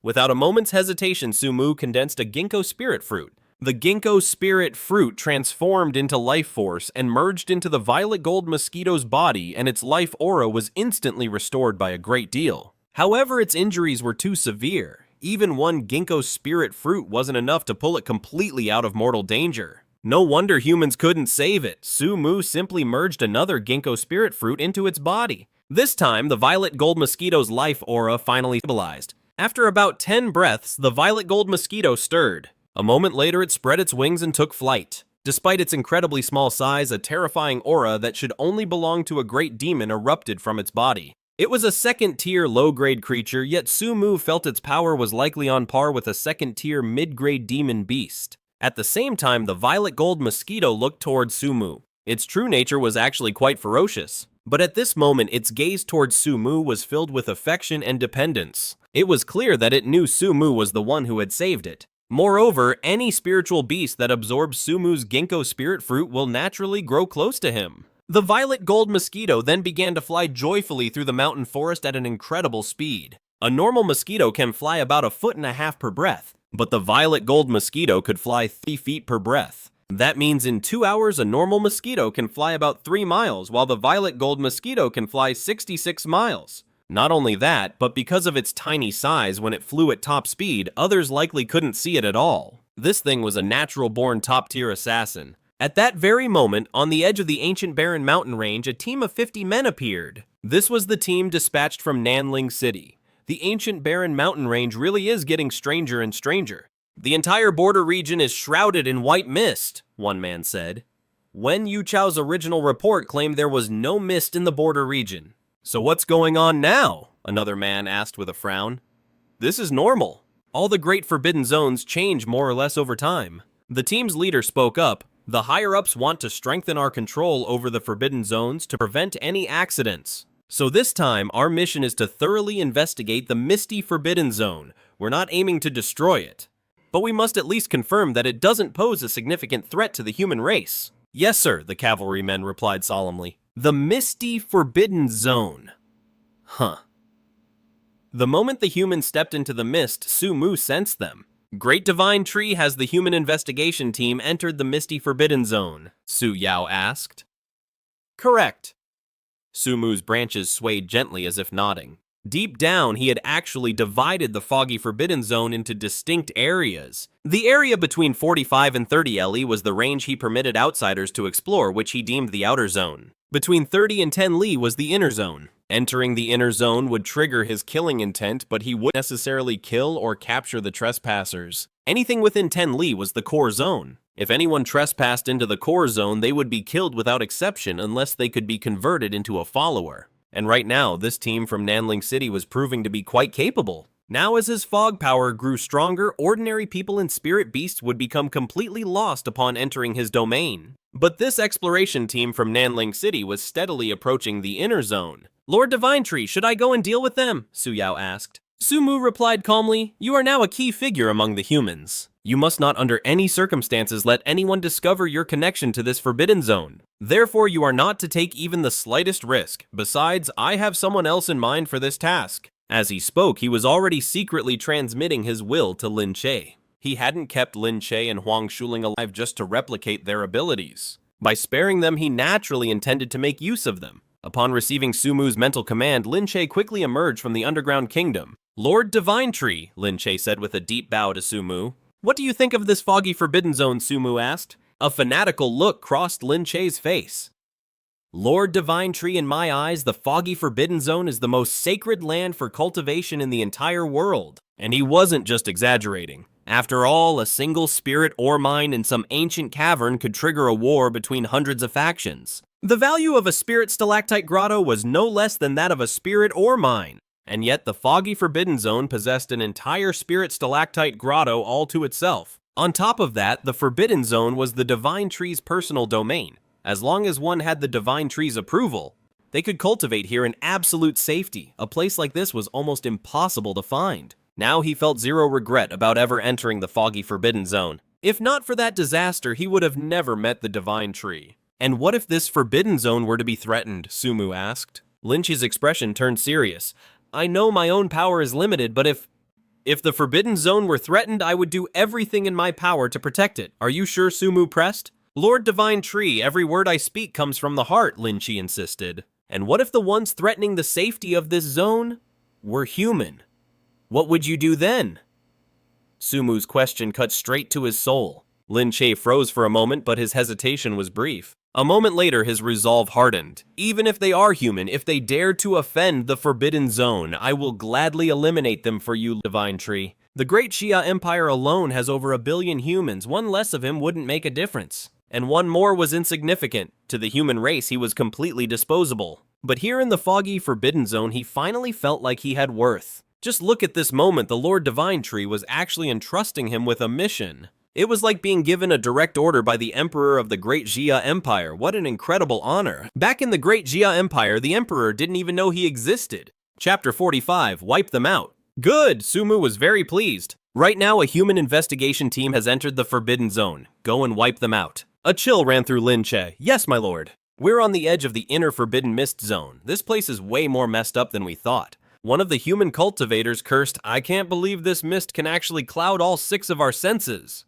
Good thing we brought the mother-son compass and reinforced the secondary dial, or we'd be completely lost. The other cultivators chimed in, and we've barely covered 20 li. They felt like they'd already been through hell and back. All right, it's getting dark. Too dangerous to keep moving. We'll make camp here and move out at dawn, the exploration team's leader announced. The leader of this expedition was a powerful warrior at the late stage of Foundation establishment. But despite having the highest cultivation, the leader wasn't the most important person on the team. Everyone couldn't help but glance toward the back of the group at a young man and woman. They were geniuses from the Qingqiu prefecture wielding powers beyond mortal comprehension. One was in the early stage of Foundation establishment, the other in the middle stage, yet the team leader was deeply wary of them both. With that, the team set up a temporary camp in a clearing to rest. They had no idea that someone was watching them from the shadows. That person was Lin Che, Xiangyun. Lin Che's expression froze.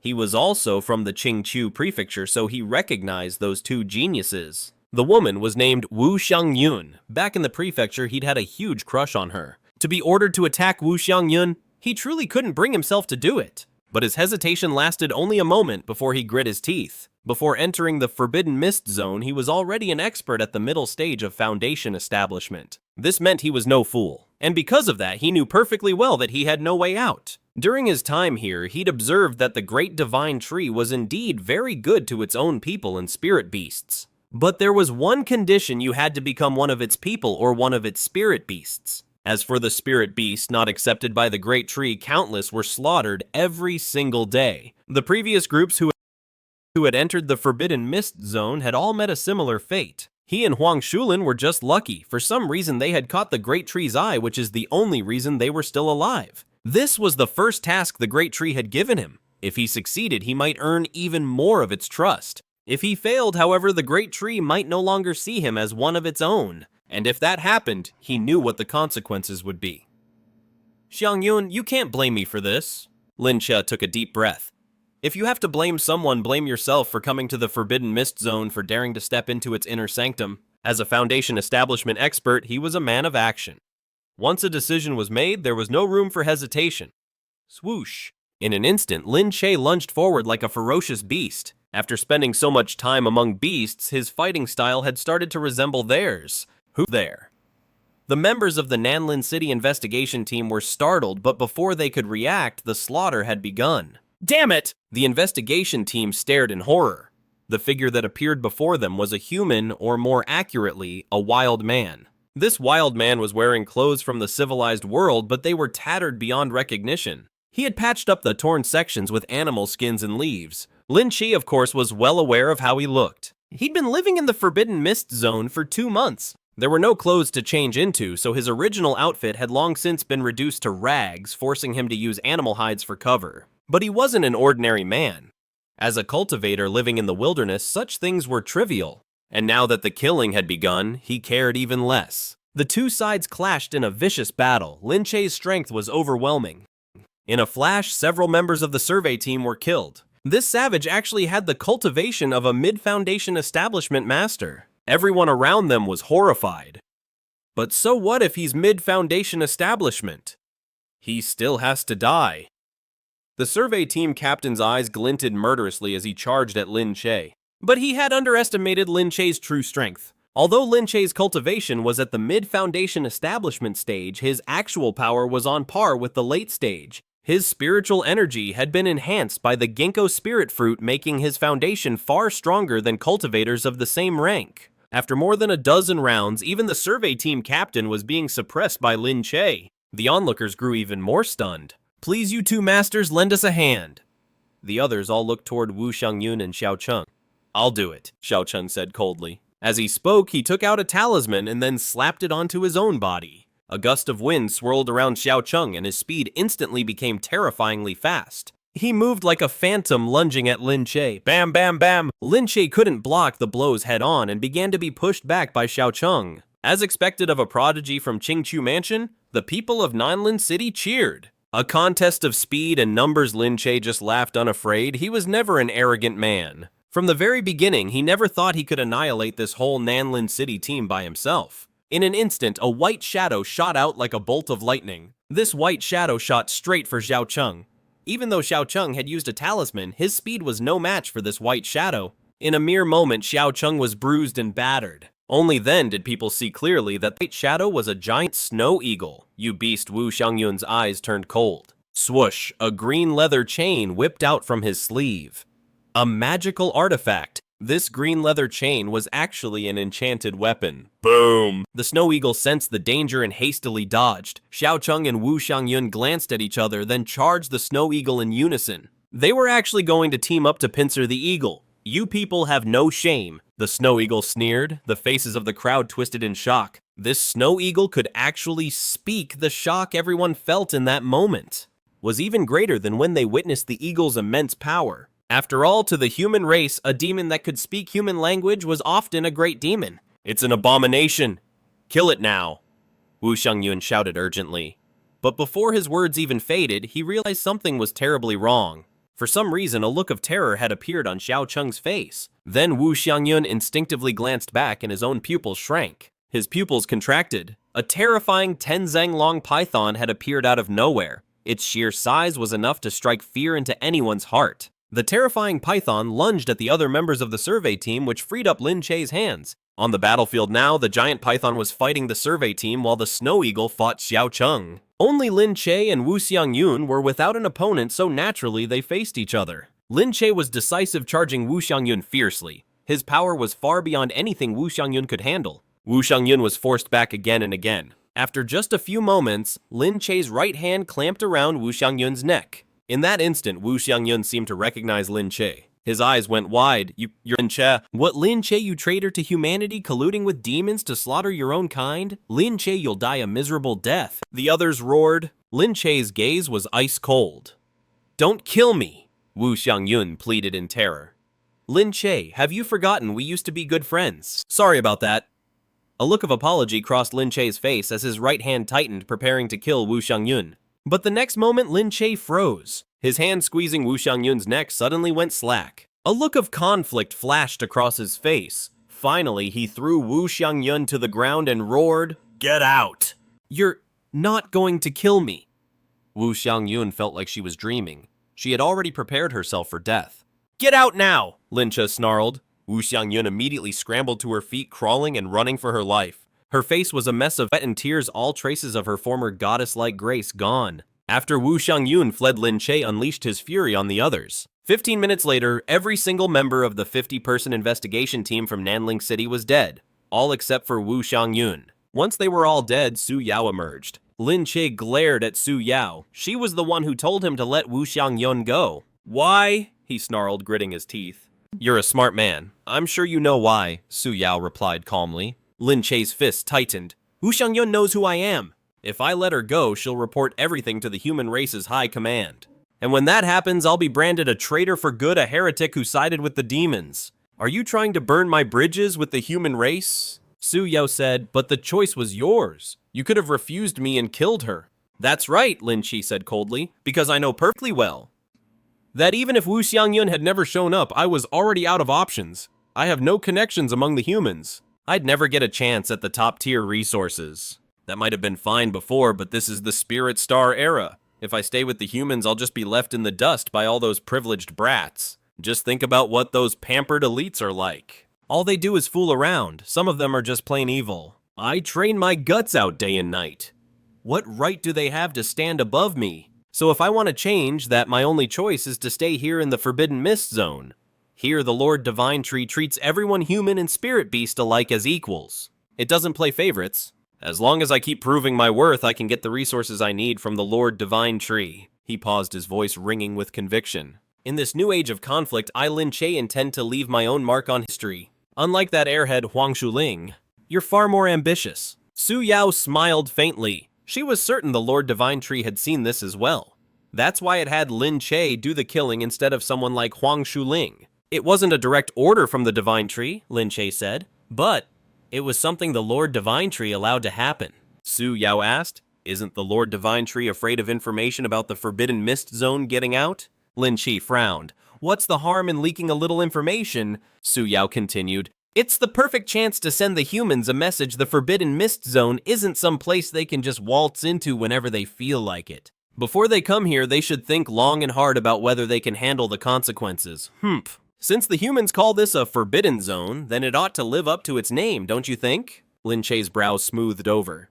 He realized he really didn't need to worry about Wu Xiangyun. She never even got close to the core of the Forbidden Mist Zone. She barely knows anything. Even if she makes it back, she can't leak any of its real secrets. Besides, this move by the Lord Divine Tree and Su Yao was the perfect opportunity to show the humans their fangs. Just to make sure the humans don't get too comfortable thinking this place is a joke. In the shadows, Su Mu smiled to himself. He knew that from this day forward he could use Lin Che without any reservations. Lin Che's bridges were burned. Now he had no choice but to serve him. He still thought pretty highly of Lin Che. The man was already a Foundation establishment powerhouse even before the Spirit Star era. That kind of achievement definitely requires immense talent and skill.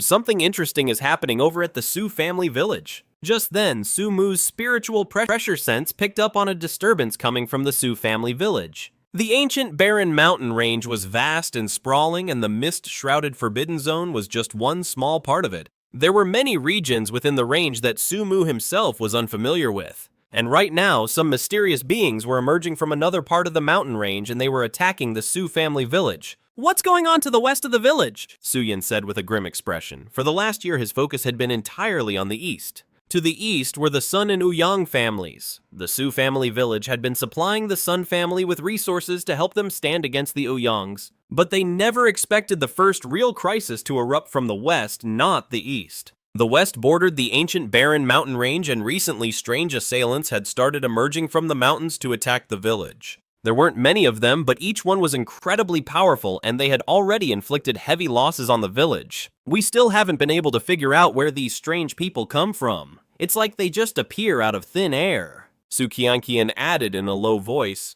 And what's more, these people, they don't seem to feel anything. No matter what we hit them with, they never back down. That makes them terrifyingly effective in combat. Just as they were speaking, Su Zheng came rushing over. This is bad. The ghouls have appeared again, and they're fighting their way towards our village. Everyone from the Su family was startled. They quickly got up and headed for the main gate. From a bamboo watchtower at the village entrance, they had a clear view of the area outside. Sure enough, the ghouls were on the attack. This time there were dozens of them. Su King's face turned grim, and the other villagers wore the same dark expressions. Just a handful of them had been incredibly difficult to deal with before, and now there were dozens. "Hold them back with everything you've got. We can't let them break through," Su Yan shouted. "There are elders, women, and children in this village. If those things get inside, the consequences will be unthinkable." "Grand Elder, the Sun family is here," Su Qianqian reminded him quietly. Members of the Sun family had come to the village today to trade for resources. The one leading them was none other than Sun Zhengping. This is bad. Su Yan's heart sank. If the Sun family saw this, their alliance might waver. If the Sun family witnesses our fight against these ghouls, they'll see right through us. They'll see how weak we really are. Even though the village was many times stronger than it used to be, compared to an ancient established clan like the Sun family, they were still weak. If the Sun family sees our true strength, they might just decide to take over the village for themselves. Worry spread across the face of the Su family members. They knew their clan was in grave danger, but they had no way to solve the crisis. The ghouls had reached the village gates, and the Su family cultivators were already locked in battle with them. But it was obvious they were struggling to hold their ground. Meanwhile, in the village guest house, several members of the Sun family stood on the roof. This battle should give us a perfect opportunity to see the Su family's true strength, a middle-aged cultivator from the Sun family said with a smirk. Sun Zhengping nodded. But after just a brief observation, they couldn't help but frown. It seemed Su village wasn't very strong at all. Based on the power they were displaying, they really didn't look like a family that had stumbled upon some great fortune. A few of the Sun family members muttered, "If this is really all the strength Su village has."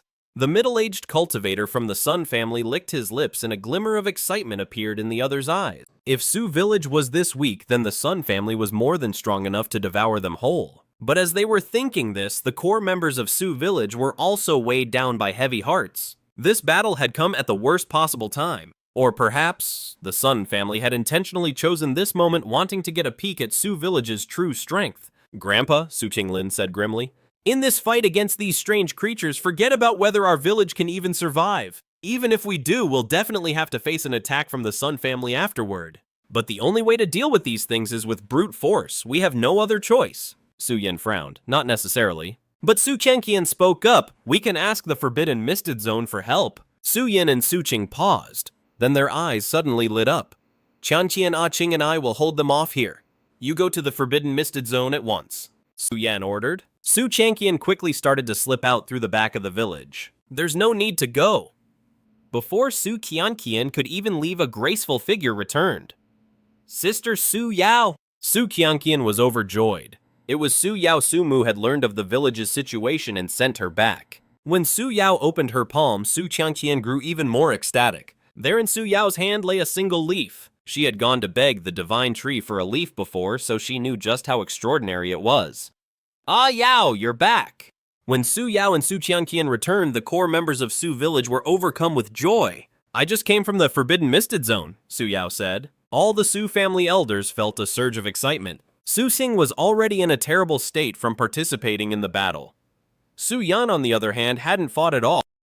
After all, the moment he made a move, his true power would be exposed. The Sun family had always been wary of Su village precisely because they mistakenly believed Su Yan was a Foundation establishment master. Su Yao spread her fingers, revealing the leaf talisman in her palm. Then, just as the divine tree had instructed, she poured her spiritual energy into it and threw it toward the haunted territory. Her eyes were still filled with curiosity, wondering just what kind of power this leaf from the divine tree actually held. The faces of the Su family were filled with anticipation when at that very moment a powerful aura burst from the leaf. The next instant, a blinding green light erupted, illuminating the entire sky. Everyone for miles around was startled. After all, dusk had already fallen and the world was quite dark. No one could have imagined such a brilliant green light would suddenly appear. Then something even more incredible happened. After appearing, the green light transformed into countless streams of green energy. They shot out with perfect accuracy, striking the strange creatures. One by one, the creatures' bodies were blasted apart and they collapsed to the ground. With just a single flash of green light, the dozens of abominations that had left Su village completely helpless were all dead. Young master. The middle-aged man from the Sun family looked horrified, swallowing nervously. Sun Zhengping was shocked at first, but then his expression turned grave. He said, "Do you think that was a coincidence?" A coincidence? How could that possibly be a coincidence? Sun Fu said in terror. Even if it were, there's no way that strange green light could have been so precise. It perfectly wiped out the enemies of Su village, yet not a single villager was harmed. Without a doubt, this was Su village's doing, but what kind of power was this? Sun Zhengping could not comprehend it. This Su village, they're far more powerful than we ever imagined. Sun Fu's voice was heavy with dread. It's a good thing we didn't make any rash moves. Sun Zhengping said, his heart still pounding with fear. Let's keep watching. Right now, I strongly suspect that Su village might be one of the hidden ancient clans. Sun Fu asked, what makes you say that? Sun Zhengping said, a while ago I accompanied the clan head on a trip to the Xiang sect. The Xiang sect informed all the major clans that the celestial order has shifted.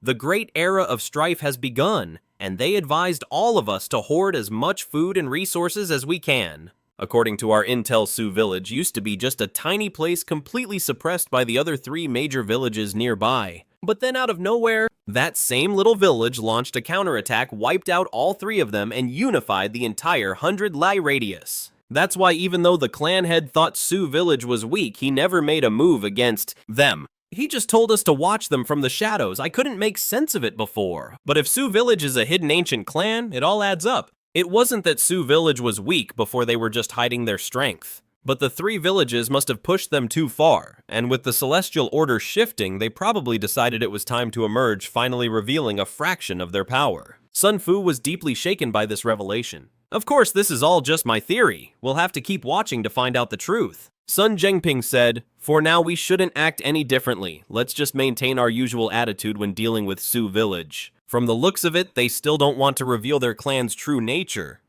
So we'll just play dumb. Right. Sun Zhengping nodded grimly. Meanwhile, the people of Su village were also in shock, which soon erupted into thunderous cheers. Su Xing swallowed hard. Could this be a gift from the great divine tree? To think a single tiny leaf could hold such incredible power. Even though we saw it last time, it's still just as shocking. Su Yan still found it inconceivable.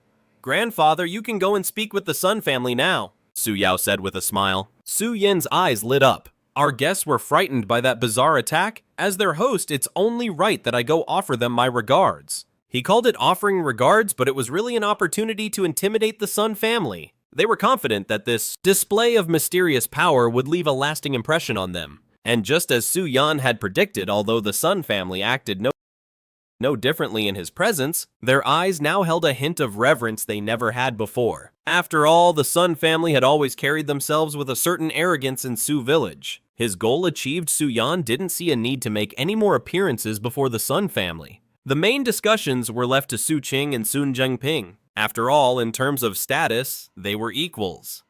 But in the misty Forbidden Zone, Su Mu felt a faint stir in his spirit. He sensed that Su village's crisis wasn't over yet. These strange beings don't seem like sentient creatures. They're more like puppets. Su Mu relayed this suspicion to Su Yao. Su Yao's expression turned to one of shock. Puppets. If that's true, then it's probably the work of the corpse ghoul master Kui. Su Mu felt his understanding of cultivation deepen once again. The corpse puppets are all controlled by evil cultivators or demonic creatures, Su Yao said grimly. This is far more serious than we imagined. As if to prove Sumu and Suyao's suspicions, the very next day dozens more of those eerie figures appeared. The sight drained the color from the faces of the Su family villagers, filling them with a deeply unsettling premonition. The thought of these creatures being endless was enough to fill them with terror. Not far from the village, several figures materialized. If anyone from the Su family village had been there, they would have instantly recognized one of them. It was Zhao Xueqing. This time, however, the leader wasn't Zhao Xueqing, but a middle-aged man. Corpse demons! They're really corpse demons! The middle-aged man's expression was incredibly grim. So the intelligence we received, it was actually true. There really are corpse demons on the outskirts of the ancient barren mountains.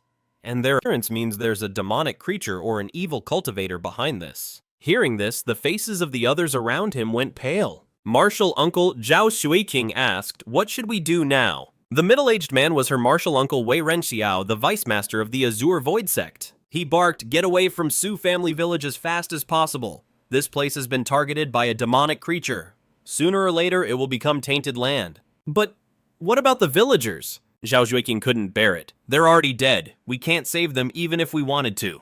If we leave too late, we'll die here too," Wei Renxiao said.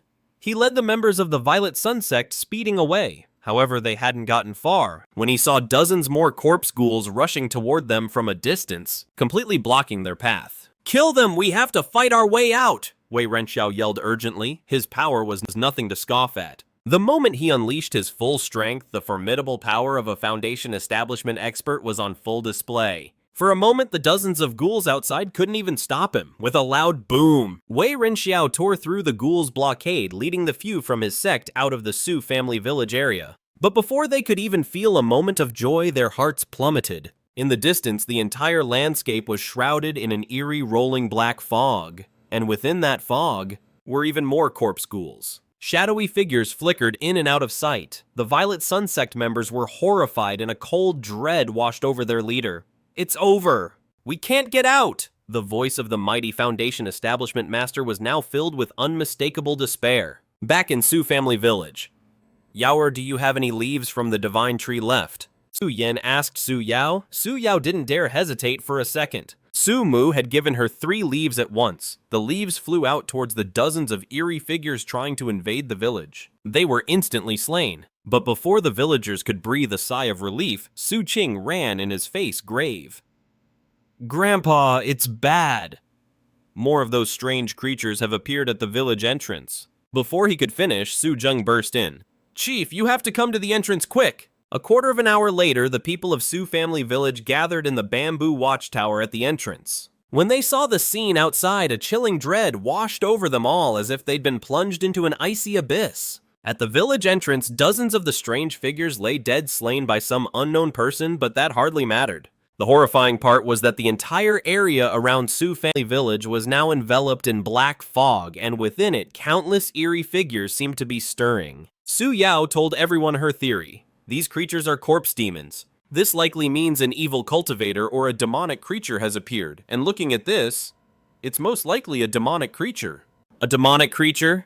Su Yan's eyes widened in fear. Although his cultivation was low, his knowledge was vast, and he knew how terrifying demons were. Is the Spirit Star era truly a blessing for humanity or a curse? This era is indeed full of opportunities, allowing cultivators to advance at a faster pace. But on the other side of that coin, demons and monsters have also made a comeback. "What's a demon?" the other Su family villagers asked, confused. "It's a type of bizarre entity that exists in this world," Su Yan said in despair. "In all of recorded history, wherever a demon has appeared, an entire city has been wiped from existence. Forget about our Su family village, even large cities with hundreds of thousands of people become a living hell when they encounter a demon." Hearing this, the other villagers were struck with terror. "The corpse nightmare was killed, so can't we kill this demon too?" Su Qianqian asked. But Su Yan replied, "It's useless. They say demons are immortal and indestructible. The Ziyang sect once had a master at the peak of the Foundation stage who tried to slay a demon. But the demon kept reviving after being killed, and in the end, it wore that master down until he died of exhaustion." As soon as he said this, the villagers' terror intensified. "Is there really no hope for us at all?" Su Qing asked, unwilling to give up. "Maybe there is," Su Yan said. "Our only hope is to pray. Pray that the demon we've encountered isn't a greater demon. Some demons don't have such a big appetite." If it gets full after eating a few hundred people, it will leave on its own. There have been cases where some cities weren't completely annihilated, and it was always because of this. Leader, look! Su Zheng suddenly shouted, pointing into the black fog. Su Yin and the others all turned to look, and what they saw made their pupils shrink. Within the black fog, they saw a colossal figure. It was a gigantic black flower. It looked like a datura flower, but its size was immense, a full 30 zhang tall. Terrifyingly, the people saw black pollen drifting out from this giant black flower. It was floating towards the Su family village. They watched in horror as any person, bird, or beast that touched the pollen along the way would become rigid, controlled, just like those strange people from before. So that's where those creepy people came from. At this rate, if we get touched by that pollen, won't we turn into one of them too? The villagers were petrified. Let's go down. Su Yan didn't dare stay at the village entrance any longer. With no cover, they could easily be contaminated by the pollen. In the forbidden zone of mist, Sumu couldn't see that far, but through Su Yao's description, he roughly understood what was happening. A giant black flower 30 zhang tall that could control other creatures with its pollen. A flicker of interest appeared in Sumu's eyes. To think another being besides myself exists. Another plant with such immense power. However, humans call this thing a demon. Does that mean, in the eyes of humans, am I also a demon? With this thought, Sumu decided to ask Su Yao. Su Yao hesitated for a moment before saying, Lord Divine Tree, an ignorant person might indeed see you as a demon. But I know you are different from them. A demon's power and aura are corrupt and evil, but your aura, my lord, is incredibly pure. And your power is the most sacred force in this world. Accepting power from other demons can easily cause one to lose their mind, either turning them into mindless killing machines or twisting their personality until they become depraved. But after receiving your power, Lord Divine Tree, all the impurities in his and the other villagers' bodies were cleansed. Their cultivation aptitude also improved dramatically. This is why he and the people of Su Family Village are so devoted to the Divine Tree. If the Divine Tree was only powerful, they would never trust him with their whole hearts. Hearing this, Sumu was lost in thought. From what Su Yao said, it was clear if the human race knew he existed, they would undoubtedly see him as a demon. That meant he had to be even more wary of humans. Chapter 49, The Calamity of Sujia Village. This datura flower was quite a thorny problem, and Su Mu felt the trouble mounting. The datura flower was incredibly powerful, and since he couldn't move, there was really nothing he could do about it. But he couldn't just stand by and watch Sujia Village be destroyed. It was his only channel to the outside world. Sujia Village might not be very strong right now, but he couldn't afford to lose that connection. And he certainly couldn't tolerate another powerful being blocking his own doorstep. Fortunately, to save Sujia Village, I don't necessarily have to defeat or kill this demon. I just need to make it back off. A thought struck Su Mu. Judging by its actions, this demon seemed to be intelligent. If it went on a true rampage, I'm not even sure I could stop it outside the Forbidden Mist Zone. But if it's smart, it should switch targets once it realizes Sujia Village is too tough a nut to crack. After all, there's no shortage of territory in this world. As long as the demon is intelligent, it won't be foolish enough to fight Sujia Village to the death. He thought of one of his abilities, the sword control technique. If I could control a leaf and send it to Sujia Village, I could use it as a relay point to unleash the power of the mist. Sumu thought to himself, but my third-tier sword control technique isn't strong enough for that. He'd need a fourth-tier technique.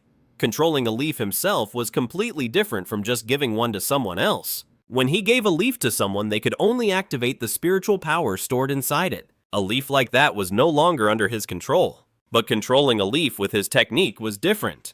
His spiritual power would remain connected to it. Its power would be drastically increased. The leaf would essentially become an extension of himself. However, raising the ability from the third to the fourth tier would cost 1,000 years of his lifespan. Right now, he didn't have enough lifespan, he could only wait. Meanwhile, the core members of Sujia Village were holding a discussion. Grandfather, can we ask the Divine Tree to destroy this demon? Su Qing whispered. Perhaps the Divine Tree does have the power to destroy this creature. Su Yin said, but we are of little value to the Divine Tree. On the contrary, he has helped us time and time again. How can we possibly trouble him with every little thing? Besides, this demon is incredibly powerful. Besides this demon, this is a terrifying situation. If even the Divine Tree finds it to be a thorny problem, we might end up dragging him into danger as well. The villagers fell silent. They knew they couldn't be that shameless. From now on, Sujia Village will be on high alert. We'll consolidate our forces and do everything in our power to protect ourselves, Su Yin declared decisively. The Black Chrysanthemum didn't launch a full-blown assault on Sujia Village. Instead, its pollen drifted into the village every day.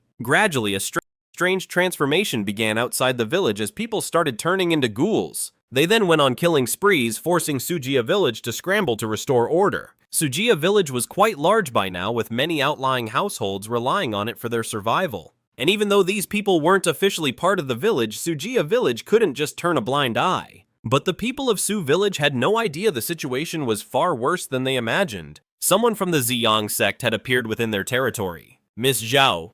Su Yan stared in shock at the group before him. There were 5 of them and he recognized one. It was none other than Zhao Shuiqing. Leader Su, this is my martial uncle Wei Renxiao. He is also the vice hallmaster of the Ziyang sect's Qingqiu Hall of Foundation Establishment Expert, Zhao Shuiqing said. The villagers of Su village turned pale. Hallmaster, we are honored by your presence. Please forgive us for not providing a proper welcome. It is our gravest mistake, Su Yan said. Cut the crap, Wei Renxiao said flatly. From now on, I'm in charge of Su village. You will all cooperate with me to the best of your abilities, understand? The hearts of everyone in Su village sank.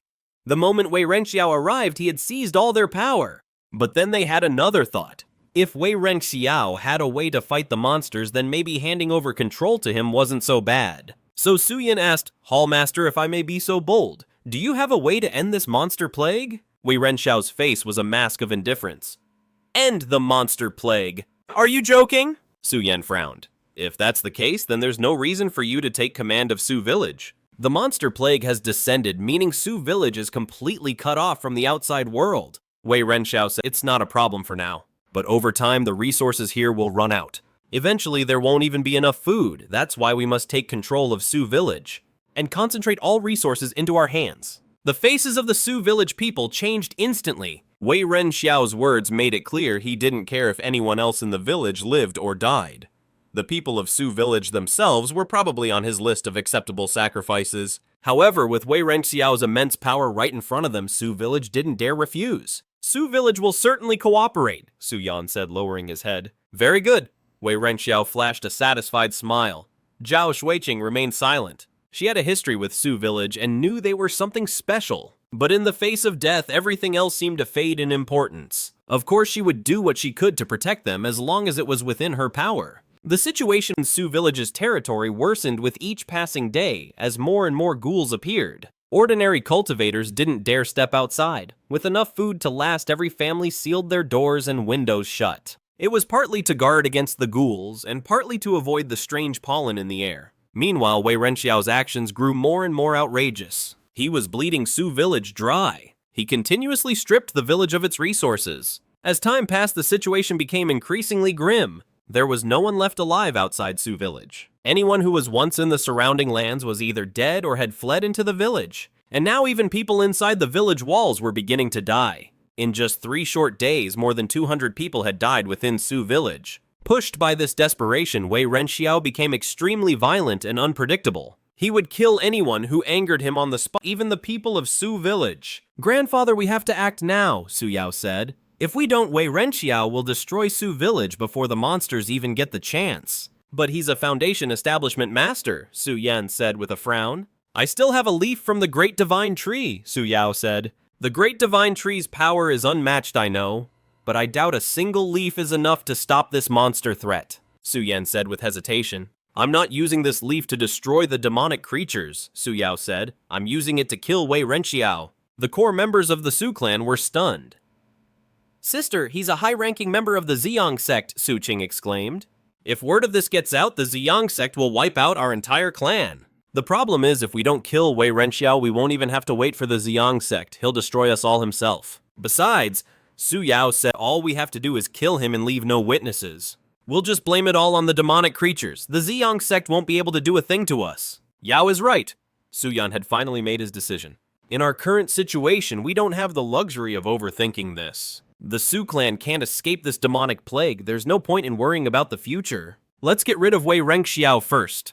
At least then we can have some peace before the clan is completely wiped out. With my status as a disciple of the Qingqiu mansion, I can't be seen. So I'll give this leaf to Xianxia, Su Yao said. But before the Su clan could make their move, Wei Renxiao appeared before them. I hear you have a secret technique, one that can kill a creature like Shuiqing, Wei Renxiao said with a smirk.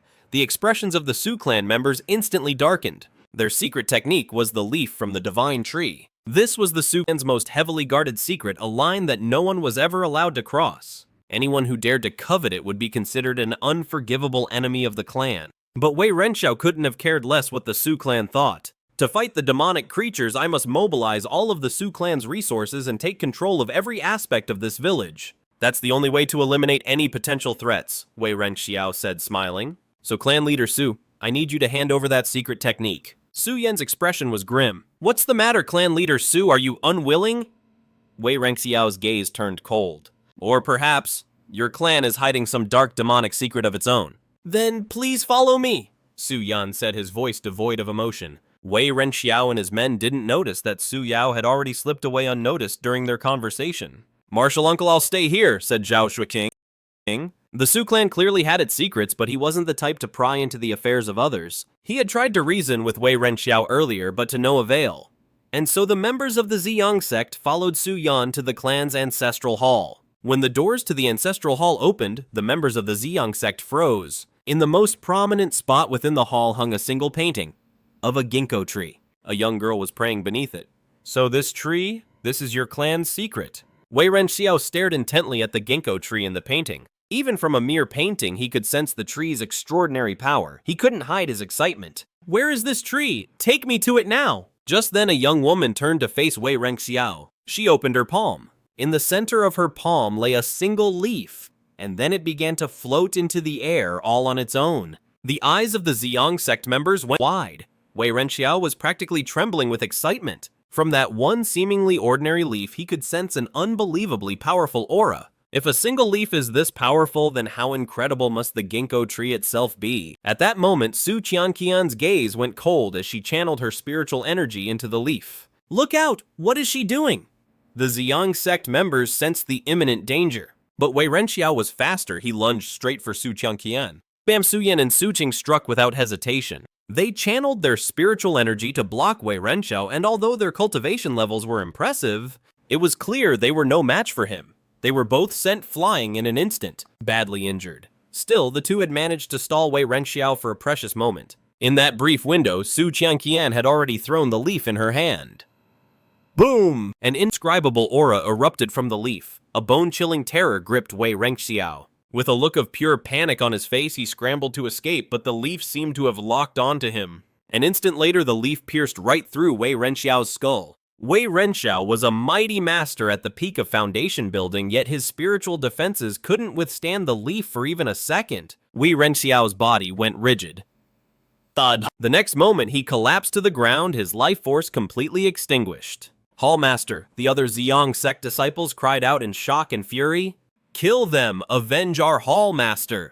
The Su family villagers swarmed in from all sides, surrounding and attacking the other Xiang sect cultivators. Over the past few days, their hatred for these people from the Xiang sect had reached a boiling point. Now they attacked with reckless abandon, while the members of the Xiang sect, though strong, were completely demoralized by Wei Renxiao's death. They stood no chance against the villagers' onslaught. A quarter of an hour later, at the cost of 23 wounded villagers, the Su family village had annihilated every last one of the Xiang sect members. Su Zheng said, "There's still one left." The core members of the Su family village hesitated. They knew Su Zheng was talking about Zhao Shuiqing. Su Qianqian quickly chimed in, "Big sister Zhao hasn't really done anything to our village these past few days, and she didn't even come this time. Besides, she's Su Luo's senior sister. She was the one who brought Su Luo to the Xiang sect in the first place." "But we killed Xiang sect people," Su Zheng countered. "If we let her go, what's to stop her from reporting us to the sect?" For a moment, the core members of the village were at a loss. Su Yan thought for a bit, then said, "Let's bring her here first. We can talk to her and then decide." There was, after all, a certain bond between Zhao Shuiqing and the Su family village. They couldn't just be cold-hearted toward someone like her. Someone went to go get Zhao Shuiqing. Meanwhile, the villagers didn't forget to search the bodies of Wei Renxiao and his men. As a high-ranking member of the Xiang sect and a powerful foundation-building expert, Wei Renxiao was, as expected, loaded with valuables. What interested the Su family village the most was the cultivation manual on his body, the flowing light sword technique. This particular sword style was all about one thing: speed. When mastered, the sword's speed was said to be as fast as a streak of light. An actual sword technique. Su Zheng gasped. In the world of cultivation, sword techniques were extremely rare. What's that? Su Qing suddenly asked in surprise, and everyone else looked over. They saw Su Qing pull a small bottle from inside Wei Renqiao's robes and open it. Inside the small vial were 3 drops of an amber-colored blood-like liquid. At that very same instant, far away in the misty forbidden zone, Su Mu's heart skipped a beat. His spiritual energy surged uncontrollably. This aura. Su Mu thought his expression a mask of shock. From those 3 drops of amber liquid, Su Mu could sense an incredibly dense life force. This meant the blood-like liquid was alive and its grade was unbelievably high. How could Su Mu possibly remain calm at such a discovery? The villagers unaware of Su Mu's revelation just wondered, "What is this stuff?" "No idea, but it looks incredibly valuable," they murmured, looking at one another. After all, an item of this caliber was far beyond anything they had ever encountered before. Su Qianqian spoke up then. "Whatever this is, we can offer it to the Lord Divine Tree. For it to be so treasured by Wei Renqiao, it might really be a treasure. Perhaps it will be of some use to the Lord Divine Tree." Good point. Su Qing and Su Zheng both nodded in agreement. Take today, for example. If it weren't for the Lord Divine Tree, they never would have been able to kill Wei Renqiao. Then we'll offer this bottle of liquid to the Lord Divine Tree, Su Yan decided. Ah, Yao, you were the first to be recognized by the Lord Divine Tree. You should make the trip to the Forbidden Fog Zone. Su Yao nodded. His knowledge was a bit more extensive. The liquid reminded him of the blood of some powerful demons, but even so, he couldn't determine the grade of this mysterious blood. As they were speaking, someone arrived with Zhao Shuiqing. Zhou Shiqing's face was also filled with shock. Although she had long known that the Su village was extraordinary, hearing that they had killed Wei Renqiao still felt unbelievable. And looking at the Su village's current state, they clearly hadn't suffered any significant damage. They killed a master at the peak of the Foundation establishment stage with almost no cost. What did that even mean? The Su village became even more unfathomable in Zhao Shuiqing's mind. Perhaps even junior sister Su Luo doesn't fully understand her own family, Zhao Shuiqing thought to herself. She had asked Su Luo about the Su village before, but Su Luo didn't know much either. Chapter 51, Blood of the Azure Dragon. Miss Zhao, you're aware of the situation. What do you think we should do? Su Yan threw the question to Zhao Shuiqing and her heart went cold. She knew that even though she had some friendship with the Su village, this matter concerned the family's safety. If her answer didn't satisfy them, the Su village would absolutely kill her. She made a swift decision. Uncle Su Luo and I are sisters in training. In my heart, you are no different from my own family. And since my parents passed away when I was young and I was raised by my master, I am willing to recognize you as my adoptive father. Su Yan was stunned, clearly not expecting Zhao Shuiqing to answer this way. Are you truly willing? He asked a moment later. If what Zhao Shuiqing said was true, it would undoubtedly be a perfect solution for everyone. Of course, Zhao Shuiqing said without hesitation. Her life was on the line. Besides, in her view, the Su village was so unfathomably powerful, she had absolutely nothing to lose by acknowledging Su Yan as her adoptive father. The other members of the Su village also breathed a sigh of relief. This way, Zhao Shuiqing would effectively become one of them, her fate tied to theirs. There would be no benefit for Zhao Shuiqing to betray the Su village. That very day, Su Yan held a grand ceremony inviting hundreds of people to witness him taking Zhao Shuiqing as his adopted daughter, making it impossible for her to go back on her word. While the ceremony was underway, Su Yao headed to the Forbidden Fog Zone. Lord Divine Tree. Su Yao took out the bottle. He and Su Mu had already communicated through their thoughts, so there was no need for pleasantries. Su Mu had been looking forward to this for a long time. The bottle was opened. Sensing it up close, Su Mu could perceive even more clearly how extraordinary these 3 drops of blood were. Each drop of blood seemed like an independent life form, which horrified Su Mu. Could it be that the legendary beings who could be reborn from a single drop of blood actually exist? He quickly investigated the information of the 3 drops of blood. Blood of the Azure Dragon. Race blood of the Azure Dragon. State degenerated. Length 5 millimeters. Beast essence 7,000 years. Grade mid-grade 4th order. Ability power of rebirth. Shocked. Su Mu was utterly and completely shocked. This was just a single drop of fresh blood, but it turned out to be as powerful as a tier 4 entity. That rank is even higher than Su Mu's current level. It's terrifying. And this blood is in a degenerated state.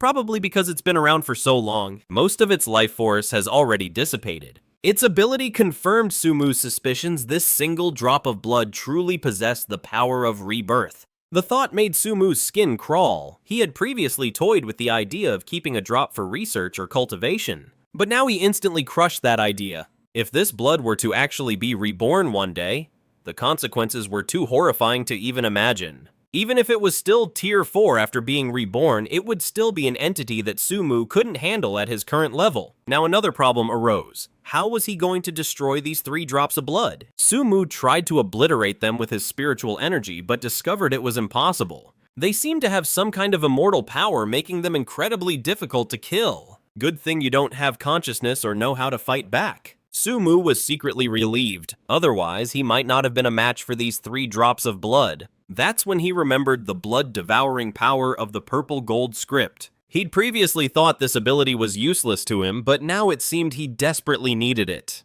Coincidentally, after accumulating for the past few days, he had 570 years of lifespan. Blood-devouring power, copy. With a single thought, Sumu copied the blood-devouring power and began to absorb the energy within the 3 drops of blood. As he absorbed it, the energy within the 3 drops of blood steadily vanished, just as he thought the depleted energy couldn't regenerate. After 15 minutes, 1 drop of blood was dead and Sumu gained 7,000 years of lifespan. Half an hour later, all 3 drops of blood were gone, and Sumu had gained a total of 21,000 years of lifespan. He instantly felt like he'd struck it rich. Before, he was just focused on accumulating 3,000 years of lifespan as quickly as possible so he could upgrade his sword control technique to Tier 4. He never expected the Su family village would bring him such a windfall. This only strengthened Sumu's resolve. He had to nurture the Su family village. After all, the resources in the ancient barren mountains were limited. Only by developing the village could he have them gather more resources from all over. Sword control technique, upgrade. Wow! 3,000 years of lifespan vanished and the sword control technique leveled up to Tier 4. Heart of Faith upgrade. Another 1,000 years of lifespan disappeared and the power of faith also rose to Tier 4. Sumu felt more loaded than ever before. Power of a guilty conscience upgrade, that too ascended to Tier 4. Boom Sumu suddenly broke through, advancing from the middle stage of Tier 3 to the upper stage of Tier 3. He checked his lifespan, still 12,000 years left.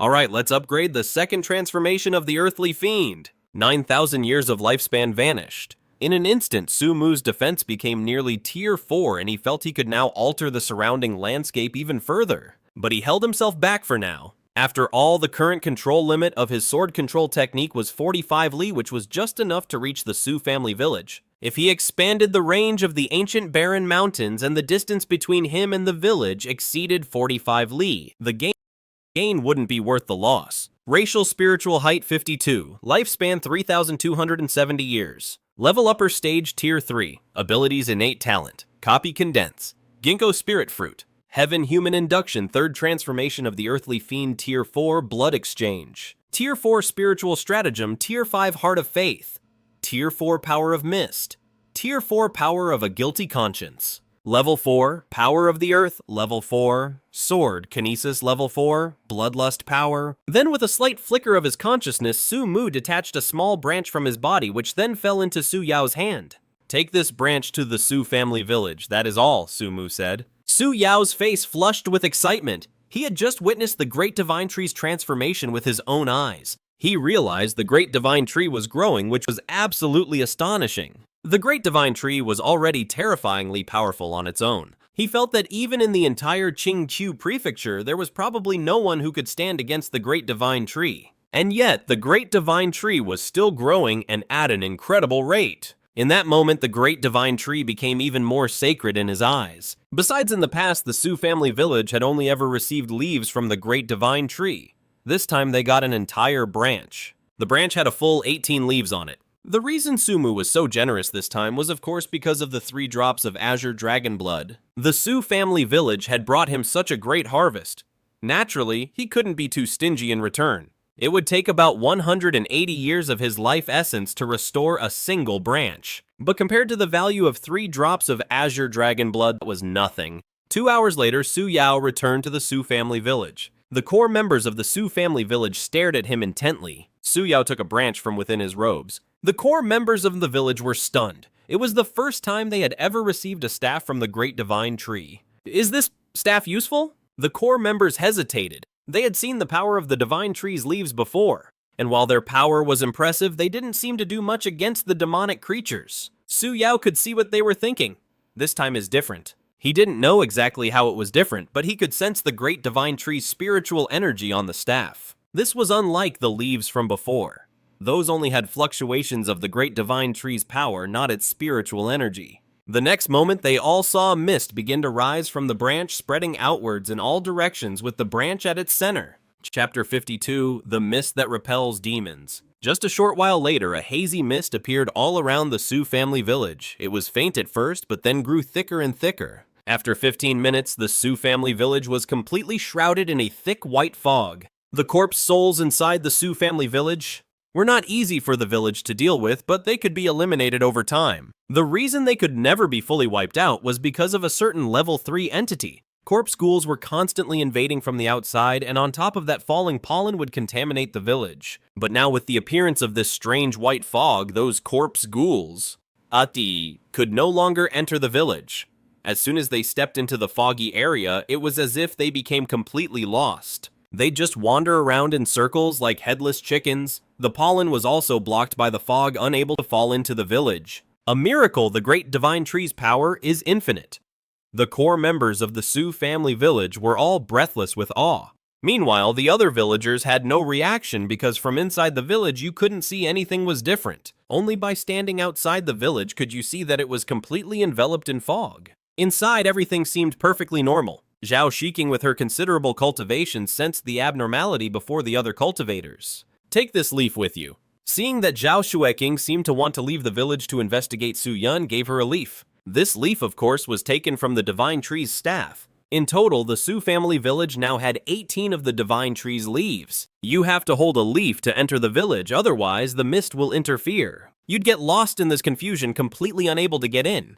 Zhao Shueqing felt a stir in his heart. He could sense that this leaf was something special. Could this leaf be related to the secrets of Su family village? Driven by curiosity, Zhao Shueqing took the leaf and left the village, heading outside. What he saw left him absolutely stunned. Su family village was no longer visible anywhere. Ahead of him was only a vast white mist. It was as if a village like Su family village had simply vanished into thin air. Zhao Shueqing tried to walk back into Su family village without using the leaf. But the moment he stepped into the mist, he couldn't tell north from south. He felt as if he had entered a world of mist with no sense of direction at all. No matter how he tried to move forward, he was just walking in circles, completely unable to reach Su family village. Based on the distance, I should only be about a mile from the village entrance. But this short distance, I just can't seem to cross it no matter what I do. Zhao Shiking was in shock. What kind of power was this? Even the Ziyang sect didn't have a technique like this. And you have to remember, the Ziyang sect has been established in the Azure prefecture for over 1,000 years. After trying and failing, Zhao Shueqing was certain he couldn't get through the mist on his own.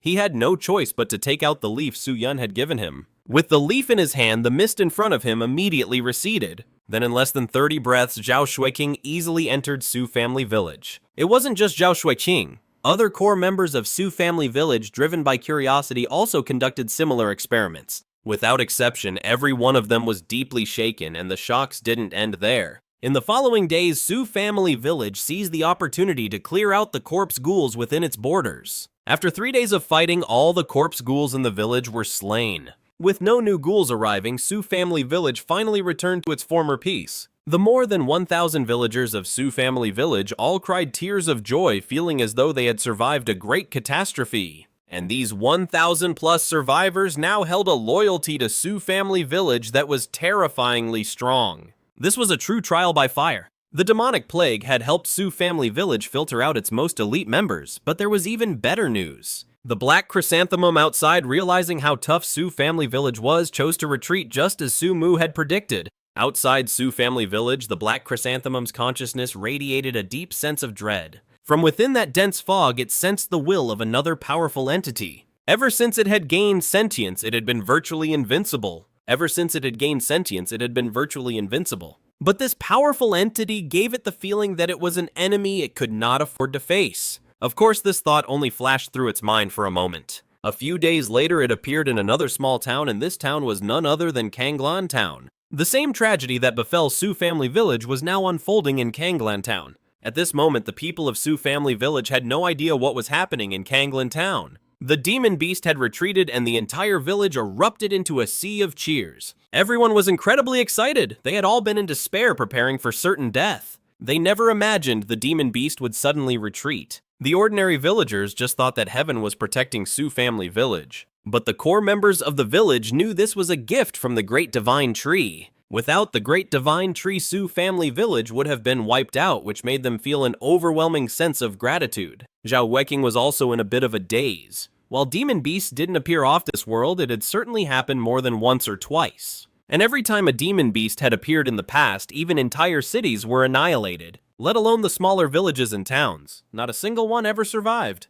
Yet today, Su family village not only survived, but it even repelled the demon beast. He couldn't help but think of the leaf from that day. He'd already returned it to Su Yan. But the leaf's unique structure and aura had left a deep impression on him. He had never seen a leaf from any tree that looked like it was carved from green jade. It was truly incredible. This made him incredibly curious about what kind of tree this leaf came from. Unfortunately, this was clearly a core secret of Su family village, and he wasn't yet qualified to learn it. At the same time as the black chrysanthemum retreated, the dark clouds outside rapidly dispersed. On the top floor of the ancestral hall, a new branch had appeared beneath the original painting of the divine tree. The branch seemed to have a consciousness of its own. When the dark clouds vanished, it stopped releasing the mist. Gradually, Su family village returned to normal. Su Yao, feeling relieved, bid farewell to the people of Su family village. She made another trip to the Forbidden Mist Zone, then returned to Qingqiu Prefecture. Zhao Xueqing also chose to leave, returning to the Xiang sect. It was as if Su family village had gone back to how it was before the demon disaster. At least on the surface, you couldn't tell any difference. 10 li outside Su family village, a human cavalry troop appeared. The faces of the cavalrymen were filled with shock and uncertainty. They were mainly from Nanling City, though some were also from Qingqiu Prefecture. The reason they were here was to monitor the demon beast. The appearance of the demon beast had not only alerted Nanling City and Qingqiu Prefecture, but had even drawn the attention of the entire Great Xia Empire. Originally, they all assumed that since Su family village was targeted by the demon beast, its destruction was a foregone conclusion. Who would have thought the demon beast would suddenly retreat on its own? And so Su family village survived. Guess this village is just lucky. But why would a demon beast just up and leave for no good reason? The cavalrymen murmured among themselves. Could Su family village have something that the demon beast feared? That mist from before was really strange. A cavalryman with thick eyebrows speculated. But how is that possible? This demon? Even the prefectural lord is wary of it and wouldn't dare to face it lightly. Something that could make it afraid. Just how terrifying would that have to be? Don't overthink it. I say Su family village just got lucky. The other cavalrymen scoffed at the idea. Chapter 53. Zhu Xiong Move. In any case, it's a good thing the black chrysanthemum retreated. The cavalry leader said. It's headed towards Kanglan Town. That area used to be under Nanling City's jurisdiction, but now it's mainly Xintian City's responsibility. Let Xintian City deal with the headache. The surrounding cavalrymen all breathed a sigh of relief. Just looking at that black chrysanthemum from a distance made their skin crawl. They were more than happy to avoid dealing with a creature like that. Better for someone else to have the headache than them. Our main focus now is to investigate the Forbidden Mist Zone, the cavalry leader stated. The last squad we sent into the Forbidden Mist Zone vanished without a trace. We were also here to investigate this matter in the first place. It was only because the demonic beasts appeared that our superiors had us monitor them instead. Now that the demonic beasts have retreated, we resume our investigation. We must find out what happened to the last team, the Misty Forbidden Zone under the Great Ginkgo Tree. Great Divine Tree! The Spirit Crows tell me the human exploration team is approaching the Misty Forbidden Zone. The Royal Uncle said that the Spirit Crows have now all advanced to Tier 2. And these are the very ones that just advanced. Species Spirit Crow, length 6 feet, lifespan 300 years. Rank Tier 2 low grade, abilities Gale Force Spirit Sight. With this, all of Sumu's spirit beasts had reached Tier 2. After advancing, the Spirit Crows gained a new ability called Spirit Sight. This ability greatly expands their field of vision, allowing them to see farther and with more precision. As long as they don't enter the inner perimeter, there's no need to bother with them, Sumu said lightly. When the humans first started coming here, I was actually a little curious. After it happened so many times, he couldn't be bothered to constantly watch the outer regions anymore. He had tacitly allowed the humans to explore this area. As long as they stayed out of the inner perimeter, they could do whatever they wanted in the outer zone. On the other side of the ancient wasteland mountains, a thunderous roar echoed out. It was so powerful it shook the very heavens, a roar that seemed to announce the birth of a new overlord. There on a towering mountain peak stood a brown bear. If any spirit beast from the Misty Forbidden Zone had been there, they would have immediately recognized this brown bear as the Earth Tyrant Bear. And the reason the Earth Tyrant Bear erupted with such overwhelming power was because he had broken through. For some time now, the Earth Tyrant Bear had been roaming this great mountain, and with his strength, he had few rivals to begin with. In less than a single month, he had beaten countless beasts into submission, making them tremble before him. However, the beasts of the ancient wasteland mountains were by no means all weak. On this mountain, there were a select few beasts that could barely stand up to the Earth Tyrant Bear. While they were no match for him, it wasn't easy for the Earth Tyrant Bear to defeat them either. And so the Earth Tyrant Bear didn't dare to fight any one of them too fiercely. That would just allow the other beasts to swoop in and take advantage. But today, all of that was destined to change because the Earth Tyrant Bear had broken through. He had advanced from Tier 2 high grade to Tier 2 peak grade. Species Earth Tyrant Bear, height 100 feet. Lifespan 1,200 years. Rank Tier 2 peak grade. Ability Earth and Power. Berserker's Rage. At the same moment in Nanling City, the Heavenly Tome Spirit Formation began to fluctuate violently. What's going on? It's the Ancient Wasteland Mountains, my god. Pearl Herb Mountain in the Ancient Wasteland Mountains. Why did the spiritual energy reading suddenly spike by over 10,000? The Guardians turned pale with fright. A spike of 10,000 in spiritual energy. This almost certainly means a Tier 2 high-grade spirit beast has broken through to peak grade. Could it be? Did that giant bear break through? It appeared out of nowhere just over a month ago. I can't believe it broke through so quickly. Their hearts pounded with fear. This is beyond what we in Nanling City can handle. Report this to Qingqiu Prefecture immediately. A Tier 2 peak grade demonic beast? That's a true greater demon. Soon, Qingqiu Prefecture received the news. Tang Xin also secretly passed the message to Su Yao. Su Yao's reply was, pay it no mind. The expressions of the Guardians at Qingqiu Prefecture's 7-star archive immediately became extremely grave. Raise this bear's threat level immediately, one of them ordered. If it were just a matter of its strength, that would be one thing.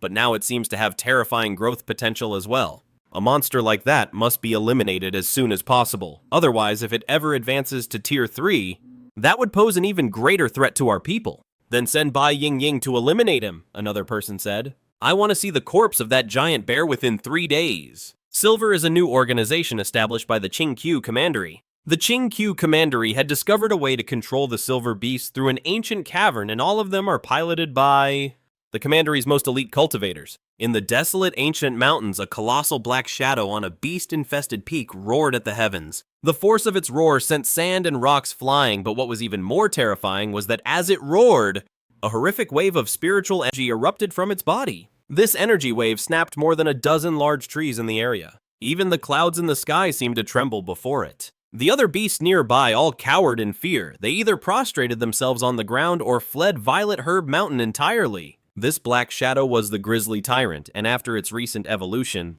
none of its former rivals could challenge it anymore. It had become the absolute overlord of Violet Herb Mountain. Several giant eagles appeared in the sky. They were a squadron of bald eagles. Each one was 50 feet long and radiated a rank 2 aura. In these early days of the Spirit Star era, their level of cultivation was undoubtedly considered powerful. In the past, when facing other demonic beasts, they were always arrogant and looked down upon them. But now gazing at the enormous brown bear below the bald eagles couldn't help but tremble. The bald eagle closest to brown bear felt this fear most intensely. Every feather on its body stood on end. On the bald eagle's back sat a young cultivator. He looked to be in his 20s, but was actually over 40 years old with his cultivation at the early foundation stage. Before he arrived, he was brimming with confidence, thinking his bald eagle squadron could handle this giant bear no problem. But when he finally laid eyes on the terrifying figure below, he realized how naive he had been. Roar! The grizzly tyrant had noticed them up above. It then tore a 100-foot-tall tree straight out of the ground roots and all,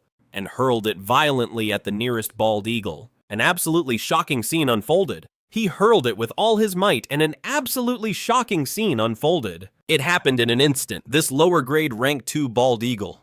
And the early foundation stage cultivator on its back didn't even have time to dodge. Were smashed to pieces by the 100-foot tree. Splat, a gory shower of flesh and blood rained down from the sky. Whoa, pull up, get some altitude! The other cultivators riding the bald eagles were struck with absolute terror. They immediately ordered their eagles to climb higher, terrified of being attacked by the brown bear. At the same time, the rider on the highest eagle held up a bronze mirror. This was the 7-star bronze mirror. It could transmit any image it captured back to the command center in 7-Star Town.